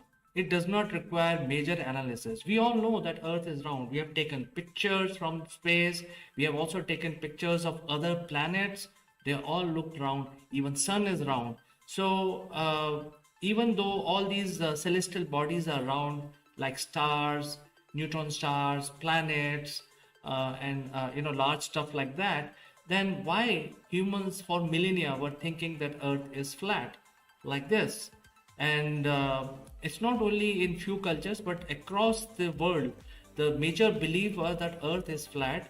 And in fact, if you go in antiquity, until the Galileo saw or produced a picture of universe through his telescope, we always felt that Earth is flat. In fact, most of the mankind, most of the scientists used to propagate Earth was flat, even though in Indian culture and also in Greek culture, it was well-known fact that Earth is also round. So why most of the humanity felt that Earth is flat like this, and why we have this notion that Earth is also flat? In fact, there is a flat Earth society. For many centuries, humans have this view of the world, which is a flat view, and belief was that if you venture out in the ocean, out in the open, you will hit a point where there will be a flat edge of the earth, and you may fall over or tip over on the side of the earth. And that is why people were scared to go out too deep into the ocean, and exploration was a bit of a difficulty, because they had this notion that if you go far out of land in the ocean, you will not only encounter large monsters, but also the end of the earth will reach and you will fall over, and that is a point of no return. So that was a belief system. And if you talk about Indian mythology, then we have both views. The ancient Indian belief was that earth is flat, but in Sanskrit, which is the ancient Indian language, earth is also called bhu, which is a short form of bhumi, which we call in Hindi bhumi. It is also called bhu. And the thought process of the ancient Indian was that earth is also called bhugol, which is the round earth. So in the ancient Indian time, both thought process, whether earth was flat or earth was round, were coexisting, because this is a picture of a flat earth as one of the scriptures in ancient India. And we know for a fact that there are many temples, many carvings across the length and breadth of India, where in the sculptures they have shown that the earth is round, and it is also called bhugol in Sanskrit. So bhu as earth and gol is round. So both views were coexisting. In fact, the ancient India, the idea of free speech was much more prevalent than current day time, and therefore both theories were coexisting. I think we need to wonder why the ancients had such confusion around whether the earth is round or earth is flat. I think after further analysis, I found that both perspectives are right, because of course, earth is a sphere or spheroid, because we exist in 3 dimensions. And if you look at the 2-dimensional universe, you will obviously not have the height angle. So whether earth looks flat or flattish or concavish or convexus, it's a question of which dimension you are actually watching earth from. So if you are watching earth from 4 dimensions, then it will look flattish again. So in 2D it looks like a circle, and in 4 dimension it does not look like a circle, but it looks like a flat earth. We will explain this by a physical experiment or a thought experiment, which is coming up right now. In order to understand the dimensions, we have to also look at how our universe is perceived. So if there is a point here, as I'm trying to show, it is a 0 dimension. Point has no dimension. It does not give you any feeling of up or down. But if you make a line out of this, then obviously you get a feeling of length or distance. You can interpret in whichever way you want, and you can have a single dimension word like this, like a line.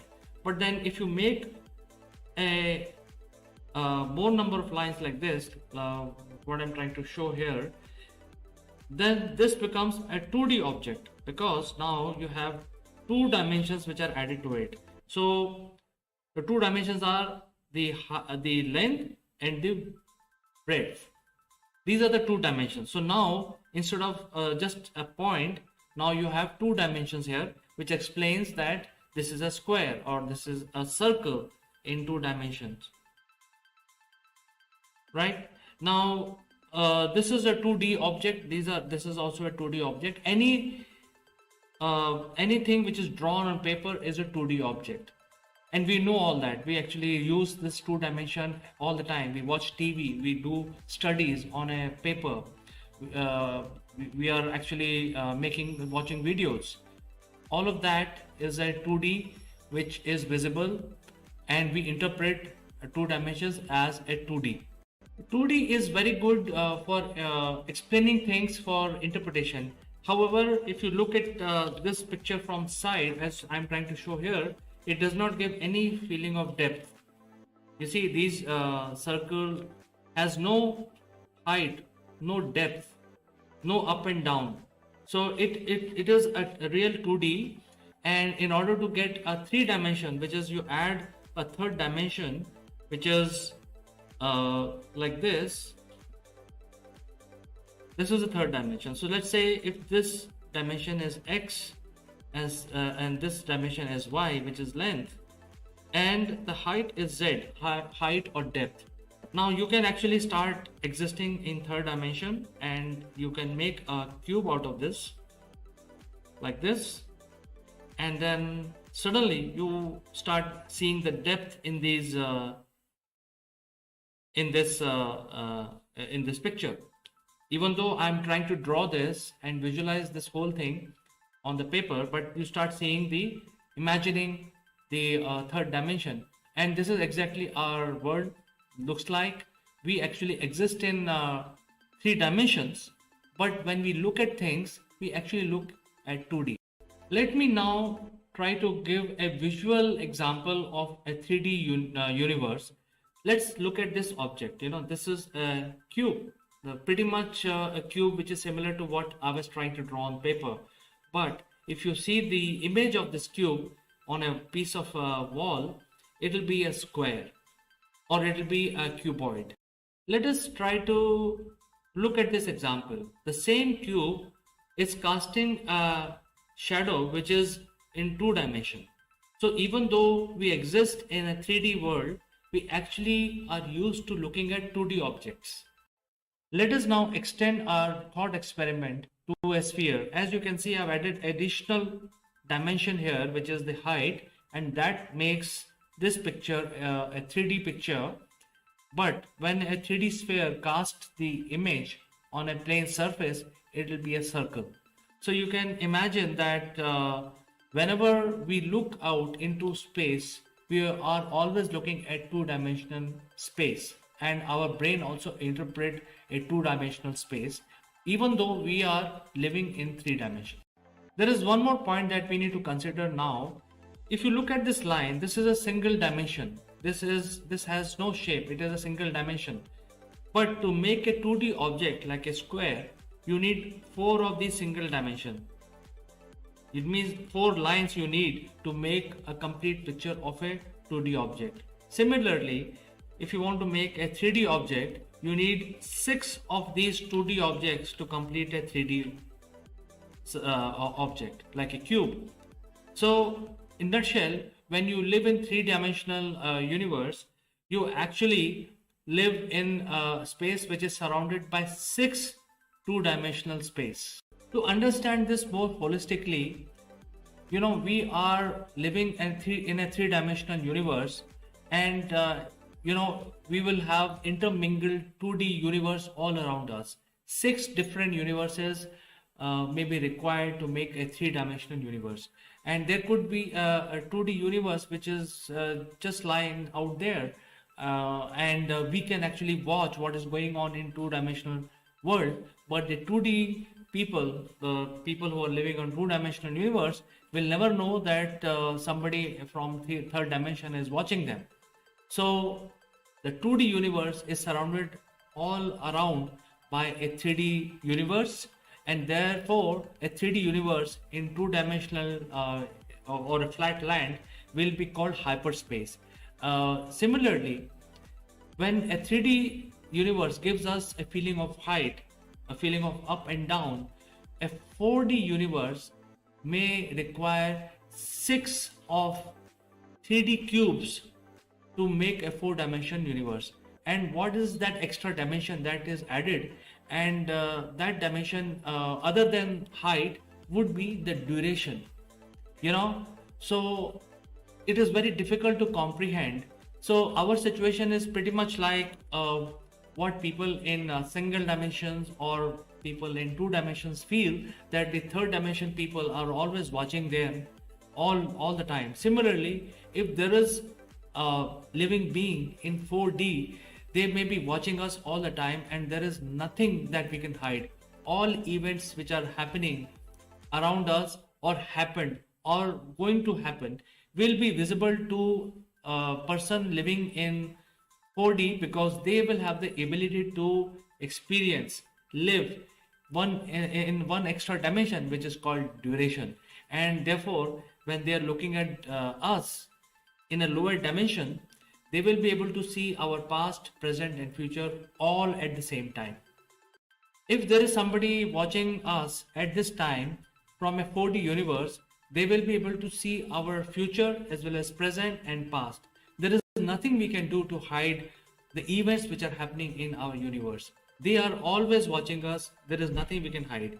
Even if we put a ball inside a box, they will be able to see that there is a ball inside the box. Simply because, when they are in a 4D, they have one more extra dimension, which is the duration. So they are able to experience length, breadth, height, and duration. So therefore, when they are looking at duration, they will be able to see how our universe function, behave in all aspects from the beginning. A 4D universe being will be seeing something like this. They will see our universe like a flow of time, like a river which is flowing, and they can actually pick and choose any moment in our past, present, or future, and they can examine what is going on with our space, with our planets, with ourselves, all the objects which are living in our universe. They will be able to see all at once. Let us come back to the flat Earth. A 4D person will see Earth in this format. In this format, the entire Earth is visible. it looks like as if the ball of the earth is flattened like this, not squished. It is actually flattened out, and this is how the earth will look like to them. And in the current context, the edge of the earth is surrounded by icy mountains because we have a continent over there.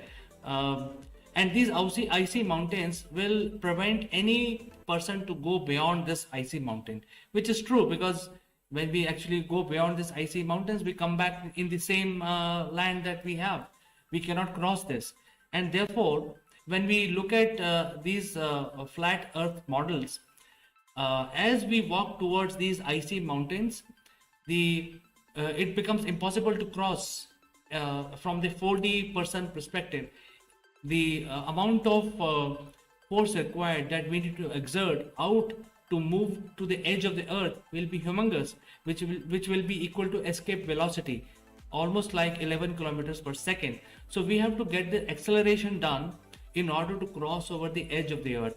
And this is why the flat earth is a very plausible model, especially when people are looking at from the 4 dimensions.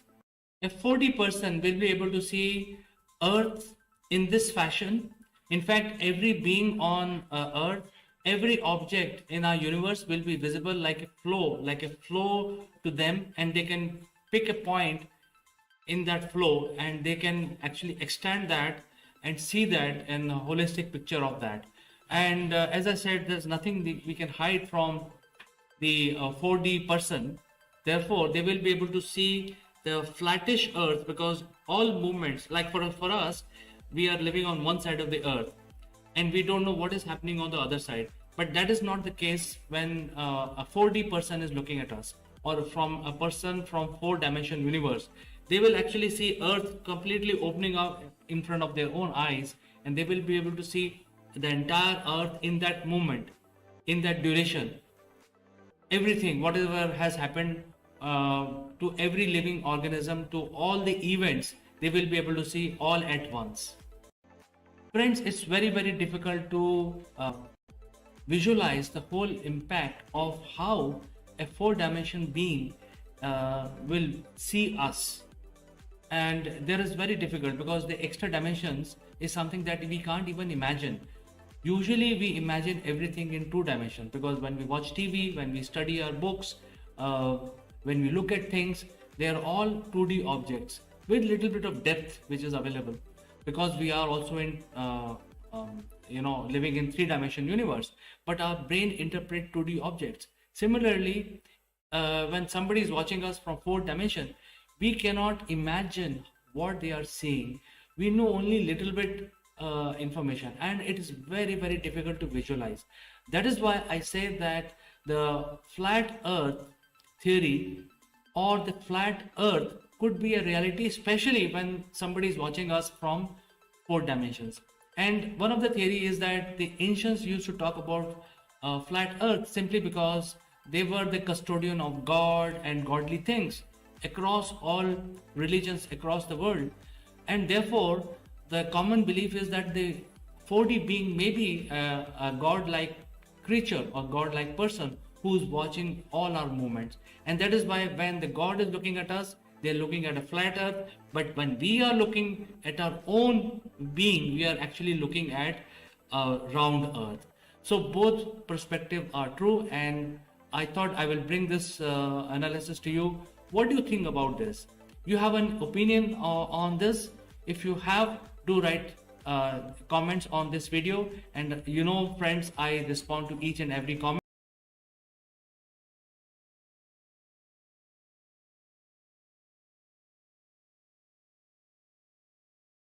This video is sponsored by Single Point Solution. Single Point is pioneer in production and distribution of electric vehicles like electric bikes, electric scooters, and 3-wheelers. Single Point also provide consulting services to small players.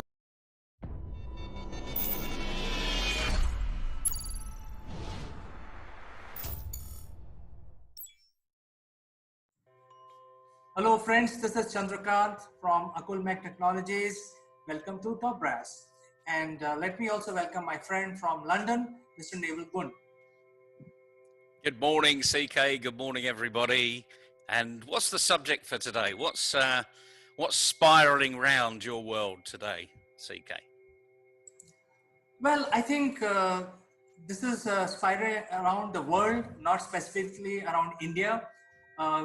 It's a great news that scientists have found traces of certain gases that on the Venus, in the atmosphere of Venus, and those gases can come in the first place if there are life basically is present in the atmosphere of Venus.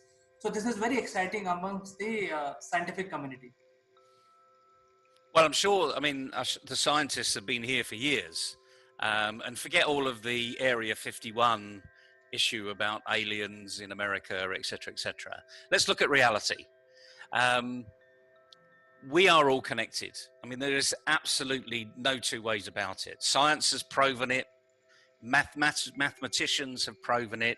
I remember seeing a great presentation on the BBC about 4 years ago by Dr. Brian Cox, the famous musician, you know, and he talks about we're all connected, and although we see each other in very sharp form, there's an aura around us because we're giving off something, you know, chemical base or something. And he explained it far better than I've just done there. But in essence, we make something simple out of something very, very complicated. And quantum maths and quantum physics have come together, and they're proving that the whole universe is connected. Is that a surprise? No, not really. With just the thought process, I mean, just life on Earth, are we the only being, and I'm not talking about human being, are we the only being in our universe or all of the universes? Remember, there are many universes out there, trillions of universes, so they're saying. Are we all connected? Well, scientists are now saying, well, we're getting gases from Venus. Well, there's a surprise. Well, I think what you're talking about is probably is a very vast subject. You know, you're talking about aura, and the aura is connected of all living beings. This is true, by the way, because everything boils down to energy. And if we are doing, thinking is a part of mind energy. So, you know, you're eating food, and then that is converted into thought process, and that thought process is then connected with other person's thought process. So I think it's a connection at the energy level, at a higher level. So we will talk about that some other day, Neville. But I think let's go back to Venus. Why Venus is so exciting? Venus is so exciting because it is just a 100 days trip with current technology. Rather, I mean, we have heard so much about Mars because, I have one word for it: surfaces. So, you know, we are obsessed with surfacism. So, because we are able to land on Mars, you know, NASA has sent so many spaceships and probes to study. But the real fact is the Mars is not suitable for humans to live, simply because there is no atmosphere, there is very little gravity, and there is no water on the surface. Oxygen is a problem. So a whole lot of problems with Mars. Whereas Venus is just 100 days away. You know, with current technology, if you fire a rocket, it's just like 3 months away. Within 3 months, you can reach Venus and you can come back. So now the problem with Venus is it is very hot. It is the hottest planet in the solar system. So you cannot survive on the surface. But where you can survive is 50 kilometers up in the atmosphere. So if somebody is trying to settle on Venus, they have to think of a way to float in the atmosphere, because the temperature is close to Earth's temperature. You don't have to go down. The gravity is equal to Earth gravity. It's a large planet. That is why it is called a sister planet.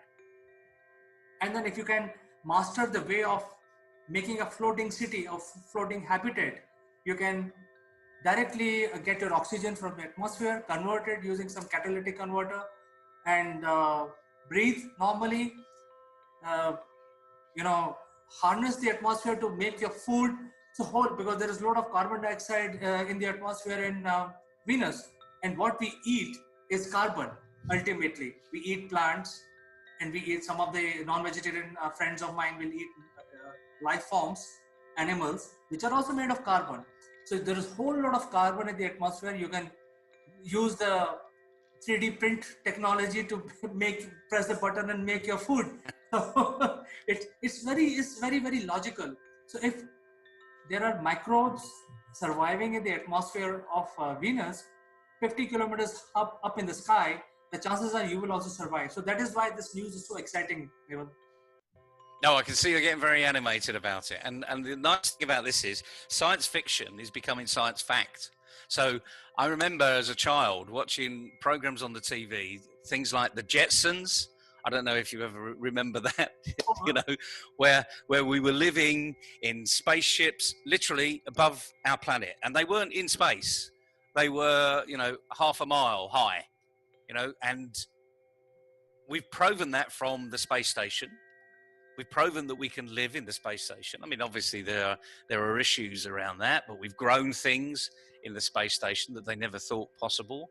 So lots of scientific research programs are even currently going on in that space station. What I always find fascinating is we're consciously looking above, somewhere else, and yet we know very little about below sea level. We know very little about it.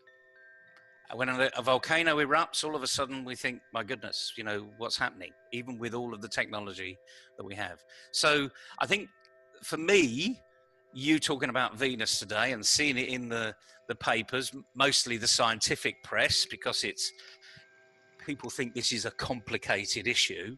Well, I'm sure Dr. Brian Cox or somebody is going to make it a very simple issue that we can all understand. But what it gets to me is that we are, as a human race, we are progressing science at a phenomenal rate. And as you said, a little bit about energy, you know, and we all know what that is. You know, you put 10 people that are determined to solve a problem in a room, and they come out feeling energized, even if they've been in there for 28 hours. That adrenaline rush that's gone all the way through. Yes, they've had lulls and they've had dips and they've had heights all the way through, but they've succeeded. And it isn't an issue of, you know, one person made the difference. They all made a difference. And that's the thing that excites me about the human race in many respects, because 1 + 1 is greater than 2. You know, and that means 2 + 2 is definitely greater than 5. Neval, I think the driving force for the humans is the economy, the money. So I think we need to get to other planets to do mining, basically, because something has to drive those space trips, space exploration. So either it is a commercial interest or it is tourism. I don't see any other reason. I mean, you will not go to living your humble abode on Earth, which is so comfortable. You don't need any apparatus to build your oxygen. It's available free. But if you go to Venus, then obviously there has to be some compelling reason. You know, why people go to Antarctica? Because they want to do something there, right? Somebody is funding them. And that public money is funding their trips.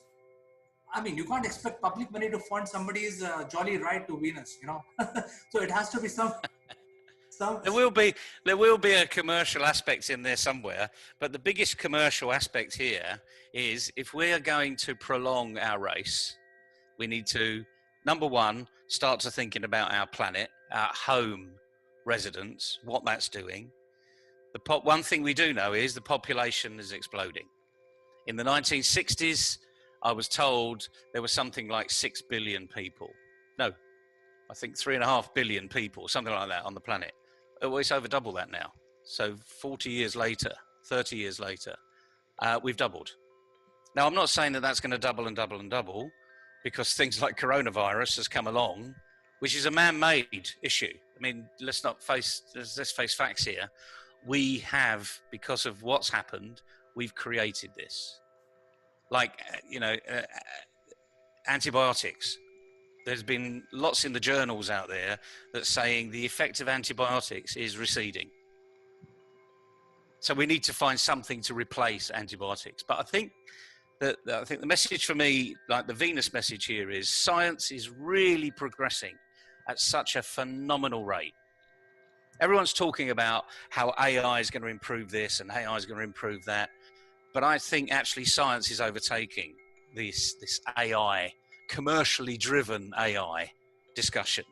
And they're all talking about ethical AI and it needs to be, everyone needs to own it, etc., etc. Well, one thing we can own and push is new science. And let's just congratulate them. They're all can-do people. Boy, are they can-do people to be pushing this type of arena. So take my hat off to all of you scientists out there, and all of you pending scientists, all of you young scientists, the 14 and 15-year-olds that think, do you know what, I really fancy a career in science or engineering. Well, our advice to you is do it. If you love it, go and do it. Because the job that you love is not a job. Well, Naval, there are a lot of advancements which are going to happen in AI. And I think I will give one example here, the 3D printing. Now, you know why 3D printing is so important and so exciting, because, you know, you don't have to carry your gadgets with you. All you have to carry in your spacecraft is a 3D printer and a raw material. So if you have some raw material which can be used by 3D printer to make things. So for example, your toolbox, you know, your spacecraft is a machine and somebody has to fix that machine if it goes, goes south. So you can't carry all the toolbox with you. So what will happen? You know, you have a printer, you have a raw material which can be used by printer to make a tool out of it. And that can be managed from Earth through a signal. So the astronauts in the spacecraft, I need a special spanner because that screw is, it's faulty, I need to replace it. So what these guys have to do on Earth is basically design that spanner, feed the data to using a data link to the 3D printer, and the 3D printer will print that out. So once the job is finished, the astronauts will replace in the raw material and that get recycled. So you don't have to carry your toolbox, equipment, something which you need to replace, something has gone south. You don't have to carry it with you, because that is the biggest challenge. So that is why the 3D printing is so exciting, and AI is going to be even more exciting because you need somebody to manage this, because suppose there is a human being, he cannot check all the parameters. So you need an intelligence computer system to manage all of that inside the spacecraft as well as outside the spacecraft. You know, what is happening in the sun? Is there is going to be a flare which is dangerous for you? So things like that. So something is required to manage all the show, and then you go to Venus and basically do mining, and then who knows, that can be a stepping stone to go to Jupiter, because you know in Jupiter you can do mining of gases, because Jupiter is gas giant as the name suggests. So you need to mine hydrogen. Why hydrogen? Because hydrogen is your fuel for future. So you need to mine hydrogen. You obviously can't go to Sun to mine hydrogen, but you can always go to Jupiter to mine hydrogen. So I think this whole thing is so exciting. You can build floating cities on in the atmosphere of Venus. You can float around, just like the Star Wars, the Empire Strikes Back. There's a floating city. Yep. So you can also build a floating city there. So yep. I think this whole thing will open up, and it should, because you raised the point about population doubling. Now the thing is that we were 1 million people, maybe 10,000 years back. From 1 million people, we have become 7 billion. And the next doubling will happen in next 10 years. The problem is that from 7, we will become 14 billion if we continue the rate of expansion in the same way. As per the studies carried out by the scientists, this planet cannot support more than 12 billion people. So the next doubling will happen, and we will consume all the natural resources which are available on this planet. So I think logically we have to spread out in the solar system. That is why this discovery on Venus is so exciting. Well, it opens up immense opportunity, lots of which are going to be problems. You know, how do we get over it? But I think already, as I said, we're seeing fantastic strides in the science field.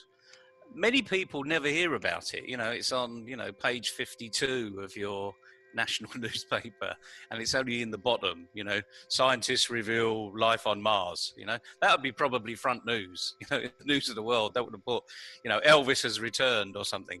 But the reality is we are really moving forward fast. And our message, I suppose, my message today is for all of you students at school, at college or university, get out there quick, get out and follow your dream. Follow all these, you know, bits of news that are typically hidden away, but they're not that hidden if you know where to look. So start Googling, start finding out.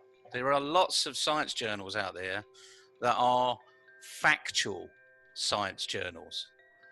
Some might speculate about what the opportunity might bring, but the point is they're based upon facts. Scientists do like facts.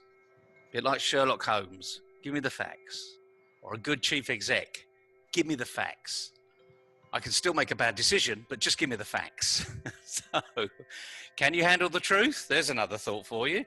But anyway, I think that's probably enough for today. I hope you enjoy the rest of your day, CK. I've got a very busy day ahead, but more about that tomorrow, maybe. Sure. Thank you very much, Naval. I think we will end this discussion by giving just one more information about India. In 2 years, India is launching their manned mission to space. So I think it's wow. It is very relevant because all youngsters who are, who want to get into space sciences, space technology, I think they can do it in India also. Well, there you go. I've recently been watching something on Netflix called Away. It's one of these Netflix miniseries. It's an incredibly interesting program. It's where the world actually gets together and goes to Mars. I won't say anything else about it, but if you're interested in Netflix, go and binge it, because it says a lot about collaboration. It says a lot about competition, and it says a lot about human nature. So anyway, again, great speaking with you this morning, CK. Enjoy the rest of your day, and I'll see you tomorrow. Thank you very much, Naval. See you tomorrow. Bye-bye.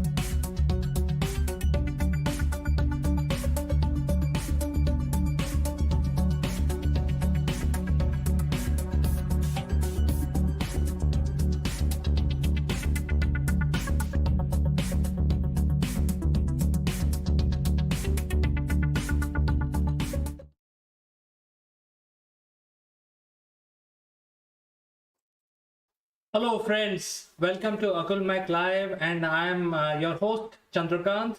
This video is sponsored by Performance Works International. More about them in a bit.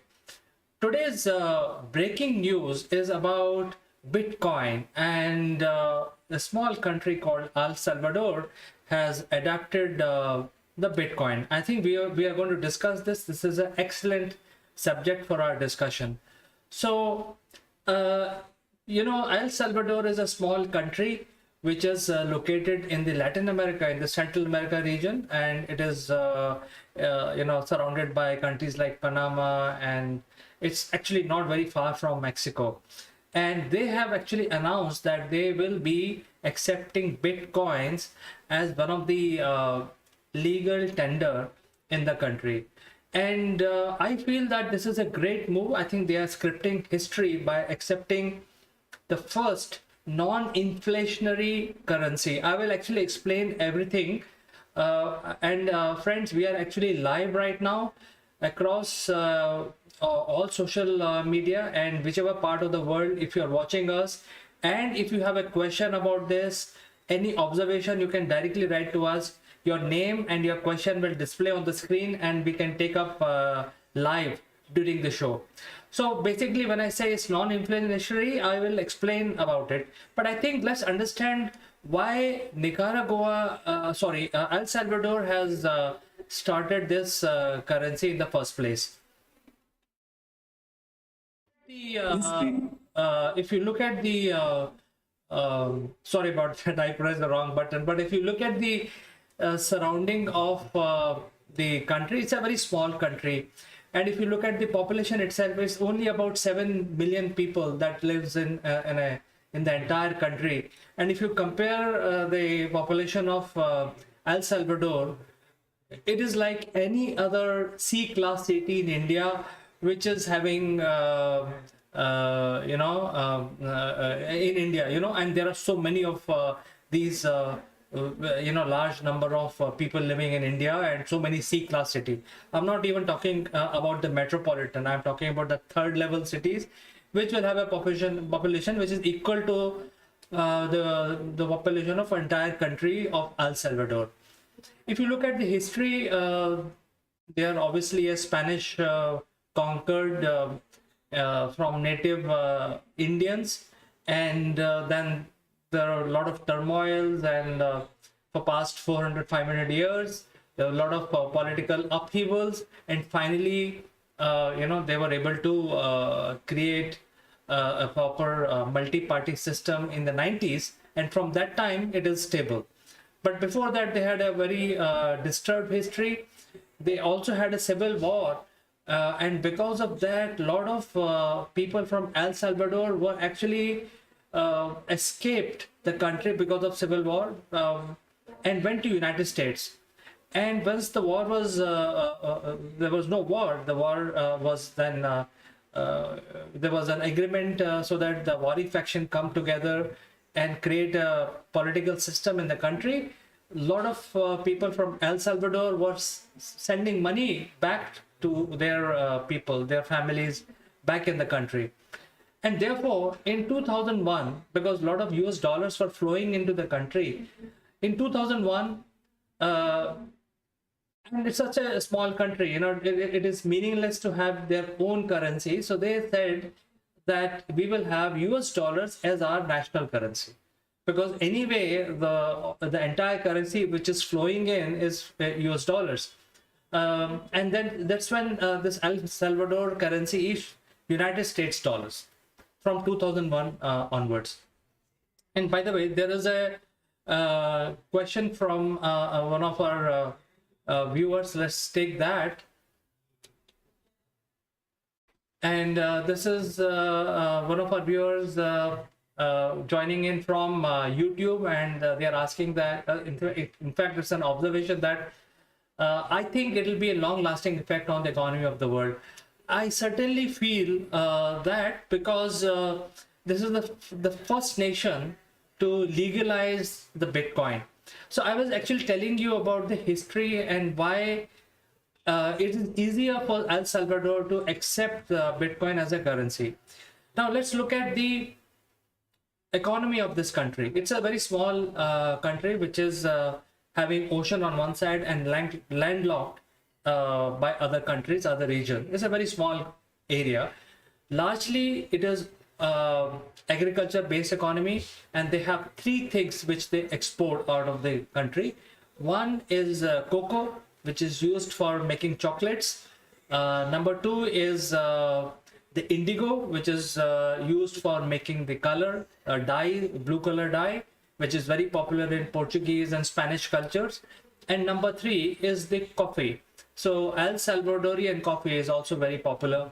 And these are the three major things this country does. And therefore, in order to improve the quality of people's life, they have accepted US dollars as a legal tender in 2001. Now they've accepted Bitcoin, And as I mentioned in the beginning, that it's a non-inflationary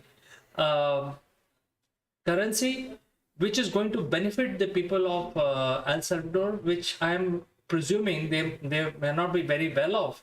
However, as per the World Survey, their ranking in the happiness index is number 17th. So it's a small country with poverty and not too much of economic activity going on. Still, they are very high on a happiness index, and they are ranked at number 17.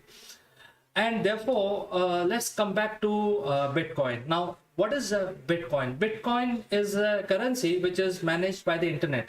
There is no bank, there is no central bank, or there is no basket of currencies, there is no gold, or there is nothing like that. It is an algorithm based currency which is managed by the internet. And to hold the Bitcoin, you don't require a vault or anything. It's just a code which is generated by the internet, and it is available for anyone to download it and start using it. You can buy and sell. You can have a wallet. You can store your Bitcoin. You can pay the just like any other currency. You make the payment in Bitcoin and accept payment for your services in Bitcoin into your wallet. And it is volatile. It is not a fixed currency. It is volatile based on the economic conditions of world trade. The value of Bitcoin goes up and down. So it is a proper currency.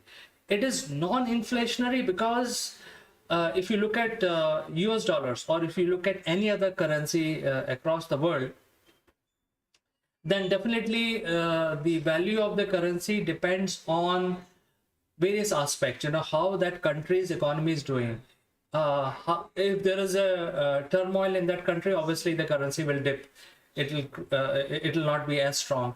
So Bitcoin is really is not affected by one single country's events. It is a global currency, and therefore it is non-inflationary. It does not create a inflation which is created by, let's say, in case of El Salvador, probably by US dollars, because El Salvador is a separate country, but they will be affected by inflation which is happening in United States because their currency is US dollars. So therefore, now they can move away from the inflation which is transferred automatically from USA to El Salvador if this Bitcoin experiment succeed. And currently they will continue with US dollars. They will have two currencies, which is US dollars, because a lot of inflow of dollars is happening into this country, and also Bitcoin. So there will be two currencies. In fact, as I said, this is an experiment because the people will have to adapt. I mean, the government has already announced they have purchased Bitcoin, and the details of this two tranches of Bitcoin that they have got is given in the description below. So you can read in detail about how much it is worth. Now the people have to come forward, and government of El Salvador was not very clear about whether how quickly the whole system will ramp up. So they were not sure about it. So they created a wallet. And to their surprise, in past 2 days, there has been so many hits, so many people, citizens of El Salvador, trying to get access to their own wallet, to create their own wallet, that their wallet server crashed. So the services were taken offline for some time. They fixed the whole capacity issue and they brought it up back again. So it is basically a very big hit among the people of El Salvador. And the citizens of the country are now trying to create their own wallet using Bitcoin. So it's a success so far. And let's look at the inflation aspect of it. See, if you look at any investment, there are multiple investment you can make. You can keep your money either in the form of the currency, or in the form of gold, or in the form of Bitcoin. So there are three different areas where three different avenues you can actually have your money protected and stored. Now, if you are in India, then obviously the Indian currency is more volatile and inflationary than as compared to US dollars. So, and if you keep your savings in US dollars, you're better off than keeping them in Indian rupees as for the if you're able to maintain a dollar account in India, which is allowed, you can do that. And whenever you need money, you can convert into Indian rupees and get your money out. So that is the way people actually store money. You can have fixed deposits, you can have mutual funds, you can have different kinds of products. The safest method even today is storing in gold, because gold price always goes up. Slowly but steadily, it will continue to go up. There is no way that the gold price will ever crash, because gold is a very scarce material. So the second best method is storing your savings in gold. And the third best method, which is now emerging, is Bitcoin, because there is no government agency, there is no country, no central bank manages Bitcoin. It has an algorithm, and it is managed at the internet level. So it truly is a global currency, and therefore you can then, if it is allowed legally, you can store your savings into Bitcoin and start using it. So I think El Salvador, being a small nation of only 7 million people, I think it's a they are doing groundbreaking. They have taken groundbreaking decisions. They are taking the right step towards future, and I feel that it is a good experiment to have. I personally feel that it is a good experiment where if a small sort of pocket of people accepts Bitcoin in a large way, then it sets an example that how a successful model can emerge out of this, and people need not worry about economy getting crashed just by changing over into a different currency. And by the way, since I'm from India, I will talk about the Central Bank of India is also working on introducing India's own digital currency. I think we will hear about them shortly. I think there's a lot of work going on, a lot of groundwork is already prepared. India being a very populous, large country, and if the digital currency comes up in India, it will actually change the paradigm of economy globally, because obviously there are 3 large countries in the world today. If you look at number of people, it is India, China, and United States. They are the most populous countries. So if India, which is like 20% of the population of the world, changes over to a digital currency, it will change the parameters of economy completely. And I think there's a lot of work going on. We will follow this story. I think El Salvador adapting the Bitcoin is very exciting. I think it is one of the unprecedented steps that a country can take, and it is basically transferring benefit to the people, because the poor people of the country need not be affected by the inflation of another country like United States, because their currency is US dollar. So I think it's the right step in the right direction. Before I go, a big thanks to Performance Works International for sponsoring this video. Their support helped us to produce these kind of videos and bring the knowledge-based programs to you. Before I go, I like to say there is a big thanks to Performance Works, and there is a message for them. And I'll see you next time in the next program. This video is sponsored by Performance Works International. Are you ready for the challenges facing the modern workplace? Recent events have taught us the importance of transformation. Businesses now face a perfect storm of challenges.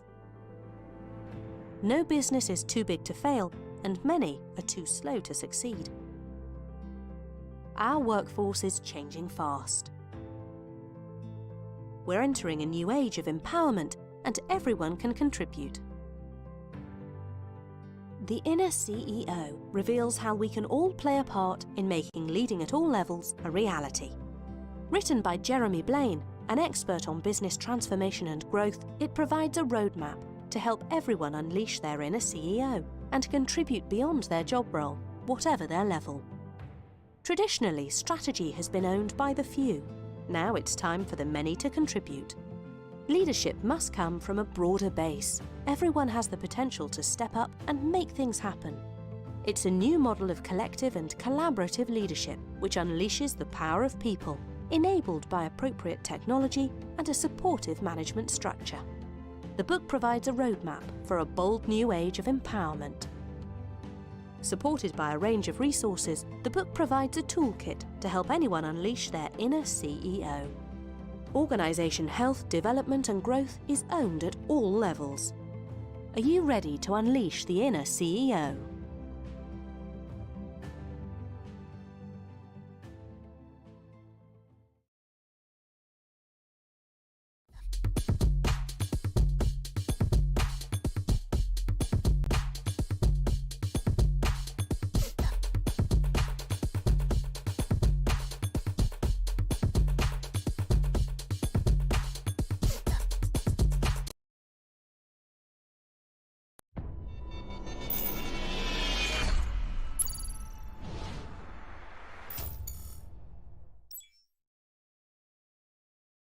Hello friends, welcome to Akul Mac Live. My name is Chandrakant.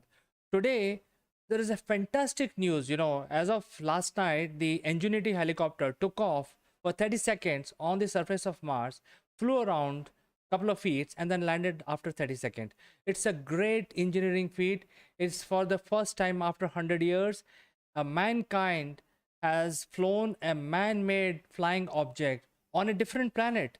So that is why we want to discuss this today.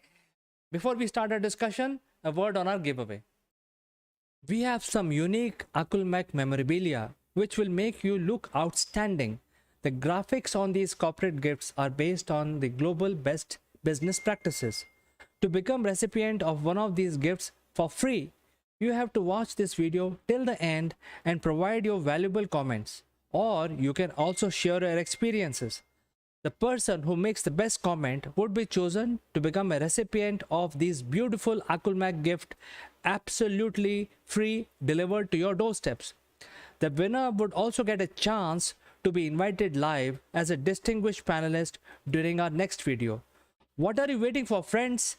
Please subscribe Akul Mac and smash that like button. Now let's get back to our discussion. Friends, let me introduce our guest today. His name is Mr. Naval Gund. He joins us from UK. He is also the chairman of Mindfit Limited.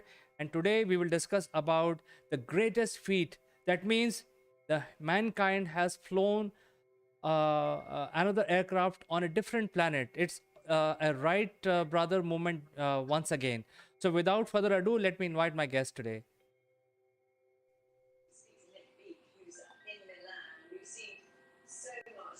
Good morning, everybody. Good morning, CK. Yes, what a feat of engineering. Millions of miles away in a planet we've never walked on before. And all of a sudden we've got, as you quite rightly say, it's a Wright brothers moment. And the irony is, it's just a little helicopter that's taken off, gone a few hundred feet in the air, flown around for a couple of minutes, taken a few pictures and landed safely.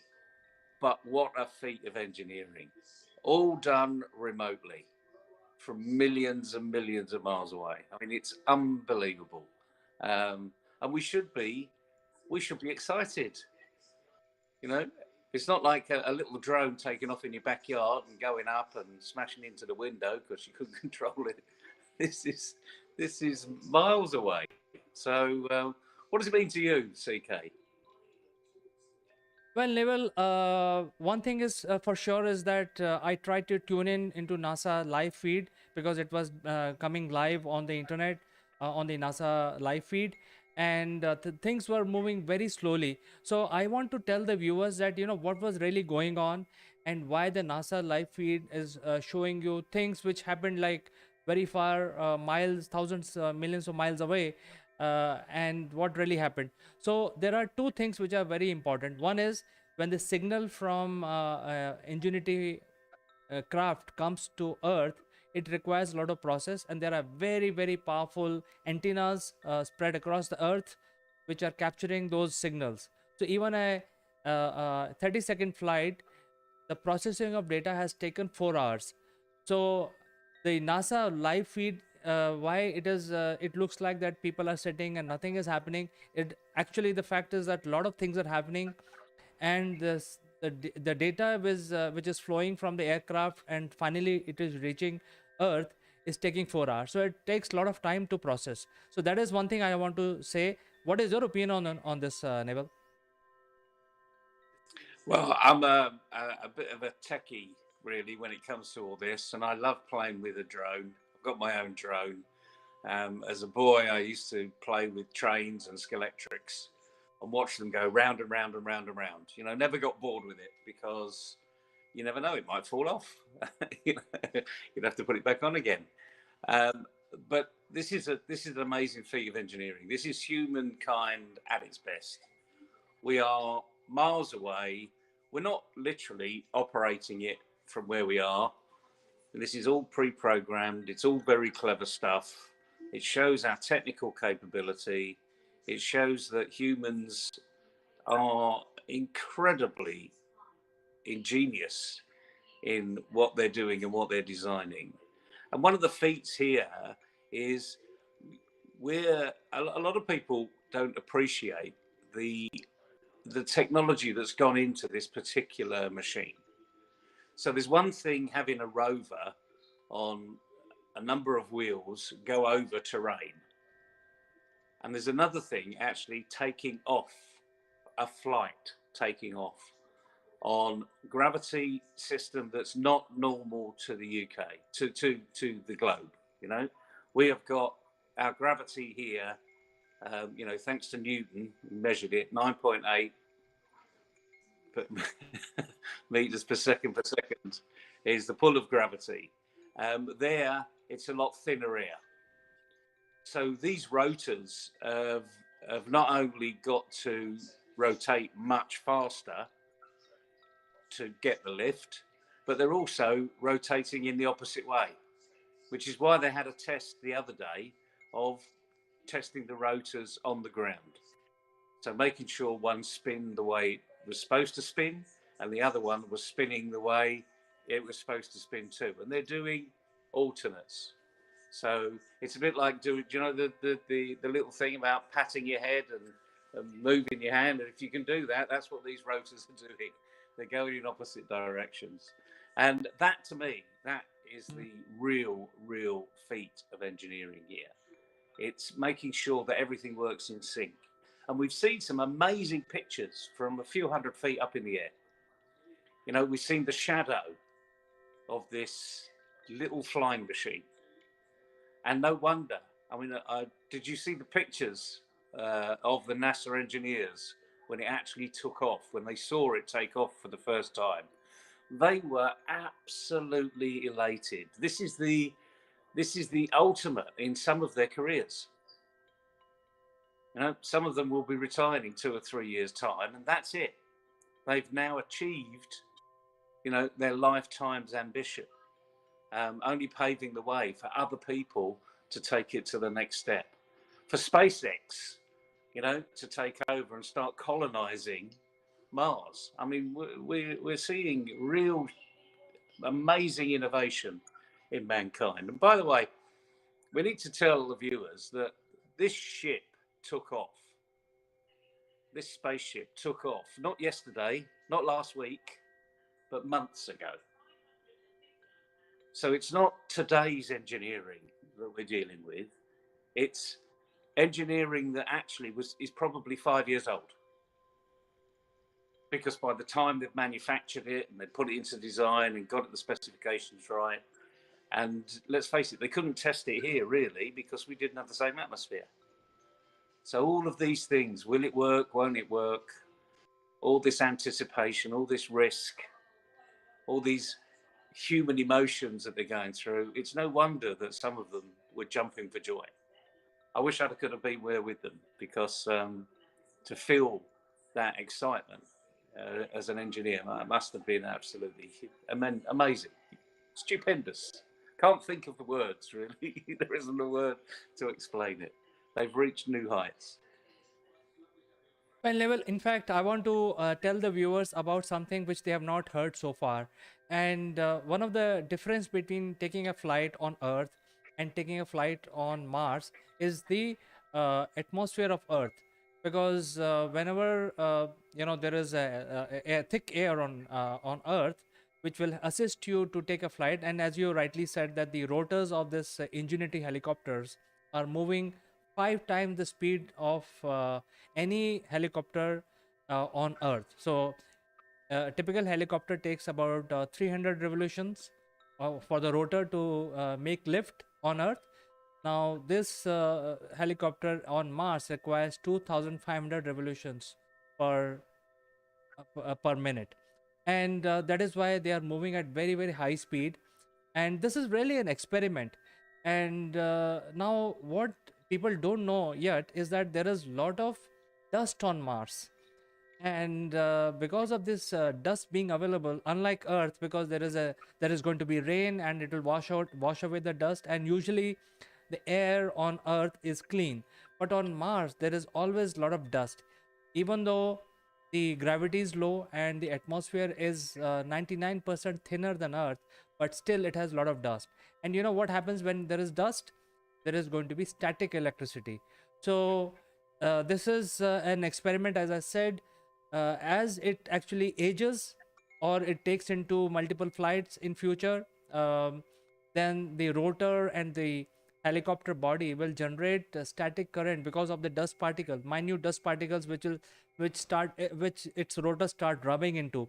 And over time the static current will start building up into the outer surface of the helicopter. And it will be very interesting to see what happens, whether it's going to discharge or whether it's going to attract more dust, rendering the whole device not useful very soon, and it will not be able to live its own life, what has been planned for it. But I think it's very interesting because this static current will start building over the rotors, over the body, and then it may discharge. If it discharge, it will be a catastrophic explosion.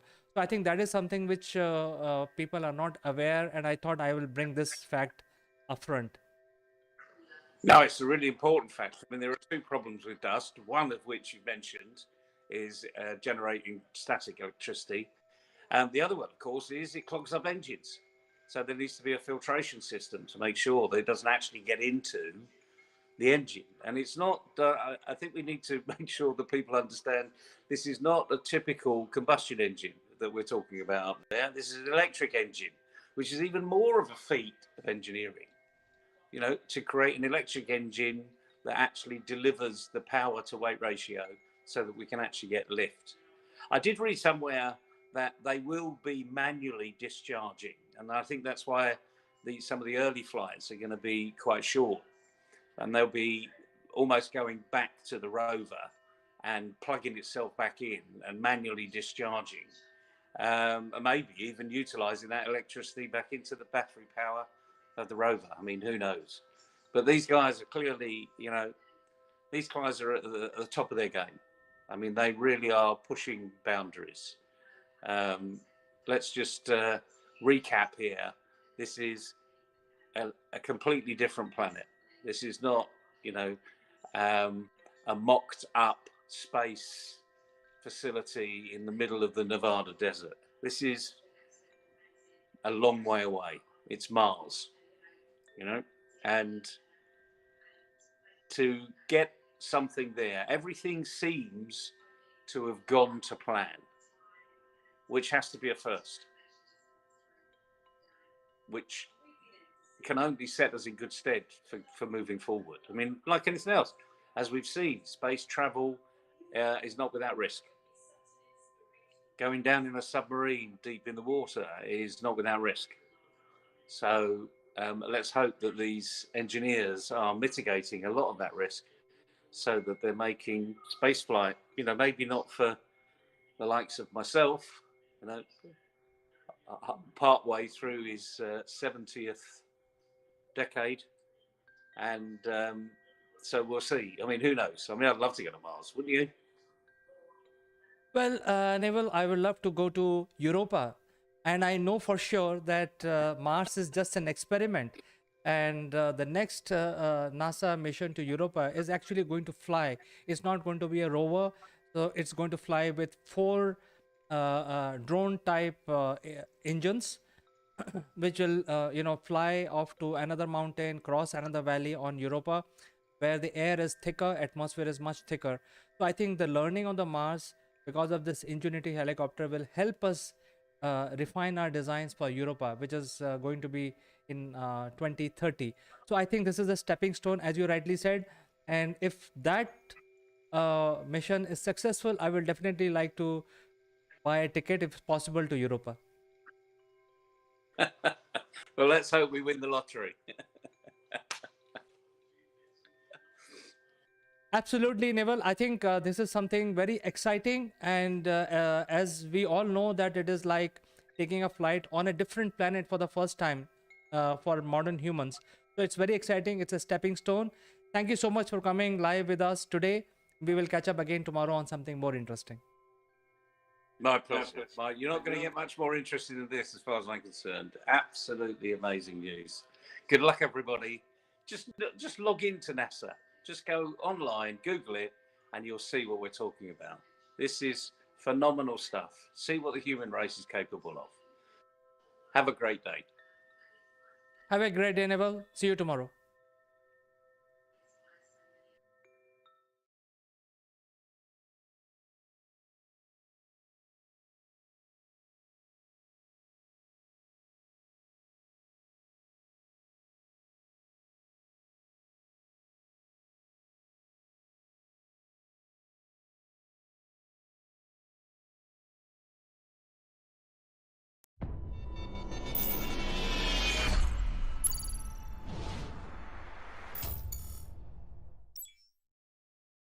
Hello friends, this is Akul Mac Live and I am Chandrakant.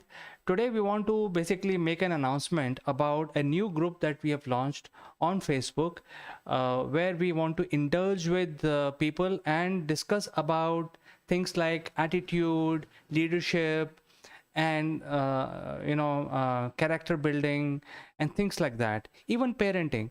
So I will be joined by my partner from UK, and we will be making this announcement and making it very clear why your participation is so crucial, not only for you but for everyone, including us.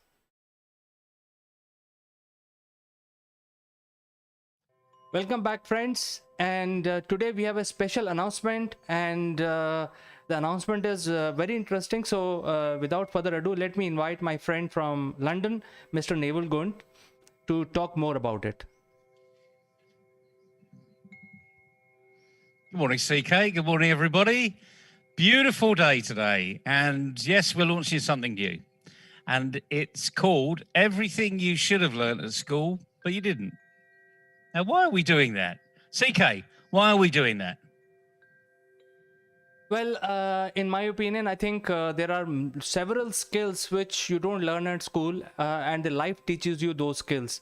So we want to basically have people follow us and learn some of those skills. That is the reason why we have launched this particular specific group for reaching out to such people who wants to enhance their attitude, improve their leadership qualities, etc.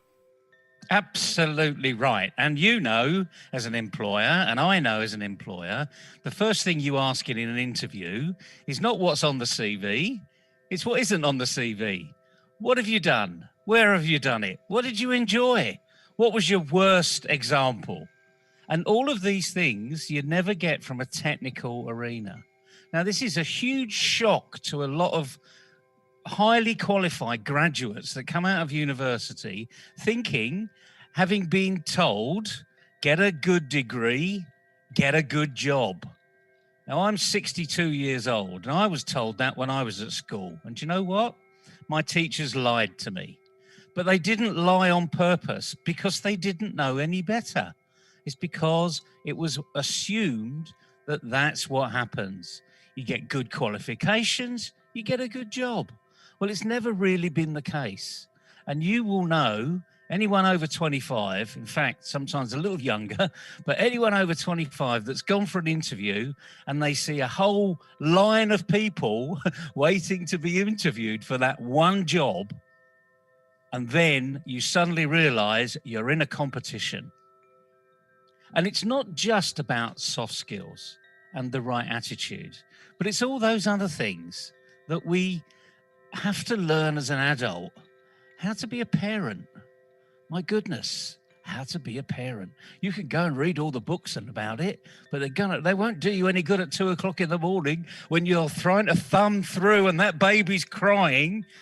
You know, it's about practice, more practice, and the right practice makes perfect. Any practice makes permanent. So the purpose of this course, and it's online, we're going to be doing live sessions. We're going to be interviewing you online as well. And we're going to be getting you to do certain things that might be just pushing you a little bit out of your comfort zone. But fundamentally, look at the picture in the background. Can-do people are great performers. And what we want to be doing is helping you be a can-do person. Not that you know how to do it, because there's lots of things, CK, you and I do that we haven't a clue how to do, but it's exciting, and we roll our sleeves up, we brush ourselves down, and we get after it. We really get engaged with it. And this is about being engaged. What excites you? What really excites you? You know, it could be sport, it could be work, it could be having fun with the kids or grandkids. It doesn't matter. But once you've found out what that is, then we can capture that and we can move that into having more excitement and being happier. So it's as simple as that. Come on a journey with us. It'll be a fascinating journey. We're going to teach you little tricks of the trade. These aren't tricks, really. It's just common sense. But as they say, common sense isn't common practice. So that's what we're going to help you do as well. We're going to make common sense your common practice. And there's lots of side benefits from this too. You will be able to identify idiots, fake news, people that you need to avoid. So those are the tricks of the trade that we can have. And more importantly, you can help those other people be better people. So this is about helping you be good in your arena, get the best out of your life, but also being a good human to everybody else. I hope that's exciting. CK, I can see you smiling away. We touched a couple of nerves with you there. You know, you and I are a little old in the teeth here, but you've got young children, and it's helping them succeed too. Yes, so viewers, I think this is a very brief announcement of what we intend to do. So please join in every Friday at 4 p.m. India time. And you can actually address your concerns with Naval, and Naval can respond to you. It's going to be a chit chat session, nothing official about it. It'll be very friendly from 4 p.m. to 5 p.m. I will update the group statistics with all this information. Every Friday 4 to 5, Naval will be live with you guys and discuss various soft skills, leadership, attitude, and even parenting issues. Look forward to it. And by the way, we don't have all the answers, but we'll help you find them in your world, in your arena, so that you can be the best you can be. And it's as simple as that. So come on the journey. Let's have a little fun. Let's go back to our childhood and start learning everything we should have learned at school, but didn't. See you this Friday, Naval, and we will have fun. Cheerio. See you then.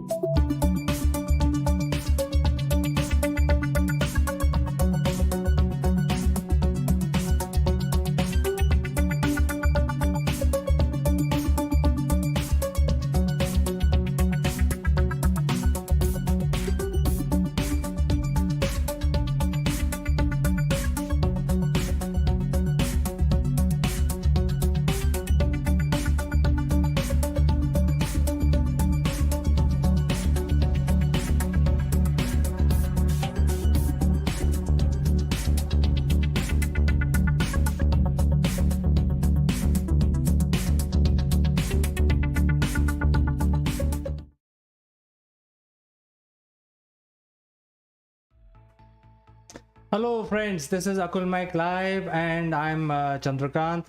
And today we are actually going to talk about one of the big achievements that India has made in terms of the microprocessor. And this is called Shakti chip or Shakti microprocessor. There is a big history behind it and there is a story of success. So don't go anywhere. I will meet you with the complete analysis after a word from our sponsor. This video is sponsored by Performance Works International. Are you ready for the challenges facing the modern workplace? Recent events have taught us the importance of transformation. Businesses now face a perfect storm of challenges.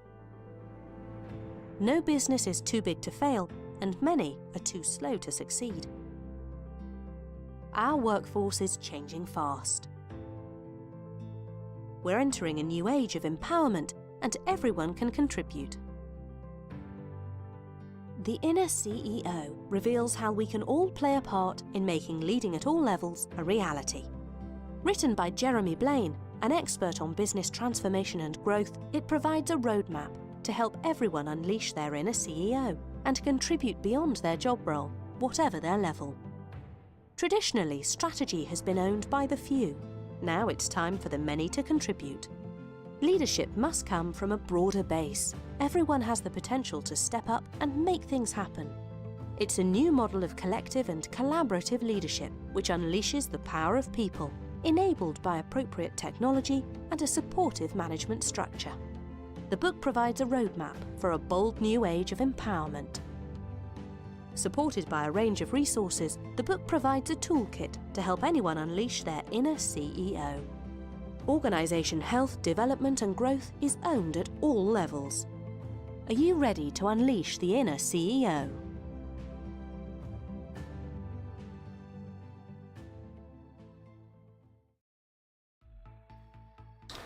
Welcome back friends, and the big news is the Shakti chip which has been produced by India, and this is actually going to change a lot of things for Indians and for the world. Why? I think we first need to understand how this chip industry it works, and how it will basically impact the mobile industry to start with. So usually when you look at the other brands like Samsung, LG, iPhone, etc., almost most of them use the Snapdragon, except the iPhone use their own, and they have also announced that they will be going forward maybe using Snapdragon. Now Snapdragon is a very old chip which has been produced by a company called Qualcomm, and so Qualcomm supplies the chip to Samsung and others so that they can just fit this chip into their mobile phones and they can go commercial with it. But it's not really the Qualcomm which actually did the R&D and produced the chip. There is another company called ARM.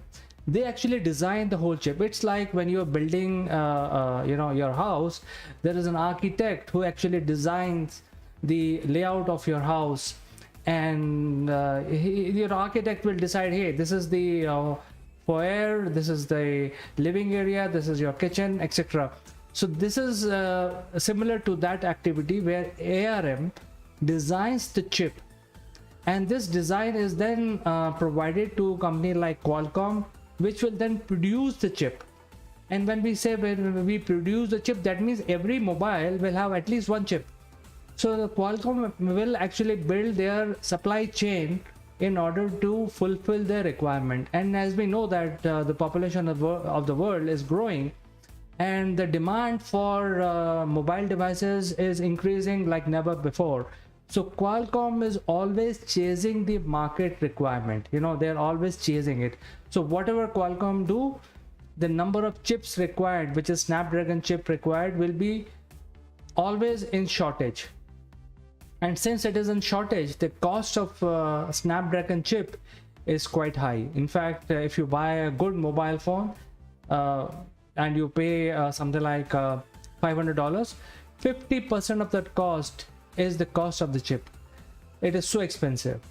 And once the Qualcomm basically produce these chips, it is then transferred to whoever wants, like Samsung, LG, and any other company, Android phone manufacturers like OnePlus brand, etc.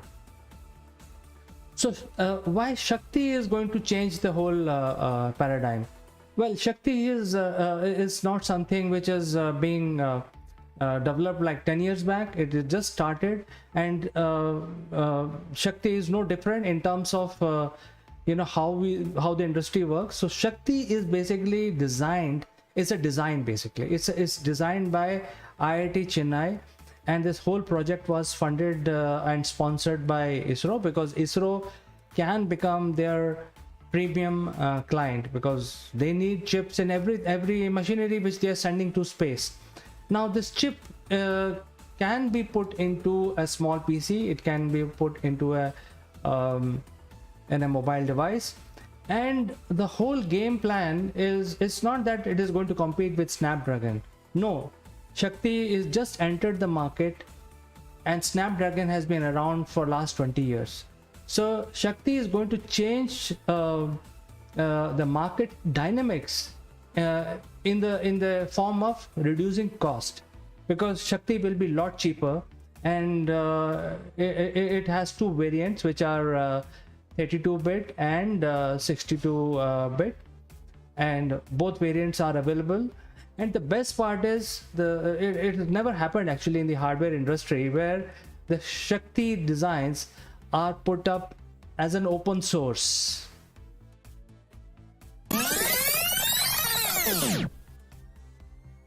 Friends, you heard it right. The whole thing is open source project. So that means anybody can download the design and can value add. So it is coming free, and open source is a very established industry right now. And that will change the whole costing structure around the mobile phone. When this chip is available at a very low cost, the designs will be downloaded by numerous other players. They will do further R&D. They will modify this chip in a way that it has more features, and it will be very, very low cost as compared to Snapdragon. So the title of my video is the brand killer. And certainly it is going to give a lot of competition to established players like Intel or Qualcomm, and especially to start with, because it has just started, the journey is going to just take off. So it is going to then change the market dynamics in terms of availability, unlike the demand and supply gap in terms of expensive chips like Snapdragon. This Shakti chip is likely to fill the supply chain gap there, and for not so powerful devices it can start the revolution. It can add to the revolution. It can fulfill the requirement, because in every device we don't want to put Snapdragon. There are so many different utilities are there, where you don't need such a powerful chip in order to do that activity. So you can actually go ahead and use a chip like Shakti in your mobile device and can get the whole thing to work. So once the Shakti low cost chip is ready, and different variants of Shakti chip will be available in the market, there'll be manufacturers like Samsung, LG, etc. They will actually sprung up across the length and breadth of India, who will start making different devices, different types of microprocessor control devices, voice control devices, and so on. Because when we talk about different the future, where we want our voice to actually convert into commands for our light switches, for our fridge, for our AC, etc. But who's going to provide all this backend technology? Definitely you need a device which will do that. And if the device is as expensive as your AC, then obviously it's not a starter. This business is not going to take off. Therefore this Shakti chip and its devices, which it will power the multiple mobile devices, will fill in that gap which is there in the supply chain of mobile devices. So that is why this is a very, very exciting news, and it is open source. I think IIT Chennai, IIT Madras has done a fantastic job of making this very powerful chip and also making it open source. So this is something that I thought I will bring it to you. Before I end my video, a big thanks to Performance Works International for sponsoring this video. Their book Inner CEO is a classic, is a bestseller, and if you are a small business owner or an enterprise chief executive, you need to bring out your inner CEO by reading this book. So friends, the link for reserving your copy is in the description below, and I will catch up with you next time with some other interesting topic. Until then, I like to say goodbye.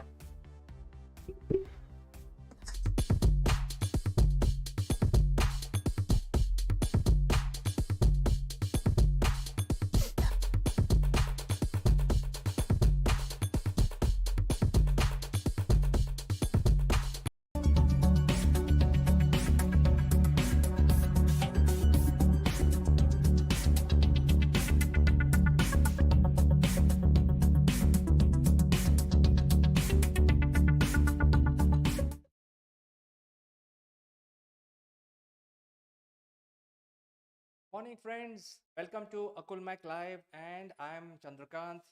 Uh, as we speak, there is a Indo-US military operation, sort of an exercise is underway high up in the Himalayas, and this is happening somewhere on the border, the LAC. So the interesting fact is that there are 300 soldiers, from 350 to be precise, from India, and 300 soldiers from the airborne from the US, and they are actually playing the part of practicing the art of war uh, in the Himalayas, and more so at very, very high altitude. So this is right now going on, and the interesting fact about this particular event is that this is now dubbed as Yudh Abhyas, which is happening in the Himalayas, as I said, and it is also hashtag as Yudh Abhyas. And as you can see in this picture, the American soldiers and Indian soldiers, as part of ice breaking, played kabaddi. And this is you can see there is so much cold, and there's so much snow over there, and they are playing kabaddi, and they also played American football and volleyball. And I think this is a very good icebreaker, because when the two nations are coming together, and the partnership between soldiers have to develop, I think the sports are the best mechanism. And kabaddi being a very, very demanding sport, so the Americans actually played kabaddi with full zeal, and they tried to understand the rules of the game. And if you if you are an Indian, you would know what is kabaddi, but for the benefit, I'm just repeating. Kabaddi can be traced back to prehistoric times in India.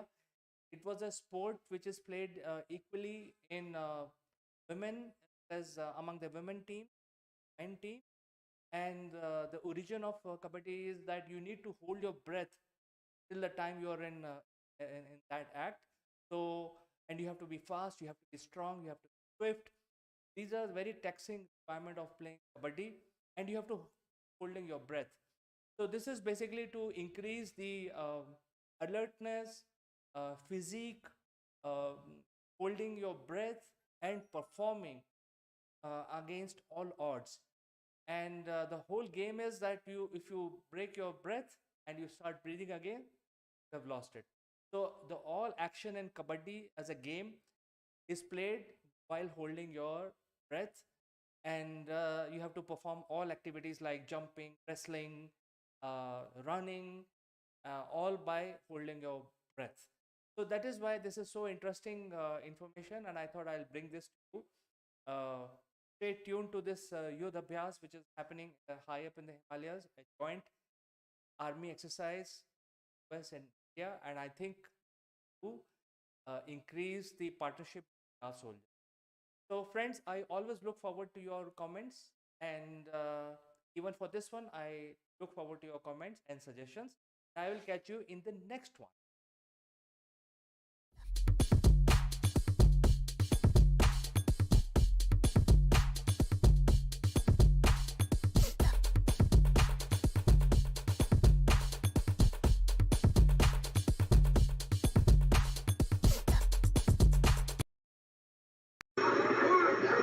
Who let the dogs out? Who let the dogs out? Who let the dogs out?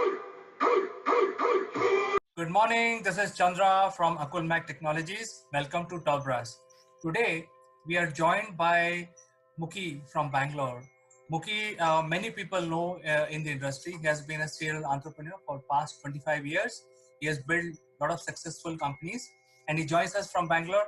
We will ask him how this lockdown, or today is the 8th day, is treating Muki. Muki, welcome to the show. Hi, CK. Thank you so much for bringing me here.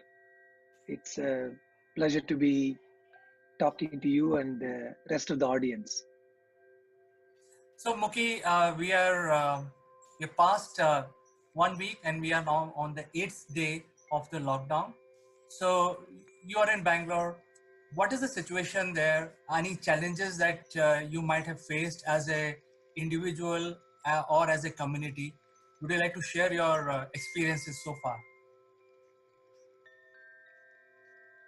I would say that this is something which the world has not seen before. So there is a tremendous amount of anxiety among people, which is what I see it. I hardly see anybody outside. And when I go there to pick up groceries, they have these circles which is 2 meters far away, and you have to stay there, and not more than 5, 6 people can be in that vicinity. I must say that law enforcement is doing a brilliant job. We can't get anything better than this, and it's a tough situation for people. Personally, I have been, working at home for a long time, and especially when my daughter had cancer 4.5 years ago, I've always been sitting with her for 10 to 12 hours with her, and then after that my wife passed away. So I'm kind of used to this. I won't call this as loneliness for me, but for the rest of the world, I think a lot of people consider this as loneliness. You should consider this as a aloneness, which means this is a time, this is a great time to be mindful, and this is a great time to go internally, because so far the whole world has been doing rat race, going outside. It's about winning and competition. I think this is a great time for each one of us to go internally and figure out what is that we have all been doing, where are we, and what is that we need to do going forward, is what I would start with. Yes, I think, Muki, these are golden words. I think all of us have to have some sort of a system in our life. And I think more so with lockdown, when we are not able to go out, but the business has to go on. So I'm sure, you are working, like you already mentioned that you're working for 12 hours. Is there a routine that you have worked out for yourself? So my routine has not changed at all, CK. I get up in the morning at around 5:36. I brush my teeth, then I take a glass of water, little warm water, and then I start my yoga. I do around 1 hour of yoga. It's very important for everybody to understand that when you are at home, your muscles are not activated, and you are going to feel more lethargic. On top of that, you don't have work and you don't have anything else to do outside. There is very less vitamin D for you because you are not going to be in the sunlight.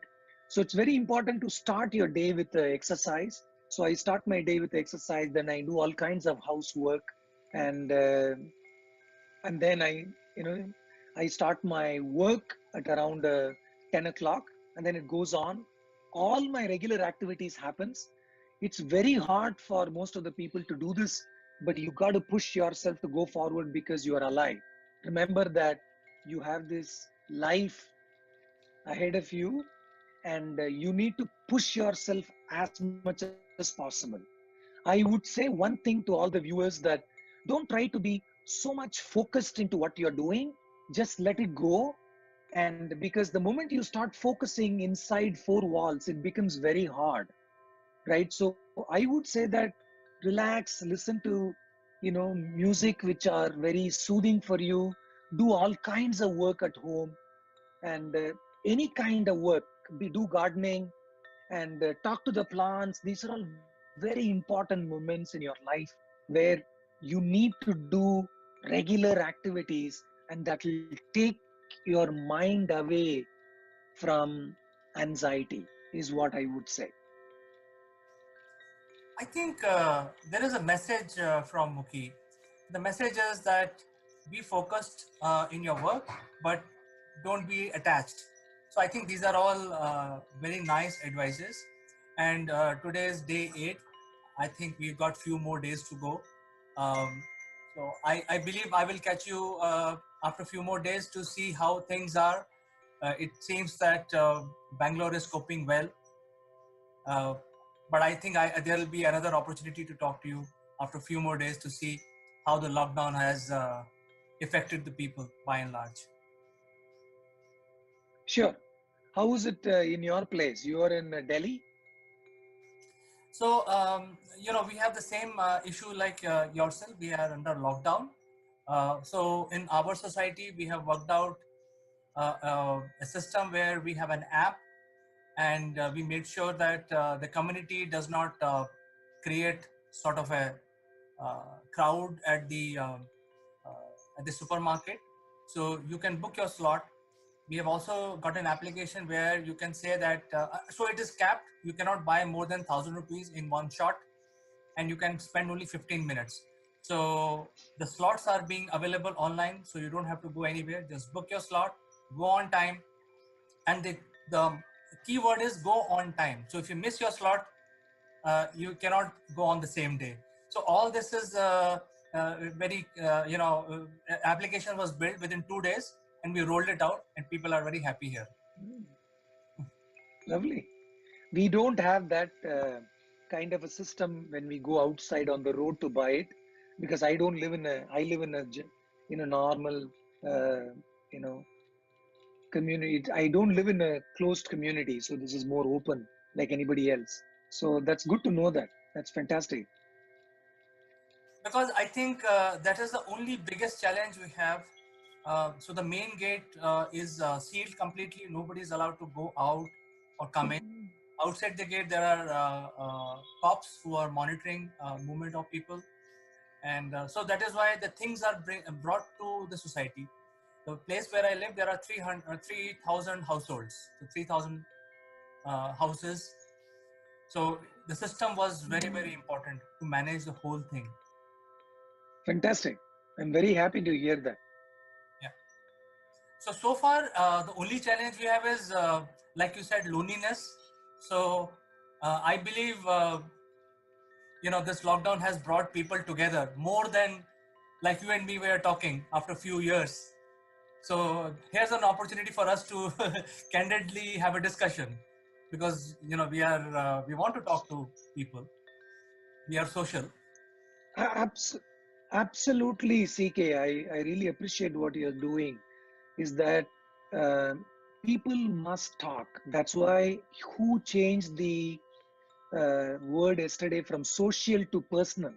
So it's not anymore social distancing, but it's personal distancing. Sorry, physical distancing, because socially we are all social animals. We cannot get away from people, right? So we need to just create physical distance and not social distancing. And this is the right time for everybody to be transparent, open, trust each other, and be very methodical in your approach. And also at the same time, be honest to yourself, so that if you are not well, so you don't come out. If somebody is not well, make sure that you tell them straight, directly to them, and you're not hurting anybody.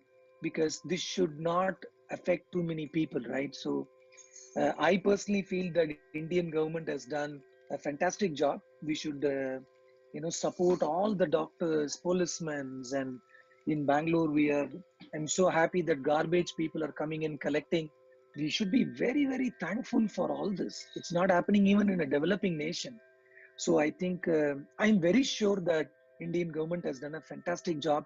Put aside all our likes and dislikes and come together as a community. And there is only one community that is human. So and then it's environment. So we should all come together. We are all part of environment, right? So we should come together, take things forward, and reduce this catastrophe as much as possible in every way is what I would say. So one thing I would like to tell you about loneliness, that it is not loneliness, it is aloneness, which means you are alone, because loneliness is depression. So you should come out of that, rather embrace this opportunity, and then you will start enjoying this aloneness. One of the simple technique, it's an ancient Indian technique, I would say, that close your eyes, let all the thoughts come to your mind, don't open your eyes for 10 minutes, and slowly over a period of few days your mind starts calming down, and you will see a remarkable change in yourself, is what I would suggest to all of you. Very nice word of wisdom, Mukhi. I think I really appreciate personally as a professional, and I'm sure the viewers of this program would also appreciate. It was pleasure talking to you, Mukhi. I think we will find another opportunity very soon to talk to you again and get this gyan from you on how to basically live under lockdown or even after the lockdown. So I think you are an interesting person. We will Thank you so much. Thank you so much. Appreciate that. Namaste. Bye-bye.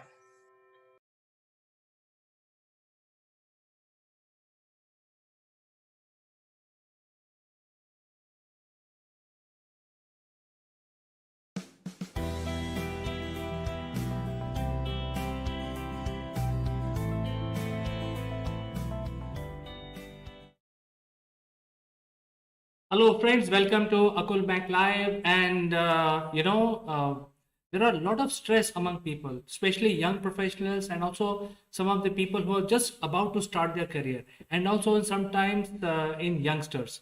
How to cope up with this stress? I am joined by a very eminent trainer who actually take these sessions and help people come out of these anxiety and stress. Her name is Aditi Palit. So without further ado, let's welcome her.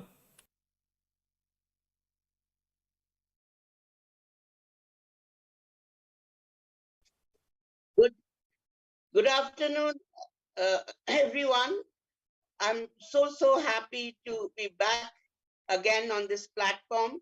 And today I will talk about a very important factor, as has been mentioned, stress, which has always been in most people, and particularly since the start of the pandemic, it is becoming serious among all age groups. So I would like to talk how I conduct this in brief, how I conduct these sessions. And one more thing I want to stress here is I have lived through stress before marriage, and after getting married to a doctor.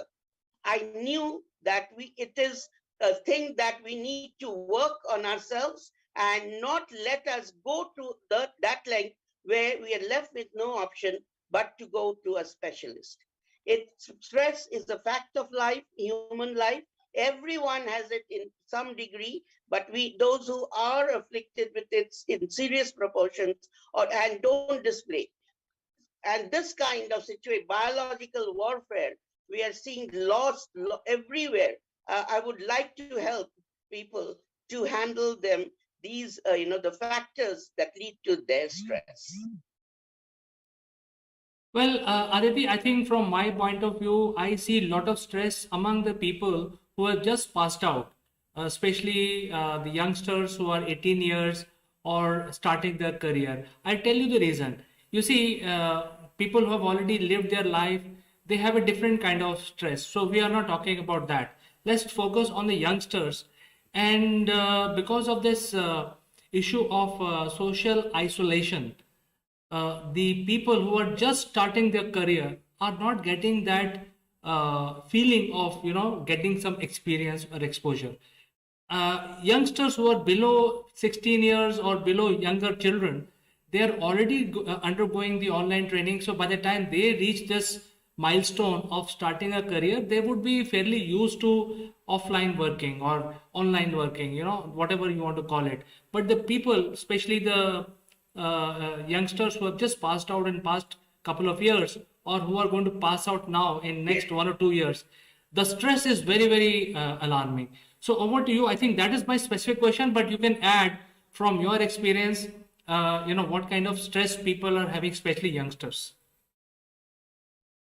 That's a very pertinent question to me, because I do a lot of coaching, but different and a basket of behavioral coaching. But my target, or the segment that I have always been dealing mostly with, are young professionals.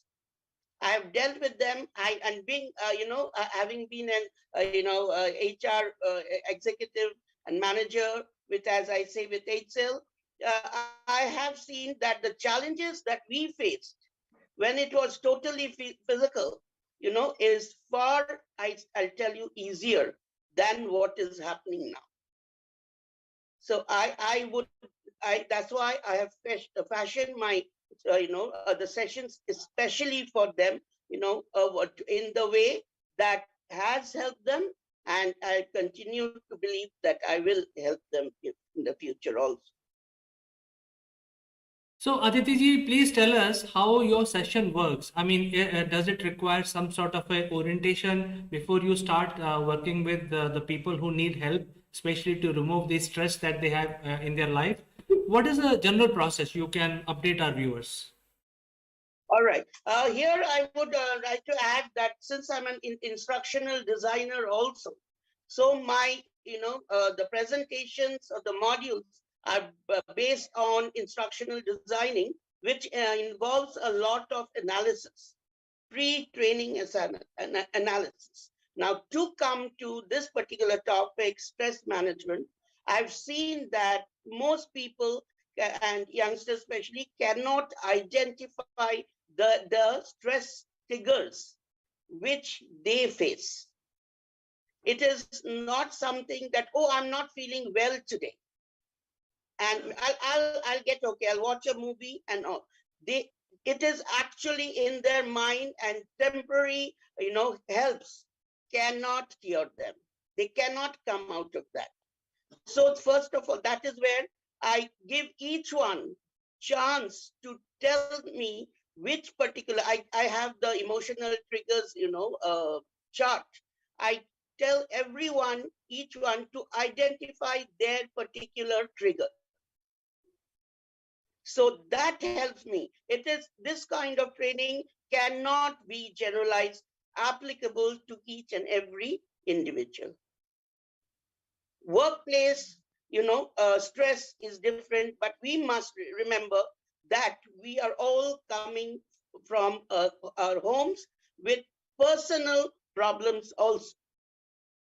So I tell the individuals, first tell me whether something is there at home which is constantly proving a irritant to you.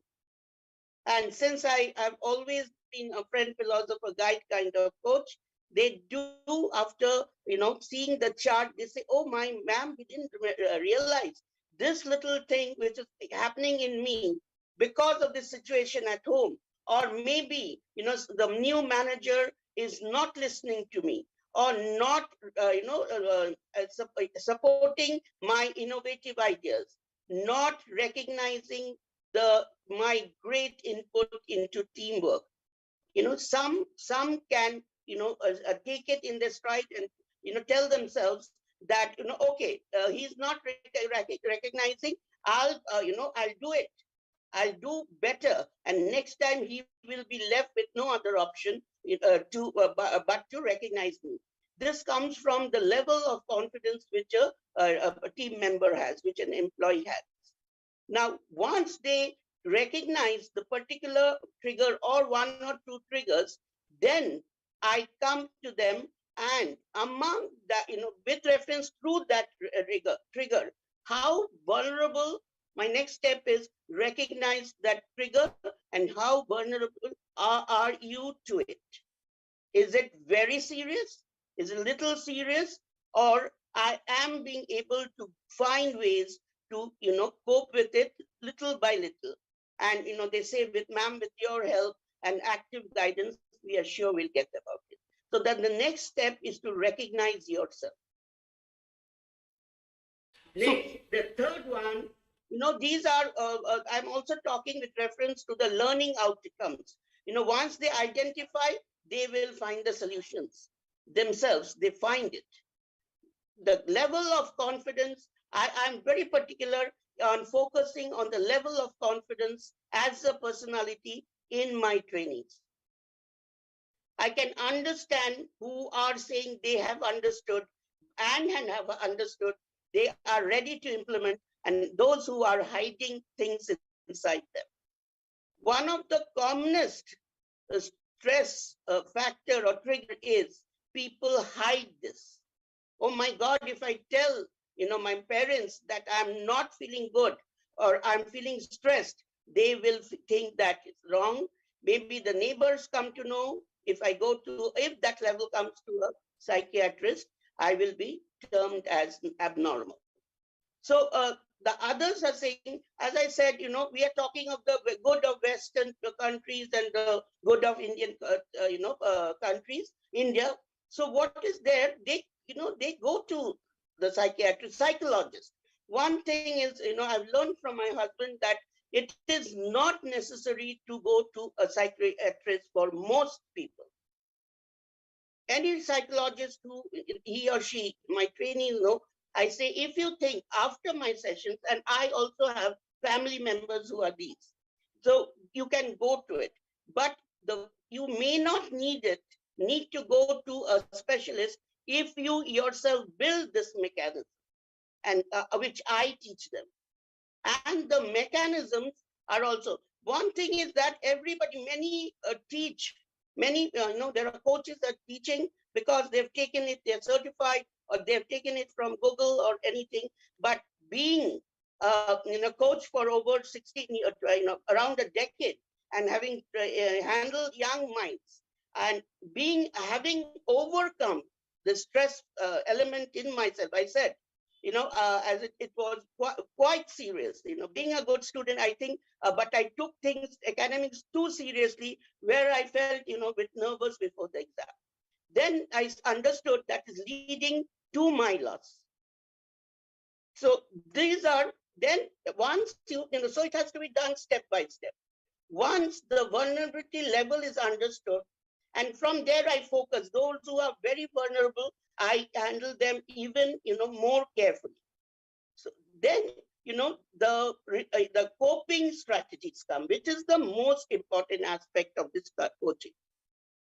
Now, generally, what I've seen, the advice is that do yoga, listen to music, go out for a walk, talk to your friends, which is a very big factor, with those who are working in isolation. So work from home.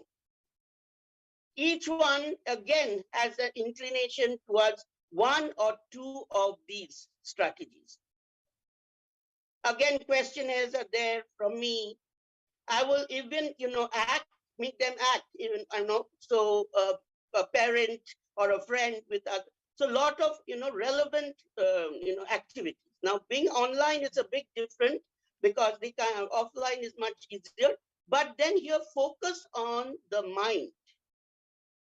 And say it's a 5-day training, but what is needed feedback. And I can understand who are saying, yes, we've done.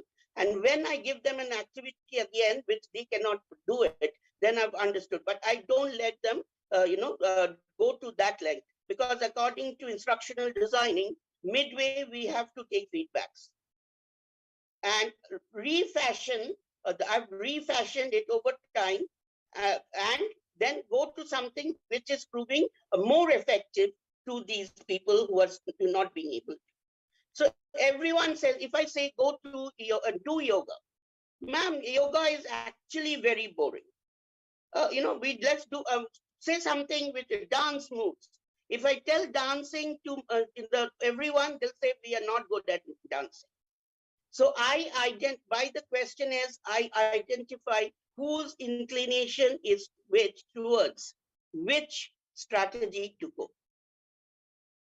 So at the end of the 5-day session, I'm already constantly and in between constantly making changes.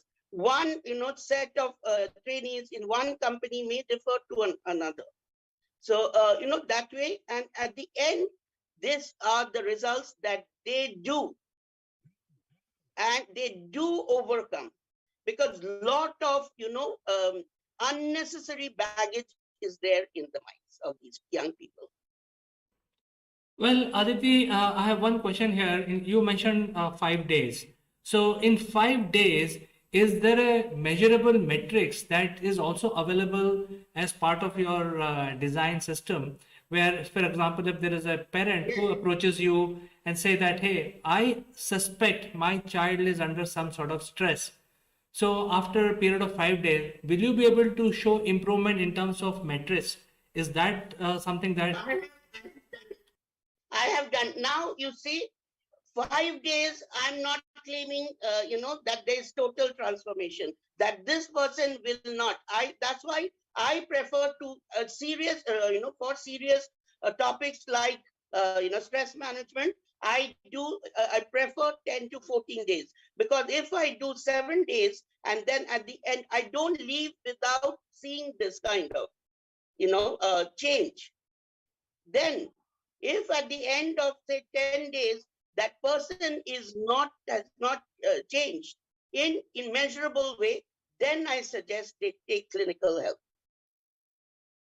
So it's not, and this has been a feature of my trainings. Even if there is a contract with a company for 7 days, next 7 days I keep in touch. And if it's serious, and it's not that I always charge for those who are having problems at the end of the 7 days. Whether it's my professional training, and whether or my academic trainings, I have got feedback that, ma'am doesn't leave us till she achieves what she wanted in us. So I'm not saying total, stress management can be done in these, but there I have seen there is considerable change, because the process is very logical. As I said at the beginning, if someone says today, I'm not feeling good, why are you not feeling good? Is it a physical one, stomach ache, headache, fever, or something is upsetting me as I said at the beginning? If they say that, I have, as I said, metrics. A question is where they are checked thoroughly. At the end, beginning, I do psychometric tests, where if they are honest, and I can gauge the level of honesty in this people here. I've been young IT professionals. I know more or less, the challenges may have become online more serious. Say these are the group of people who I'm doing stress management in recent time, and I've got the feedback that it's not personal. The whole team has not been given a proper onboarding process. So that is not in the mind of an individual, which is creating. So there I go and suggest that if you give me, 3-4 days of telling them the process of, or your HR manager, that if this has not worked, or if you want me to help, I've learned that I've told in one previous interview of here that last year in 2020, I've heard from my ex-trainees that they were asked to help these people by the new entries, because the proper onboarding, nothing was told about the project much, and what are the company's policies, which is very important, which should be done before when the person is selected after interview. So what these young people, if they knew any connection, they approach that, help us. So this is a general, you can say, professional stress. The whole team is suffering from that. That is easier to deal. But in this also, some people are, in this can cope it. Okay, and they'll coming to know about the project. Okay, then if my team manager finds fault with me that I do not know the company policies, or I can go back and I can tell him that, sir, this kind of onboarding did not clear my, the issues that I had. I'm not still. So this is again confidence building. But when it comes to issues, personal issues, someone again not performing at the workplace over and over again because he has some, not a proper idea. Say it's teamwork, which is more of team and less of individuals. Now, individual contribution. But most run up after individual contribution. This I've seen with my experience that when I ask them, say, ma'am, ultimately we will be judged by our individual performance. So why should I help someone, by doing their work along with mine? I said, I have ample, examples. I've trained people where the person who did more teamwork than, individual, and by managing time, they have really been rewarded. You cannot be, now this kind of wrong, information or wrong understanding of the situations, they lead to stress in individuals. Then I offered them that before that, talking clearly, being afraid of the manager or the team leader will not lessen your stress. Be an adult young. And that's why I do a lot of campus to corporate trainings. I understand new professionals even better, to be professionals even better. So there is, and from my experience, I talk everything from my experience. Again, I'm telling you, these are not made stories. My processes or my the modules are from real-time experience. So why they can handle the stress later? Because they don't have a general idea. They will have a specific stress management strategy which will work for them. Then remember this, next time they're facing any stress, they will apply this strategy. So and this way, I have shown, and I have gained the confidence of these young trainees that they will do it. They are doing with me, and even I've gone to companies with whom I've worked for a long time. Even 1 month later, I find out from the HR manager. Still, if there's anything, I will train again without any. I have one question. You mentioned about 10 days is a program. So how much time per day one person has to spend with you in order to improve his situation from the stress per day? See, the sessions, my sessions are 2, 2.5, 3, depending on the agreement that I go with the company. So that is twice a week. Now, I tell one thing, the first thing I say, you're adults. You all will think that if ma'am gives some kind of assignment to be done at home, that is childish. But I can't guarantee really, just when I'm there, you're doing it, you're saying it, you're performing. Next day, the next time we, again meet, if you have not done that assignment, I can guarantee further success for you.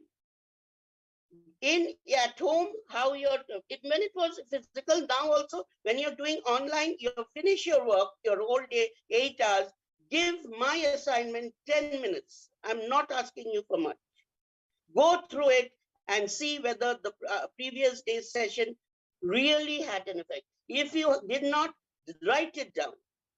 Identify where you didn't understand me or why it didn't have an effect. Come back, I will deal with you first before I carry on. So I think That way, when you say that there are three sittings per week and about an hour, is that correct? About an hour? more than that. I said all my sessions are minimum 2 hours. 1 hour I cannot guarantee. It will take months. So in that case, these are some exercises that you give to the person to perform, and also some sort of homework. Absolutely. That's what I just said, that they need to be in touch. Why? Because those 2 hours they are with other people, online also, they are interacting. They are getting to know from each other, not as much as offline where they could physically meet. But after that, all it takes is a phone call to the person, he is having, before bringing problems the next day. This works. The youngsters at least chatting on the phone or any kind of video calling. If you see someone in the team who's taken the training that he or she is performing better, that means understood my sessions, that day sessions, just give them a call. And also I have windows, personal windows, where I take professional calls also. So again, the real solution is you stay in touch with what is being trained on. Any issues, you can sometimes call me with a message, or it's very easy that you pick up the phone or do video calling with your teammate who's going. After that, sit down and see where you're still not being able to identify the trigger, that, or maybe the process by which the coping strategy process. Then write it down and bring it to me next class. So that way it happens that at the end of the 10 day, it differs, the company, it also differs on the company policies. When they say something like, communication can have faster results, but interpersonal skills cannot have. So when I make them, tell the, my layout and my analysis and my modules, they understand. Many of them extend it. Seeing very good feedbacks from the trainees, the company, the HR, they extend it. But if they're in a hurry and they say we can allot only 10 days because we are having other sessions, then I'll tell them that then I should have access after 7 days, and you don't have to pay. Anyone with serious problem, I don't leave usually, but anyone still, then get a one-to-one call. They can still there. I don't wash off my hands till I can achieve success. I have proved that over the years. This is not just talking. I am available, and since this is pandemic, this is serious matter of stress. These kind of waves. I'll tell you another thing, the stress factor. I'll tell you, I'm getting many kind of waves are coming. This is also serious. Next one will be serious. They're not being able to differentiate. Having had COVID myself and hearing, close people suffering, I'll tell you, Omicron is milder than Delta. But hearing one person suffering a lot, they said, we are gone. We didn't have last year. These kinds of talk or approach is also a stressful factor, because they don't take into account it's being given all over, and to only listen. It's also I'm talking of the present situation. They should only read articles by medical professionals. Even there is, I'm not against, IIT Kanpur, they're giving, they're having some calculations that even then, this time will come. I, for one, believe that it is only scientists and, the medical professionals who can predict, who are saying, again, it depends. Like I tell you, just yesterday I read that Mumbai and Delhi, because they are facing the problem much in larger numbers. My city is catching up. Their peak will come earlier. So you are from one of those states. But I believe that if that is, people there are more careful, they can handle it. Now, ours also, it is coming. I tell people around me that be careful. So this is why if you have unnecessary wrong information, that is a big cause of stress. I have one question, Aditi, and that is related to stress again. So I'm bringing the discussion back to the stress. See, you know that the stress actually builds over multiple days, multiple months, and it is largely ignored, as you mentioned in the beginning. So when you finish your 10 days program, is there a refresher course which is also planned after a few months so that you know? Yes, that's what I've been telling, that it depends on the company policy. If they say, no, we cannot afford any more sessions because we have a lot of other sessions, then I say, at least give me 1 day. And, as I've told before, this is absolute, more and more it's becoming a passion. I'm not only running after money. Money is very important for everyone. Give me 1 day. Anyone who I had a feeling that they still were hiding because of parental pressure or whatever, I will then talk to him separately. And any group, 2, 3 if they're having. But I have, because it is based on scientific facts, my sessions on stress management has also yielded near 100% results. It is, as I told you, these are very built logically. Identifying individual stresses, the level of vulnerability that you are, and then again those tests are there where they cannot lie. My interactions, then the coping strategies, not generalized. The thing they have to pick up among my suggestions, they have to pick up which is their, which is workable for them. So then that they become, at the end, they become confident that any kind of stress, they'll be, we are talking of maybe the pandemic now, okay, biology or whatever.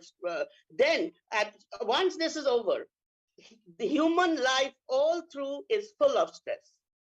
So say that is, first it was pandemic and then workplace problem. Suddenly, I'll tell you some things that parents have got divorced after my sessions are over. They can identify that it is upsetting, it is demoralizing, but they are at a stage where they should take it in their stride and say that now, henceforth, I will chalk out the plan for my life. I will make it better. I will nowadays parents, they meet up with individually with the children and all. I tell them you're not at a 10-year-old or 12-year-old where you should think that is it's shattered. Your life is shattered, and you get stressed, and you take antidepressants, or maybe some have become later on heard that from cases and all suicidal, because this came as a big blow.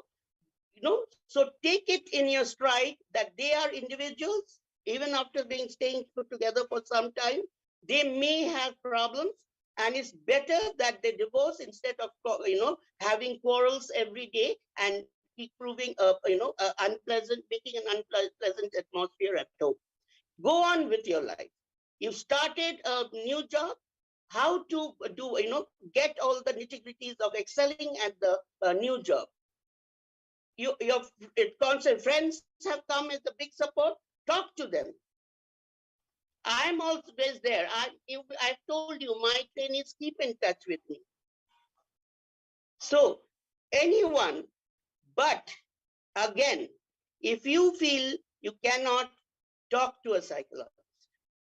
There are many ways, but for heaven's sake, don't lose hope and take any drastic measure. Yeah, I'll tell you, it is very distressing. Nowadays, the shortest, the possible cure that youngsters are taking is suicide. That's no solving. So once as I said, they treat me as their friend, philosopher, guide. When I talk during the sessions, it's not always on exact module or whatever. I do a lot of life-linked talks, confident, motivational talks. And then they do. They ask me, ma'am, this is only 10 days. Can we get in touch with you after that? If there's still any chance, any day, I said, of course, always. Just ping me and that. So this is, I've seen if the module is scientific and individualized, this is a training which cannot be, all of you do, as I said, coping strategy, all of you do yoga, or just dance, or just talk to your friends. No, sometimes friends cannot understand you also, what is going on in your mind, unless a best friend or something. So these are the coping strategies.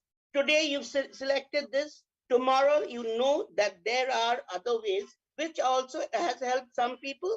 I have something to fall back on, that is another coping strategy. So when one is equipped with the ways of fighting stress, why will it not have effect? Well, I think it is an open fact, Aditi ji, that it is being said also that the unidentified pandemic is the stress which is affecting our youngsters. And when it is already said that it is unidentified, do you have any pointers that you would like to give to parents through our program to identify the early stages of stress in their children? Would you have some sort of pointer which you can share on our program today? Just coming to that point, now I was focusing on the trainings, but parents, believe me, have a huge role to play, huge. Now, this is a fact which you will also agree with me. Many young professionals who have become parents, they don't give time to sit down, have a meal, and talk to their children what happened during the day.